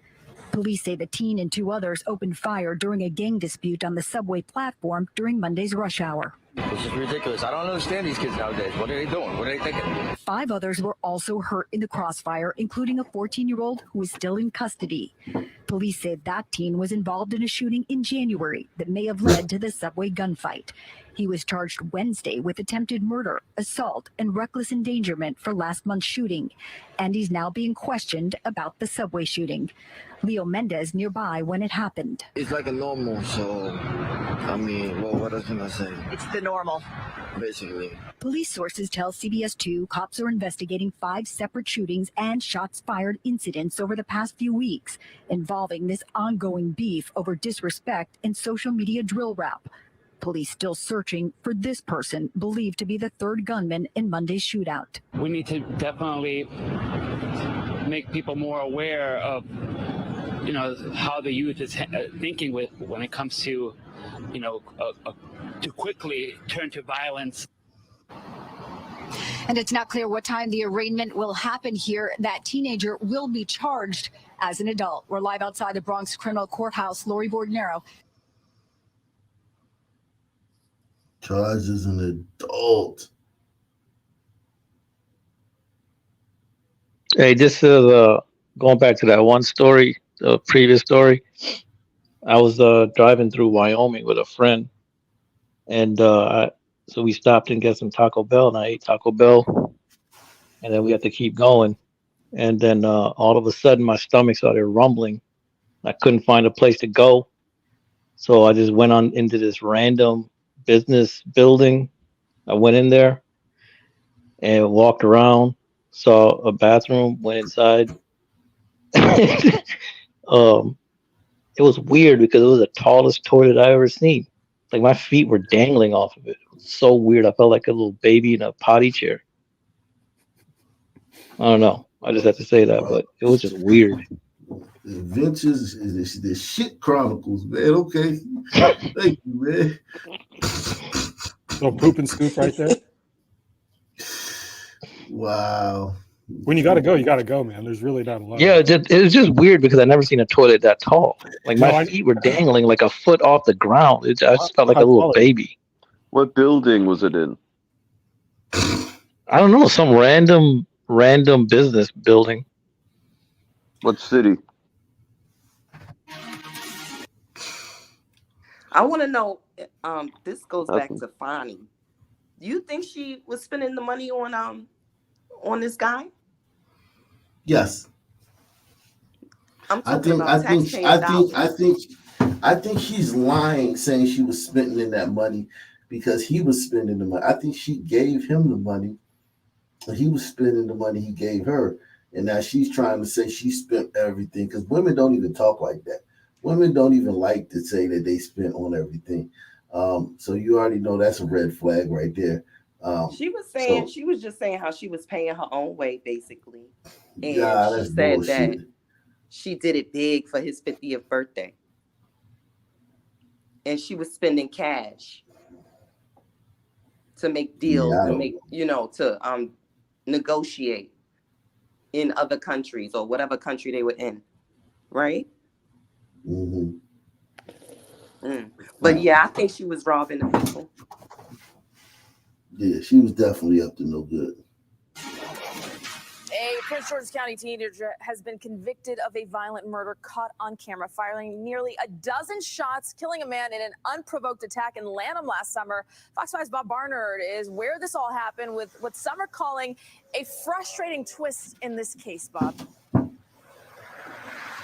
That's right, Marina. The young man convicted of the murder here last summer had been charged in an attempted carjacking case the year before, but for that, basically got a slap on the wrist.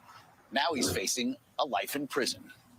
This is Dane Gale, the 19-year-old from Bladensburg, Maryland, just convicted of murder for killing this man, 31-year-old Malcolm Maurice Bradley of the district. It happened last July 1st. Edith Bradley is the murder victim's mother. And his hugs was to die for.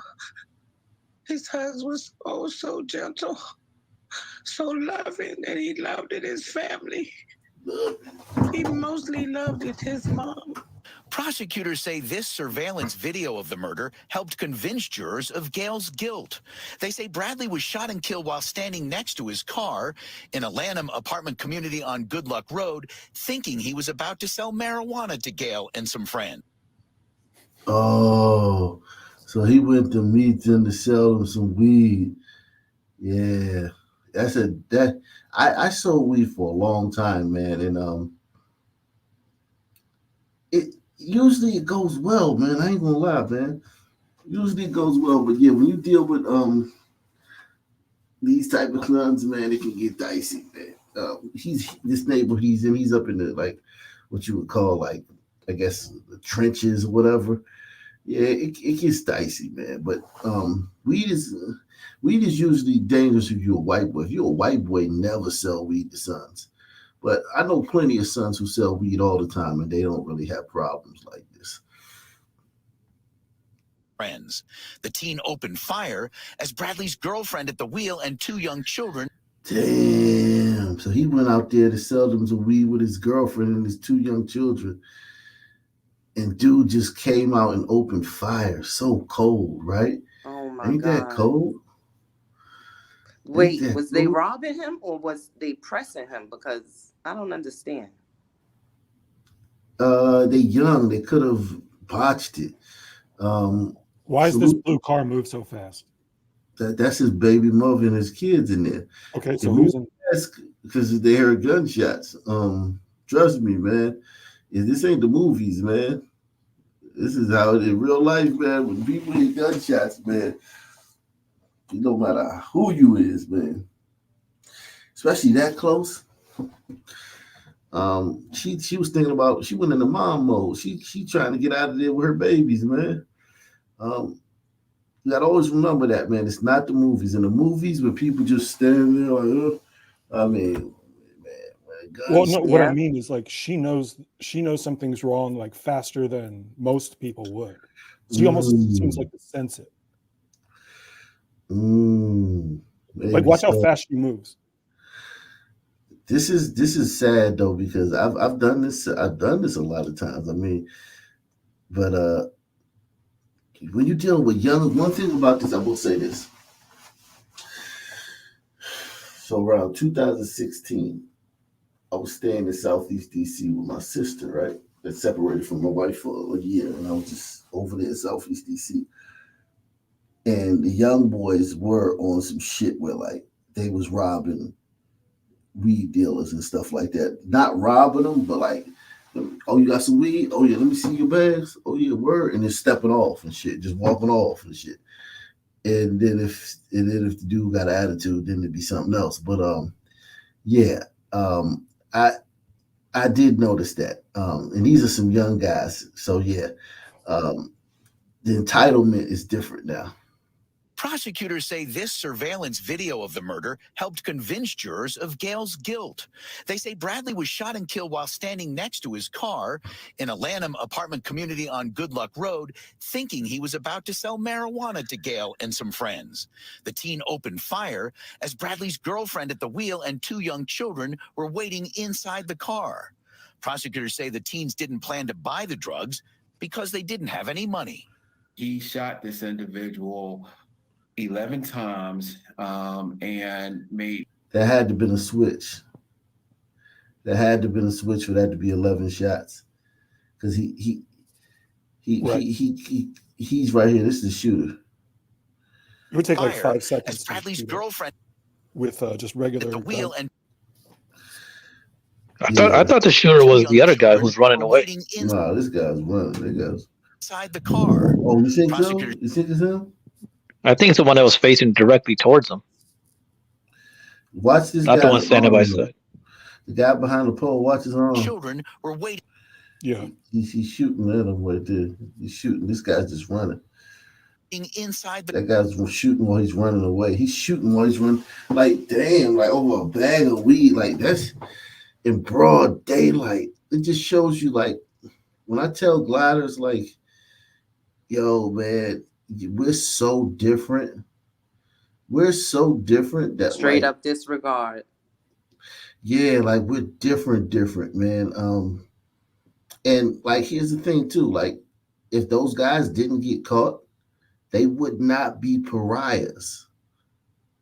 You understand what I'm saying? Like they wouldn't be pariahs. They wouldn't be like, oh my God, can you believe what Regan boy did? Like, no, they would just be like, hey man, they out here doing their thing. It would be wrapped up in a term like, oh man, they out here getting it, or they out here, it is what it is, or some shit like that.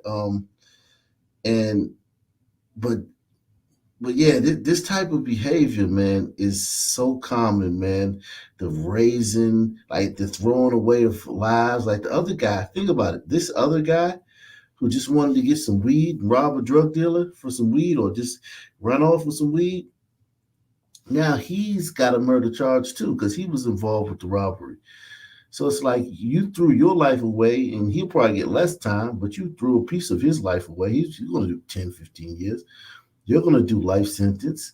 And Well, this they guy's think dead. they're not even going to get caught. Ain't nobody see it. Ain't nobody going to tell. You know what I'm saying?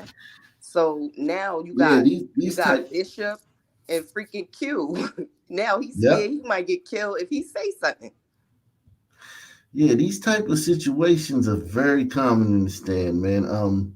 These type of just throw your life away situations. Say this surveillance video of the murder helped convince jurors of Gale's guilt. They say Bradley was shot and killed while standing next to his car in a Lanham apartment community on Good Luck Road, thinking he was about to sell marijuana to Gale and some friends. The teen opened fire as Bradley's girlfriend at the wheel and two young children were waiting inside the car. Prosecutors say the teens didn't plan to buy the drugs because they didn't have any money. He shot this individual 11 times and made 23 holes in his body. This is Skyfox video of the scene in Bowie where prosecutors put 23, so there was exit wounds. Damn, 23 holes in his body. Turn him into Swiss cheese. Turn that guy into Swiss cheese right there, and just ran off. And that's all. Did he get the weed at least? I don't think so. I counted. It's 11 seconds from the point that they touch hands to when he starts shooting. 11 seconds. But the handshake could have been a transaction. Like he could have shook his hand. All right. Like, well, there you go. You know, and then waiting for the money, and the dude like, I ain't got no money, and he pulled out the gun and just killed like this. Why didn't he just say, man, hey man, step off. Hey man, walk the fuck off, or some shit like that. Like, I mean, he just shot him. Right. Prosecutors say a then 17-year-old Dane Gale and other teens tried to steal a man's car in February of 2022. The victim shooting one of his attackers, Gale was initially charged as an adult, but that didn't stick. Prince George's County State's Attorney, Aisha Braveboy. We did pursue that case in the juvenile system, but he looked like he could be my son. Prince George's County State's Attorney, Aisha Braveboy. We did pursue that case in the juvenile system, but it was weighed against the recommendations, the fierce recommendations of our office. Prosecutor Braveboy says she realizes had Gale been prosecuted and convicted as an adult in that earlier case, he might have been locked up last summer and therefore unable to murder Malcolm Bradley. It wasn't nothing they wouldn't do for me. It wasn't nothing I wouldn't do for him. And for them young men, they left my heart broken. Gale is scheduled to be sentenced at the end of May. He faces life in prison, guys. Damn, that's tragic. Hi, everybody. We start the 10 tonight with a twist Poor of the guy. story. Fox 5 has stayed ahead of from the get-go. And tonight, the parents of the man accused of shooting D.C. police officers is speaking only with our Shamari Stone. And new video captures the dangerous moments here. Shamari, what do they say? Tonight, 48-year-old Stephen Radigan's parents tell me that their son suffered from a severe mental illness, and they believe that he was hearing voices in his head. They say they don't know why he had 31 dogs living in this house right here. You can see it. It is now boarded up at the front door.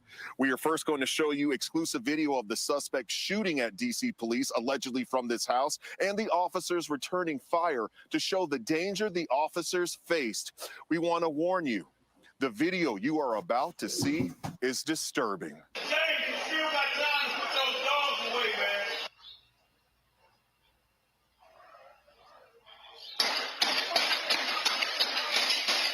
Police tell us Stephen Radigan shot 3 officers who were serving the arrest warrant for animal cruelty. For the first time, you're now going to hear from Radigan's parents about what happened, only on Fox 5. First, I want to thank you all for speaking to me exclusively. How are you feeling right now? Your son is accused of shooting 3 D.C. police officers who were simply doing their jobs. Yes, sir. And how does that make you feel as a mom? Oh, God, terrible.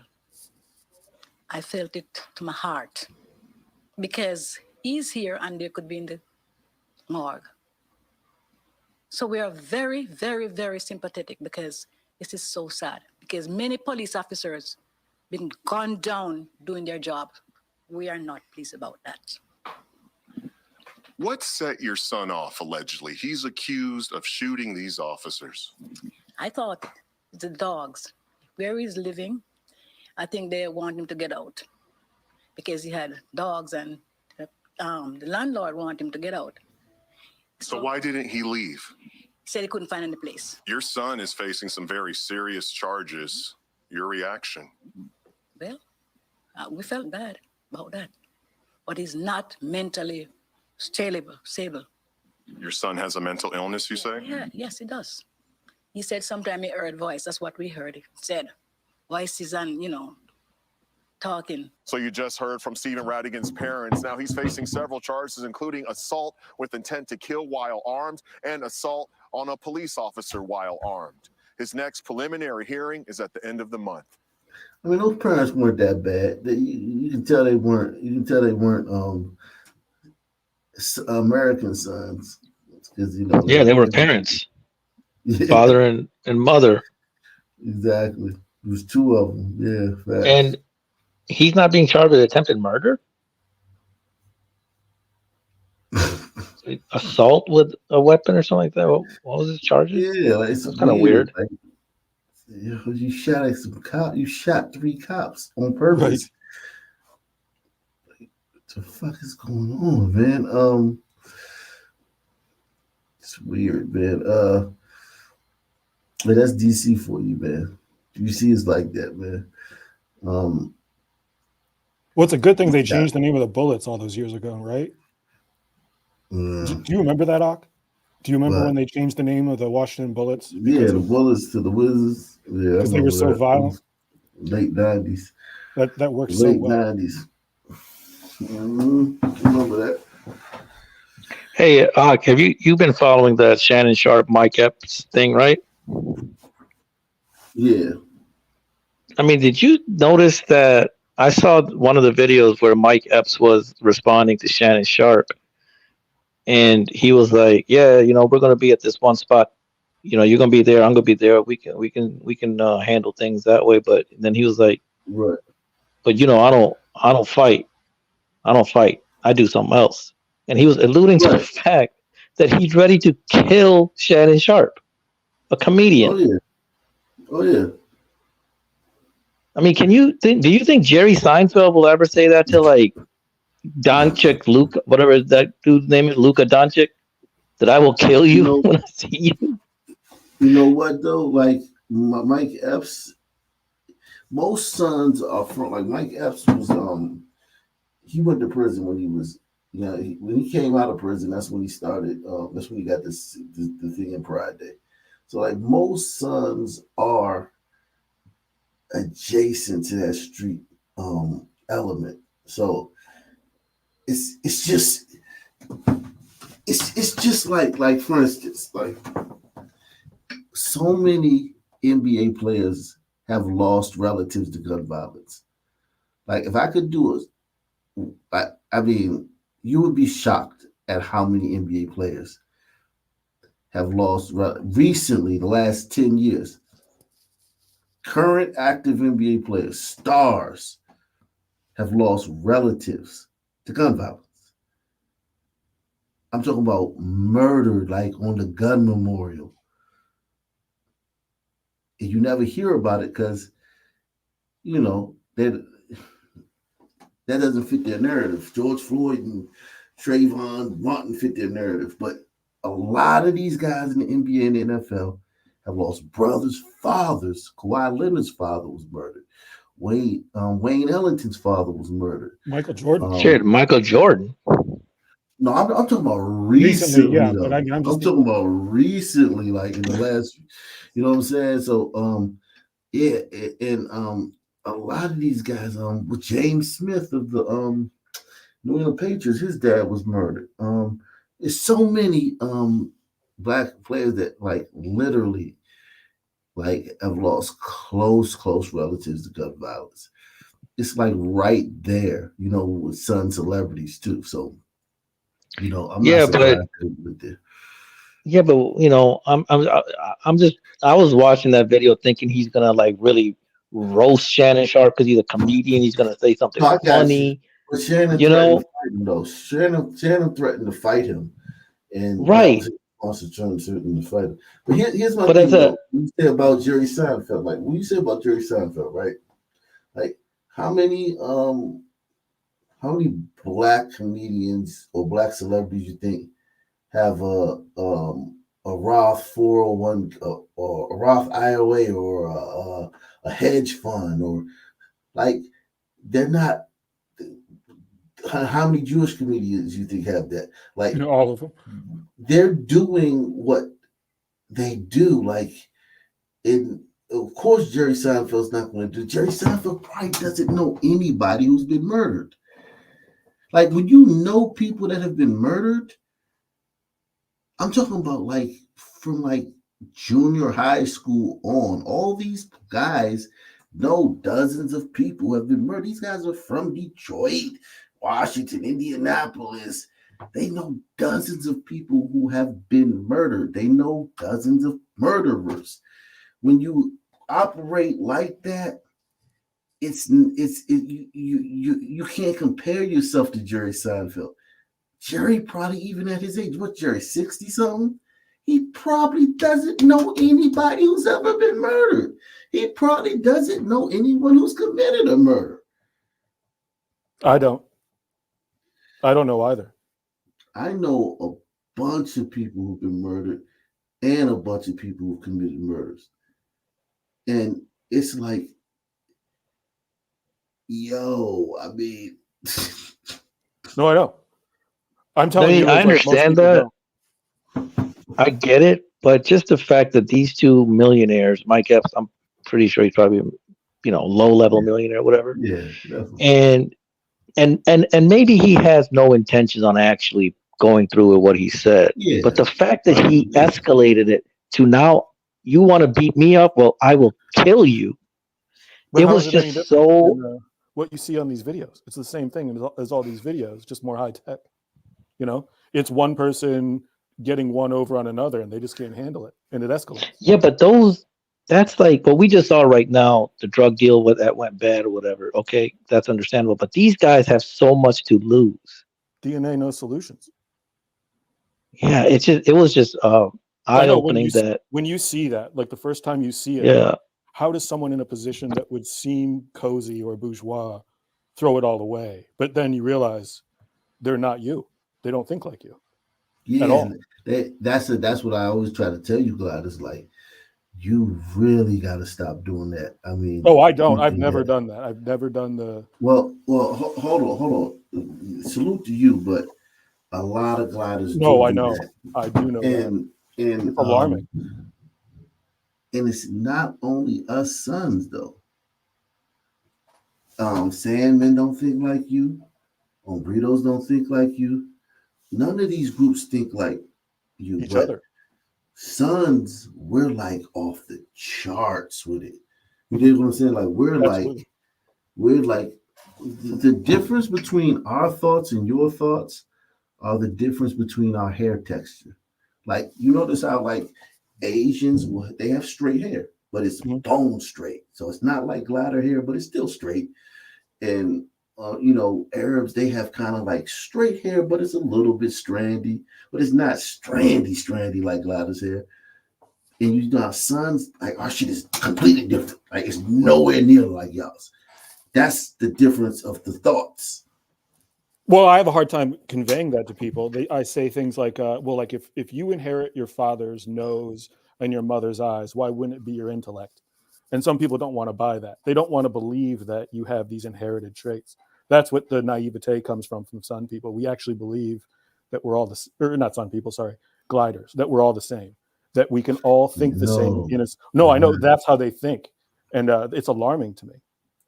Sons mock gliders. We make fun of gliders. No, I'm aware of this. And I'm aware of the way that you all can get away with it with certain people because they're naive or what for whatever reasons. But that alarms me. It alarms me how easily they're duped. Check this out. This is German. This is how the German just and even within Europe, the Spaniard is different than the Italian. The Italian is different than the German. The German is different than the French. The English, even though they're all gliders and they're still under the same umbrella, they have subtle differences. Right. No, I mean, I'm from Europe. Oh no, it's Sunday. No one's here. Maybe if I just do it really quietly.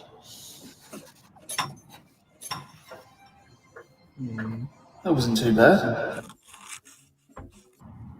Gently does it. Oh shit! Please don't see me. Please don't see me. That was close. Let's just do one more. Nice. And no one heard a thing. What are you doing? Oh, I was just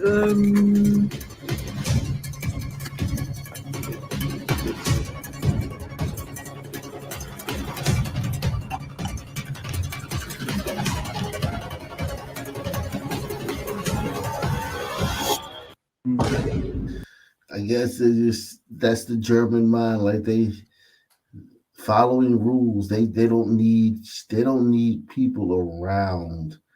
Like sons, if no one's if our morality is external. So like it takes a religion, a whip, the threat of violence for us to behave morally for the most part. You know what I'm saying? And we not just going to do it from within. You know what I'm saying? Yep. Absolutely. Yeah, that versus morality when it comes to and that would be, and that may seem like it's a bad thing, but think about homogeneousness, because these multicultural societies are new. Think about a sun man in a homogeneous sun area being this moral fucking beacon of morality. You would be dead. You wouldn't make it out of adolescence. You would be preyed upon and you'd be killed so quickly. You know what I'm saying? Well, I've also wondered, I've wondered about this because what would happen okay, so IQ goes across curves, the bell curve. It's possible for some people to have 140 IQ. But what would 140 Sun IQ do? Killed. In the situation you're talking about, right? They would be killed. Yeah, you would be killed because you would be, anti-intellectualism. Anytime you would have a group of people with a IQ, what do you call it, dispersion or whatever, like that. Distribution. you're going to have a low trust society and an anti-intellectual society. You know what I'm saying? Right. So here you come with your big grand ideas and shit. Yeah, they're gonna kill you. Okay, I really want to thread the needle on traits versus morality when it comes to genetics and race. Because if I do a good job on this, I feel like it's really helped people out. Everyone smash that like button. I'm talking about smiggity smash that like button. Like literally, like beat the like button up. Because when I say gun violence in America is a black problem, not a gun problem, that's true. But being black doesn't mean you're bad. Okay. Morality is always a choice. Like there is no more moral race, but there are traits.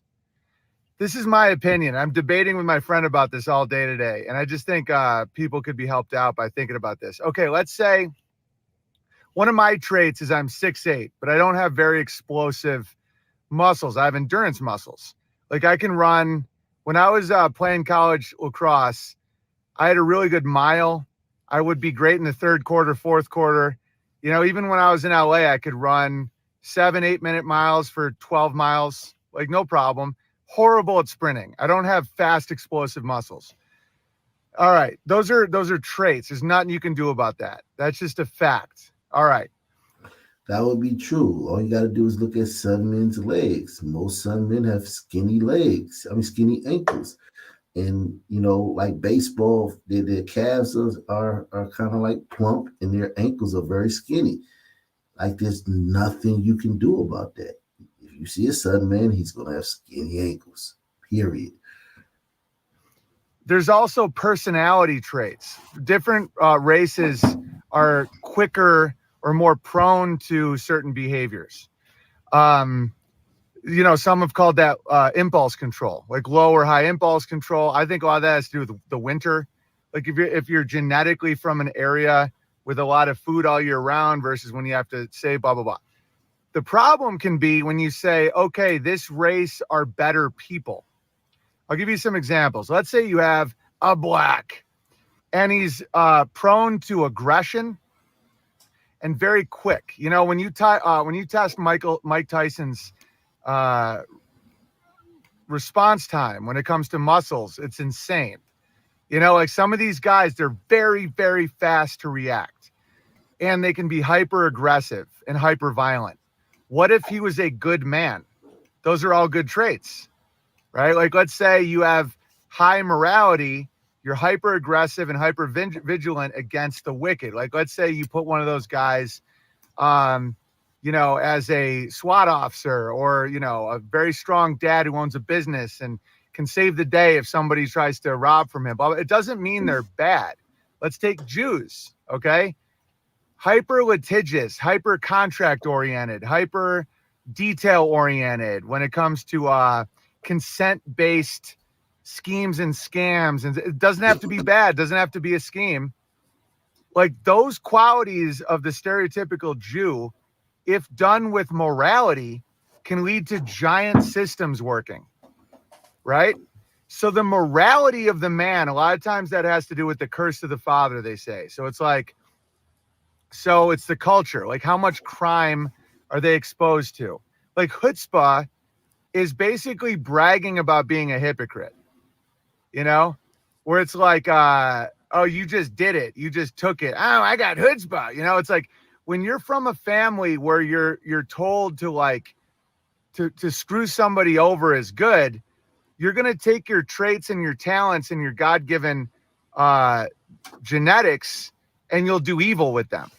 But if you are a moral man and grateful, you'll do good with them. It's the same with, so when I say gun violence is a black crime, it is because that's their, the bad black men are more predisposed to physical alpha violence, you know, because of a genetic trait of like the tribal warrior, the alpha, you know, I have a friend right now that's in Africa all the time, and they do function very well in tribes where it's like, you have your alpha, you got your chief, he like manages everybody. And if you have a good chief, you have low crime, you know, they crime really intensely. They protect everybody. They have their rules. They are like, they're not big into property rights, unfortunately, but you know, that is a trait. And so when you have quote unquote whites, you can do so much evil as a white. You know, as like, let's just say in America, there's all kinds of different breeds. But like, let's say you're an American Caucasian and you're a really bad person. You know, a lot of those guys are predisposed to like doing sadistic shit to their wives or kids, or it's more like coward violence, you know, okay, I like to listen to Matt Cox. I think he's funny. He ran this giant mortgage scheme where he stole millions and millions of dollars with fake IDs, and he would collapse housing markets in whole neighborhoods. That's way, way less moral than punching someone in the face for stepping on your Nike. Okay? So violence in America is much more of a black problem, or El Salvadorian, or, you know, some of these other areas, because they have more of a predisposition to aggression and violence. But if you look at financial crimes, various perversions, some domestic problems, you know, organized crimes, you know, it's like it's just morality doesn't have to do with race. And so one way I judge races is how much acceptable immorality is in their race. So if you look at a really healthy tribe in Africa, you might see a very low crime rate because they aggressively punish you or exile you if you're a rapist, a murderer, a thief, things like that. Then you turn on the radio and you hear rap music and you're like, that's a shit culture. And if you tie that culture of like, I'm going to get mine, I've been robbing people since the slave ship with the same clip and the same 4.5, 2-point blank, you should have died. Okay, that's garbage. And I don't want anything. And that's why I come across as very racist, because I don't want my family anywhere near that. I don't want that in my town. I think it's horrible. Right. But then you meet a black Muslim that's like praying 5 times a day and works really hard and is very clean and very honest, and, you know, returns lost items because he's pleasing a lot. And it's like a whole different human being. But are they quick to violence? Yeah. A lot of those guys are quick to violence. That's one reason why they thrive so well in professional sports. But that doesn't make them bad. It just makes the bad ones violent. You know, there are types of whites that are faster to violence, like there's certain types of Scottish and there's certain types of Slavs and some of the Russians. You know, some of these areas were more like alpha tribe type, like that. They have the Highlander. It's even called Highlander, that there can be only one mentality where all of life is about being on the top of the mountain, and there can be only one. So you got to smash everyone else. And there's some violent ass whites, but white is way less violent than black. And if you look at the statistics in America, it's not poverty, not at all. I think it's a combination of their traits and the culture. Because if you were to remove that culture, and it's chicken or the egg, is it the Jews who did it to them, or is that what they bought, or blah, blah, blah. But if you remove that culture of like dignifying crime, you might see some really capable men that are quote so-called black. You know, that aggression, that fast impulse, that isn't bad. Like, I like guys like that. Like, some of my best friends are ex-special forces, and they're real quick to violence, but it's like they're moral men. So it's violence in the service of others. All right, I hope that helps, because I know that. What do you guys think about that? I agree with propensities. Obviously, I don't think there's any debate about that. You're born to be a certain way or have certain things unlocked about you, and then in groups this shows up. But he has a problem with the concept of morality, thinking it's universal. It's not. Universal morality doesn't exist. Morality is just what everyone agrees to as far as behavior. So some behavior, you have your own morality. You know, whatever develops out of the morality is what you decide. It's collective and it's holistic and it's constantly changing. Our morality is constantly changing. And he seems to think that it's just one kind of behavior. So he has like the white guy who thinks like we should all think the same, at least on that moral perspective. I mean, because Nietzsche's, I'm sorry, go ahead. No, yeah, I agree with you. I think that he does understand that morality wouldn't even be a word. Like African languages wouldn't even have that as a word.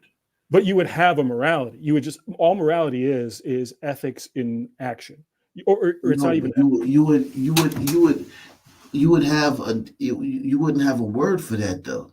Well, it would still be morality. It's just your different kind of morality. It's your system's morality. But So not like, if you don't have a word for it. If you don't have a word for it, it's really not. It's well, we not didn't have a anything. word for the sun before there was the sun. This is the black swan fallacy. Just because it doesn't exist doesn't mean the concept doesn't exist. All I'm saying is you morality is really just group behavior that you decide is acceptable, and that's transactional. That doesn't stay the same in any way. Okay, so yes, you would have group behavior that we find acceptable. Mhm. However, it would have to be, it would have to be like, if you do this, we're gonna strip you naked, tie you to a tree, and tie a hog to one end of your intestines and slap him on his ass and let him run down the road until all your intestines pulled out. Mhm. And everybody got to watch it. And that would have to be, you would have to do that to cut down on crime. Oh, absolutely, and they do that. They do that in Africa. Exactly, because they know they have to. But what I'm saying We is, used to do that. you couldn't say, "Hey, man, we're going to put you in a cage for X amount of years and feed you and clothe you and make sure your environment is temperature controlled." And No. Well, morality again, it's transactional. Like it's just the system that your group makes. Our system is obviously made for people who see long-term consequences. Sunman is not. Sunman is quite the opposite. Yeah, exactly. But this right here, firearm homicide deaths by race. Look at Missouri. Even though Missouri has Kansas City and St. Louis in it, Mhm. Missouri is pretty much typically seen as like a white state. 2.77 out of 100,000 whites are murdered by guns. Mhm. That's You know, 100,000.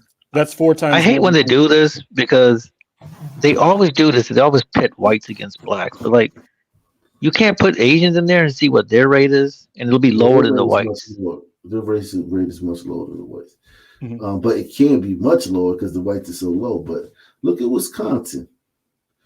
0.92. That's like Central Europe right there. 0.92. And then you're getting close to Japan and like Korea as far as those murder rates. And these are firearms, of course, but it just goes to show you, it's not even close. Like the narrative in the mainstream is literally so fucking diametric reality. It's a diametric opposite. It's the absolute lie. You can't lie more about Well, I mean, they do. I don't think, begrudgingly, they don't deny the fact that there's much higher rates in black crime, black gun violence. But what they say is it's because the highways are passing, black cities off and making them poor. They'll have some crazy excuse for it. But see, here's the thing. All these neighborhoods were once, every single neighborhood in the United States is a formerly white neighborhood. Why weren't these problems there then? Yeah. But no one wants to think about that. Yeah. Salute to Deluxe 247, aka Calrican, aka the real MVP coming through once again. But yeah, this is just and look at this. That's number a lie. of mass shootings in the United States between 1982 and 2023. What is their criteria? Oh my god. Because I have a stat for you you might like. Since 2013, there have been 77 mass shootings at vigils or funerals. Okay, so someone died. I got a stat for you. Yeah, no, that's a great stat. I agree. I think that's actually true. But that's more than these 26 right here. Yeah. I got a stat for you.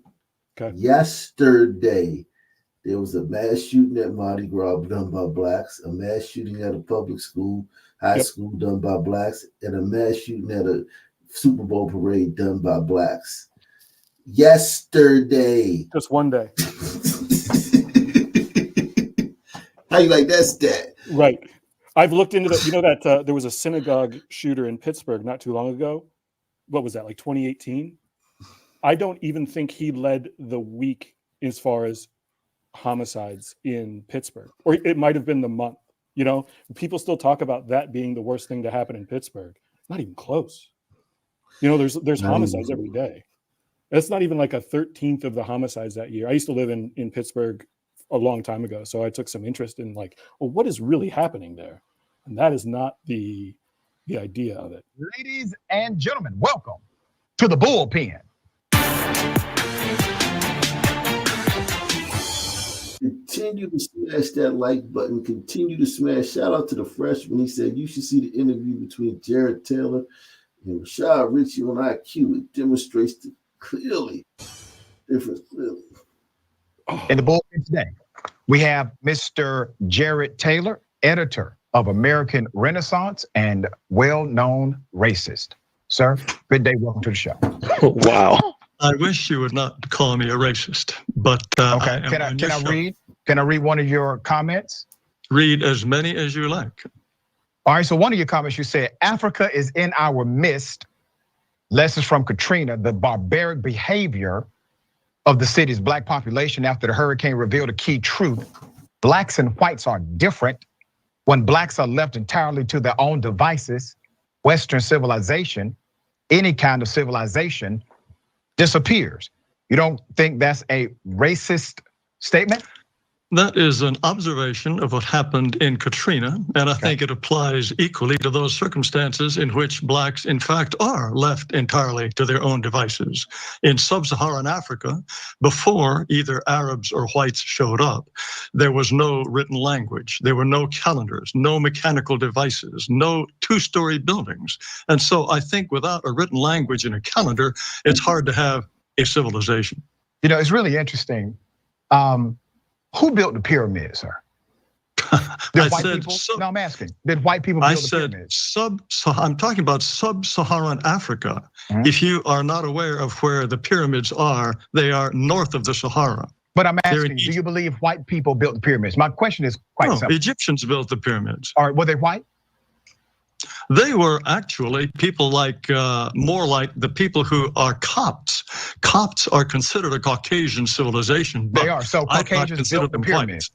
I do not consider them whites myself. They're kind of a Middle Eastern, North African group. Let me highlight something that I think is worth mentioning. You believe that IQ, which is intellectual quotient, judged by various parameters, you believe that IQ is a genetic dynamic and not atmospheric. Is that basically what you believe?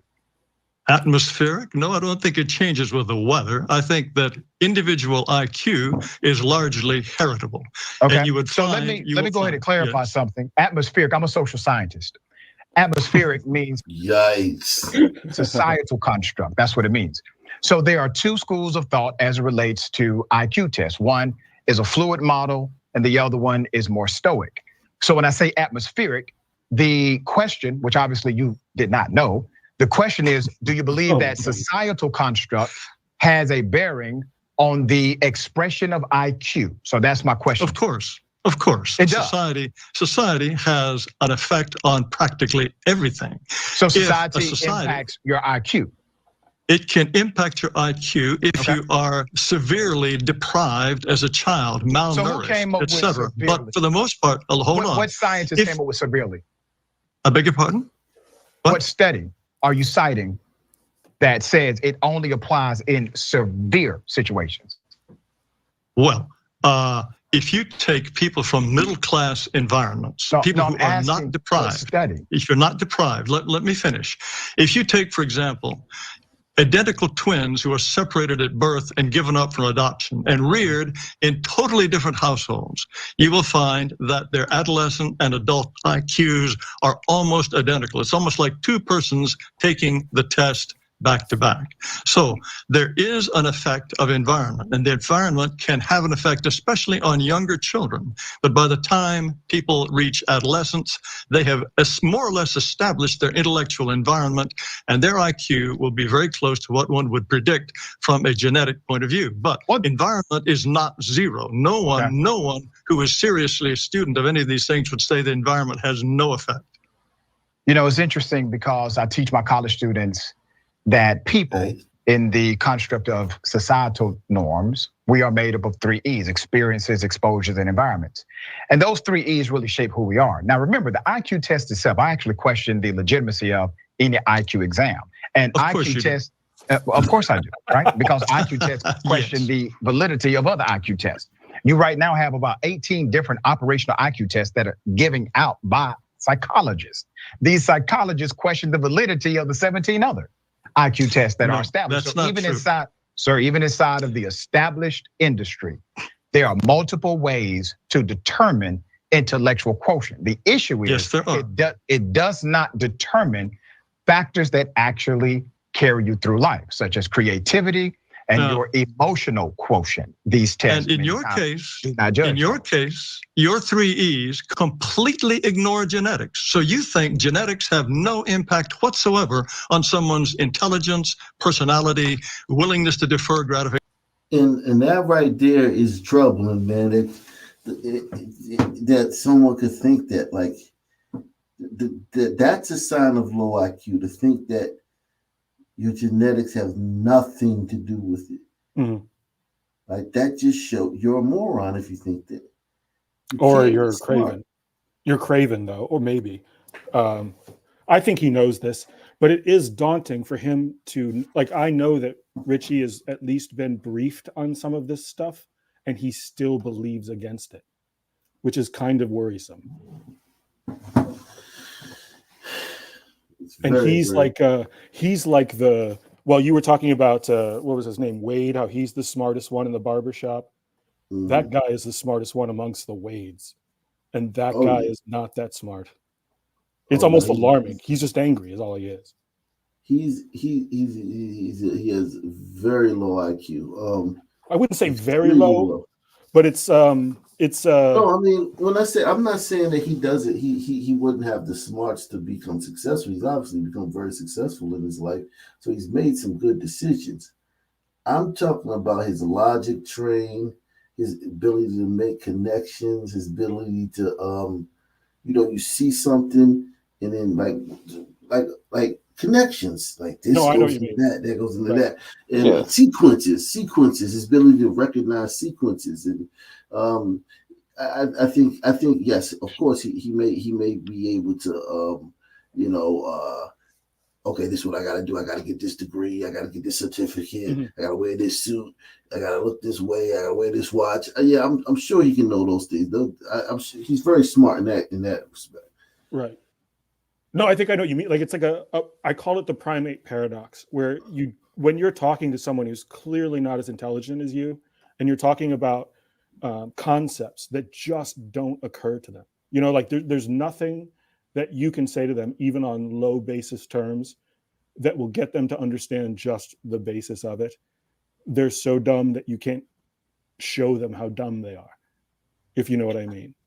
Right. And then also another thing that gliders, and I'm going to wrap it up with this, gliders just don't, I think that this is the thing that they really just don't get, man, is that we don't care. It doesn't matter. We don't care. Like, we're not upset about that. We don't care. You dig what I'm saying? We don't care about facts or the truth or the scientific method or sequence of. We don't care about. I have slowly found that over my life. And the thing is like you can't be shamed with the data either. Well, not you, but no. There is no such thing. They don't even understand it. There's nothing to understand. Yeah, but when you don't care, it's different than not understand. because it's like you like, okay. Well, to a glider, it's the same thing because it's just an impasse. Right? Joe Biden, right? Okay, we're gonna vote for Joe Biden. Joe Biden could be on film. He could be caught on a hot mic going on an N-word tirade. Or touching little children. No, I'm not talking about. I see where you're going with this, Aki. I'm talking about the jungle, like, the racial jungle he was talking about. Real. No, I'm not talking about those subtle things. I'm talking he could be caught like just saying, God damn it, and they don't care. They've already made up their mind. Right. You know what I'm saying? Well, it has nothing to do with Biden. Yeah. Well, here's the thing. We've already made up. Once we make up our mind, that's why another reason why the murder rate is so high. Because a lot of times some man will make up his mind that he's going to kill you, and there's nothing that can be done about it. Yikes. You know what I'm saying? Like, whereas, if do. there could be something done about it, there will be a percentage of the murders that would be avoided. You understand what I'm saying? Yep. But since there's nothing that can be done about it once we make up our mind, that percentage of the murders that will fall into the, hey man, look, hey, I just found out he ain't steal the money, man. The money was actually between the couches. Some of it might still kill you. You get what I'm saying? Because he's already made up his mind, because it doesn't matter that the money was between the couch cushions. It doesn't matter. Right. The wheels are in motion. It doesn't matter. And you can't compete with that. You can't compete with that. Absolutely. I mean, I see this every day when I argue on Twitter. They don't. But what I'm saying is, you can't go there. It's kind of like you can't. It's kind of like he talked about, like, athleticism. Like, either you got a 48-inch vertical or you don't. Like, you can't go to that place, so you're unable to compete with him completely. He can take it to a depth. Like, you ever see a white guy like argue with a black guy, and it's clear that the white guy is not ready to throw his complete life away. Mm-hmm. And the black guy, you can tell he'll do 100 years over this, whatever this amount of thing is about. Yep. Or die. Mm-hmm. And you can't compete with that, man. You can't compete with that. Right. And we've slowly, over 50, 60, 70 years, we've slowly lost our country little by little that way. You can't compete with that. There's no doubt in the conversation. Yeah, man. And that's the thing Jared's having with this conversation with Richie. It's clear. He can't compete with the fact that Richie doesn't care what he's saying. Richie's not trying to understand Jared. Richie's not trying to, like, oh, well, you said it like that. Oh, explain that further. Oh, well, give me a little bit more on that point. Well, that's interesting. I have to look into that. He doesn't care about anything that Jared said. Right.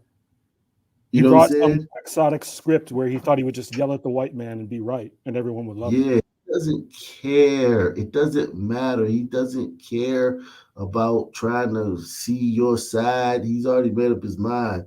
And you can't compete with that, because the glider, he cares what Richie says. He's trying to figure out where Richie's coming from. You know what I'm saying? He's not lost on the tactics. Jared Taylor knows what he's done this before, so he knows he's going to get this. Yeah, and in real time, he gets sucked in real time when it's going down. Like, when you're really, like, in the moment, mm-hmm. you're going to revert to your training. You know what I'm saying? You're going to revert to your DNA. And he's polite. The glider, and a glider's going to glide, and the sunman's going to sun. Yep. And so even though Jared may know that's about to go down, once it goes down, he's going to get frustrated, and he's going to try to reason, because that's what gliders do. He's going to try to reason. He's going to try to appeal to common sense. He's going to do those things. You know, he's going to appeal to common sense and try to reason and try to ration out. Mm-hmm. Even though you say, well, he already knows that he can't do that. Watch him do it. Watch him try to reason. We Watch can't him help try it. to feel We the can't help conversation. Yeah, it's true. So, we just gotta man. try. Yeah. Salute, man. And on that note, man, I'm out of here. Same black time, same black channel. I'm out of here. Peace out. Nice job.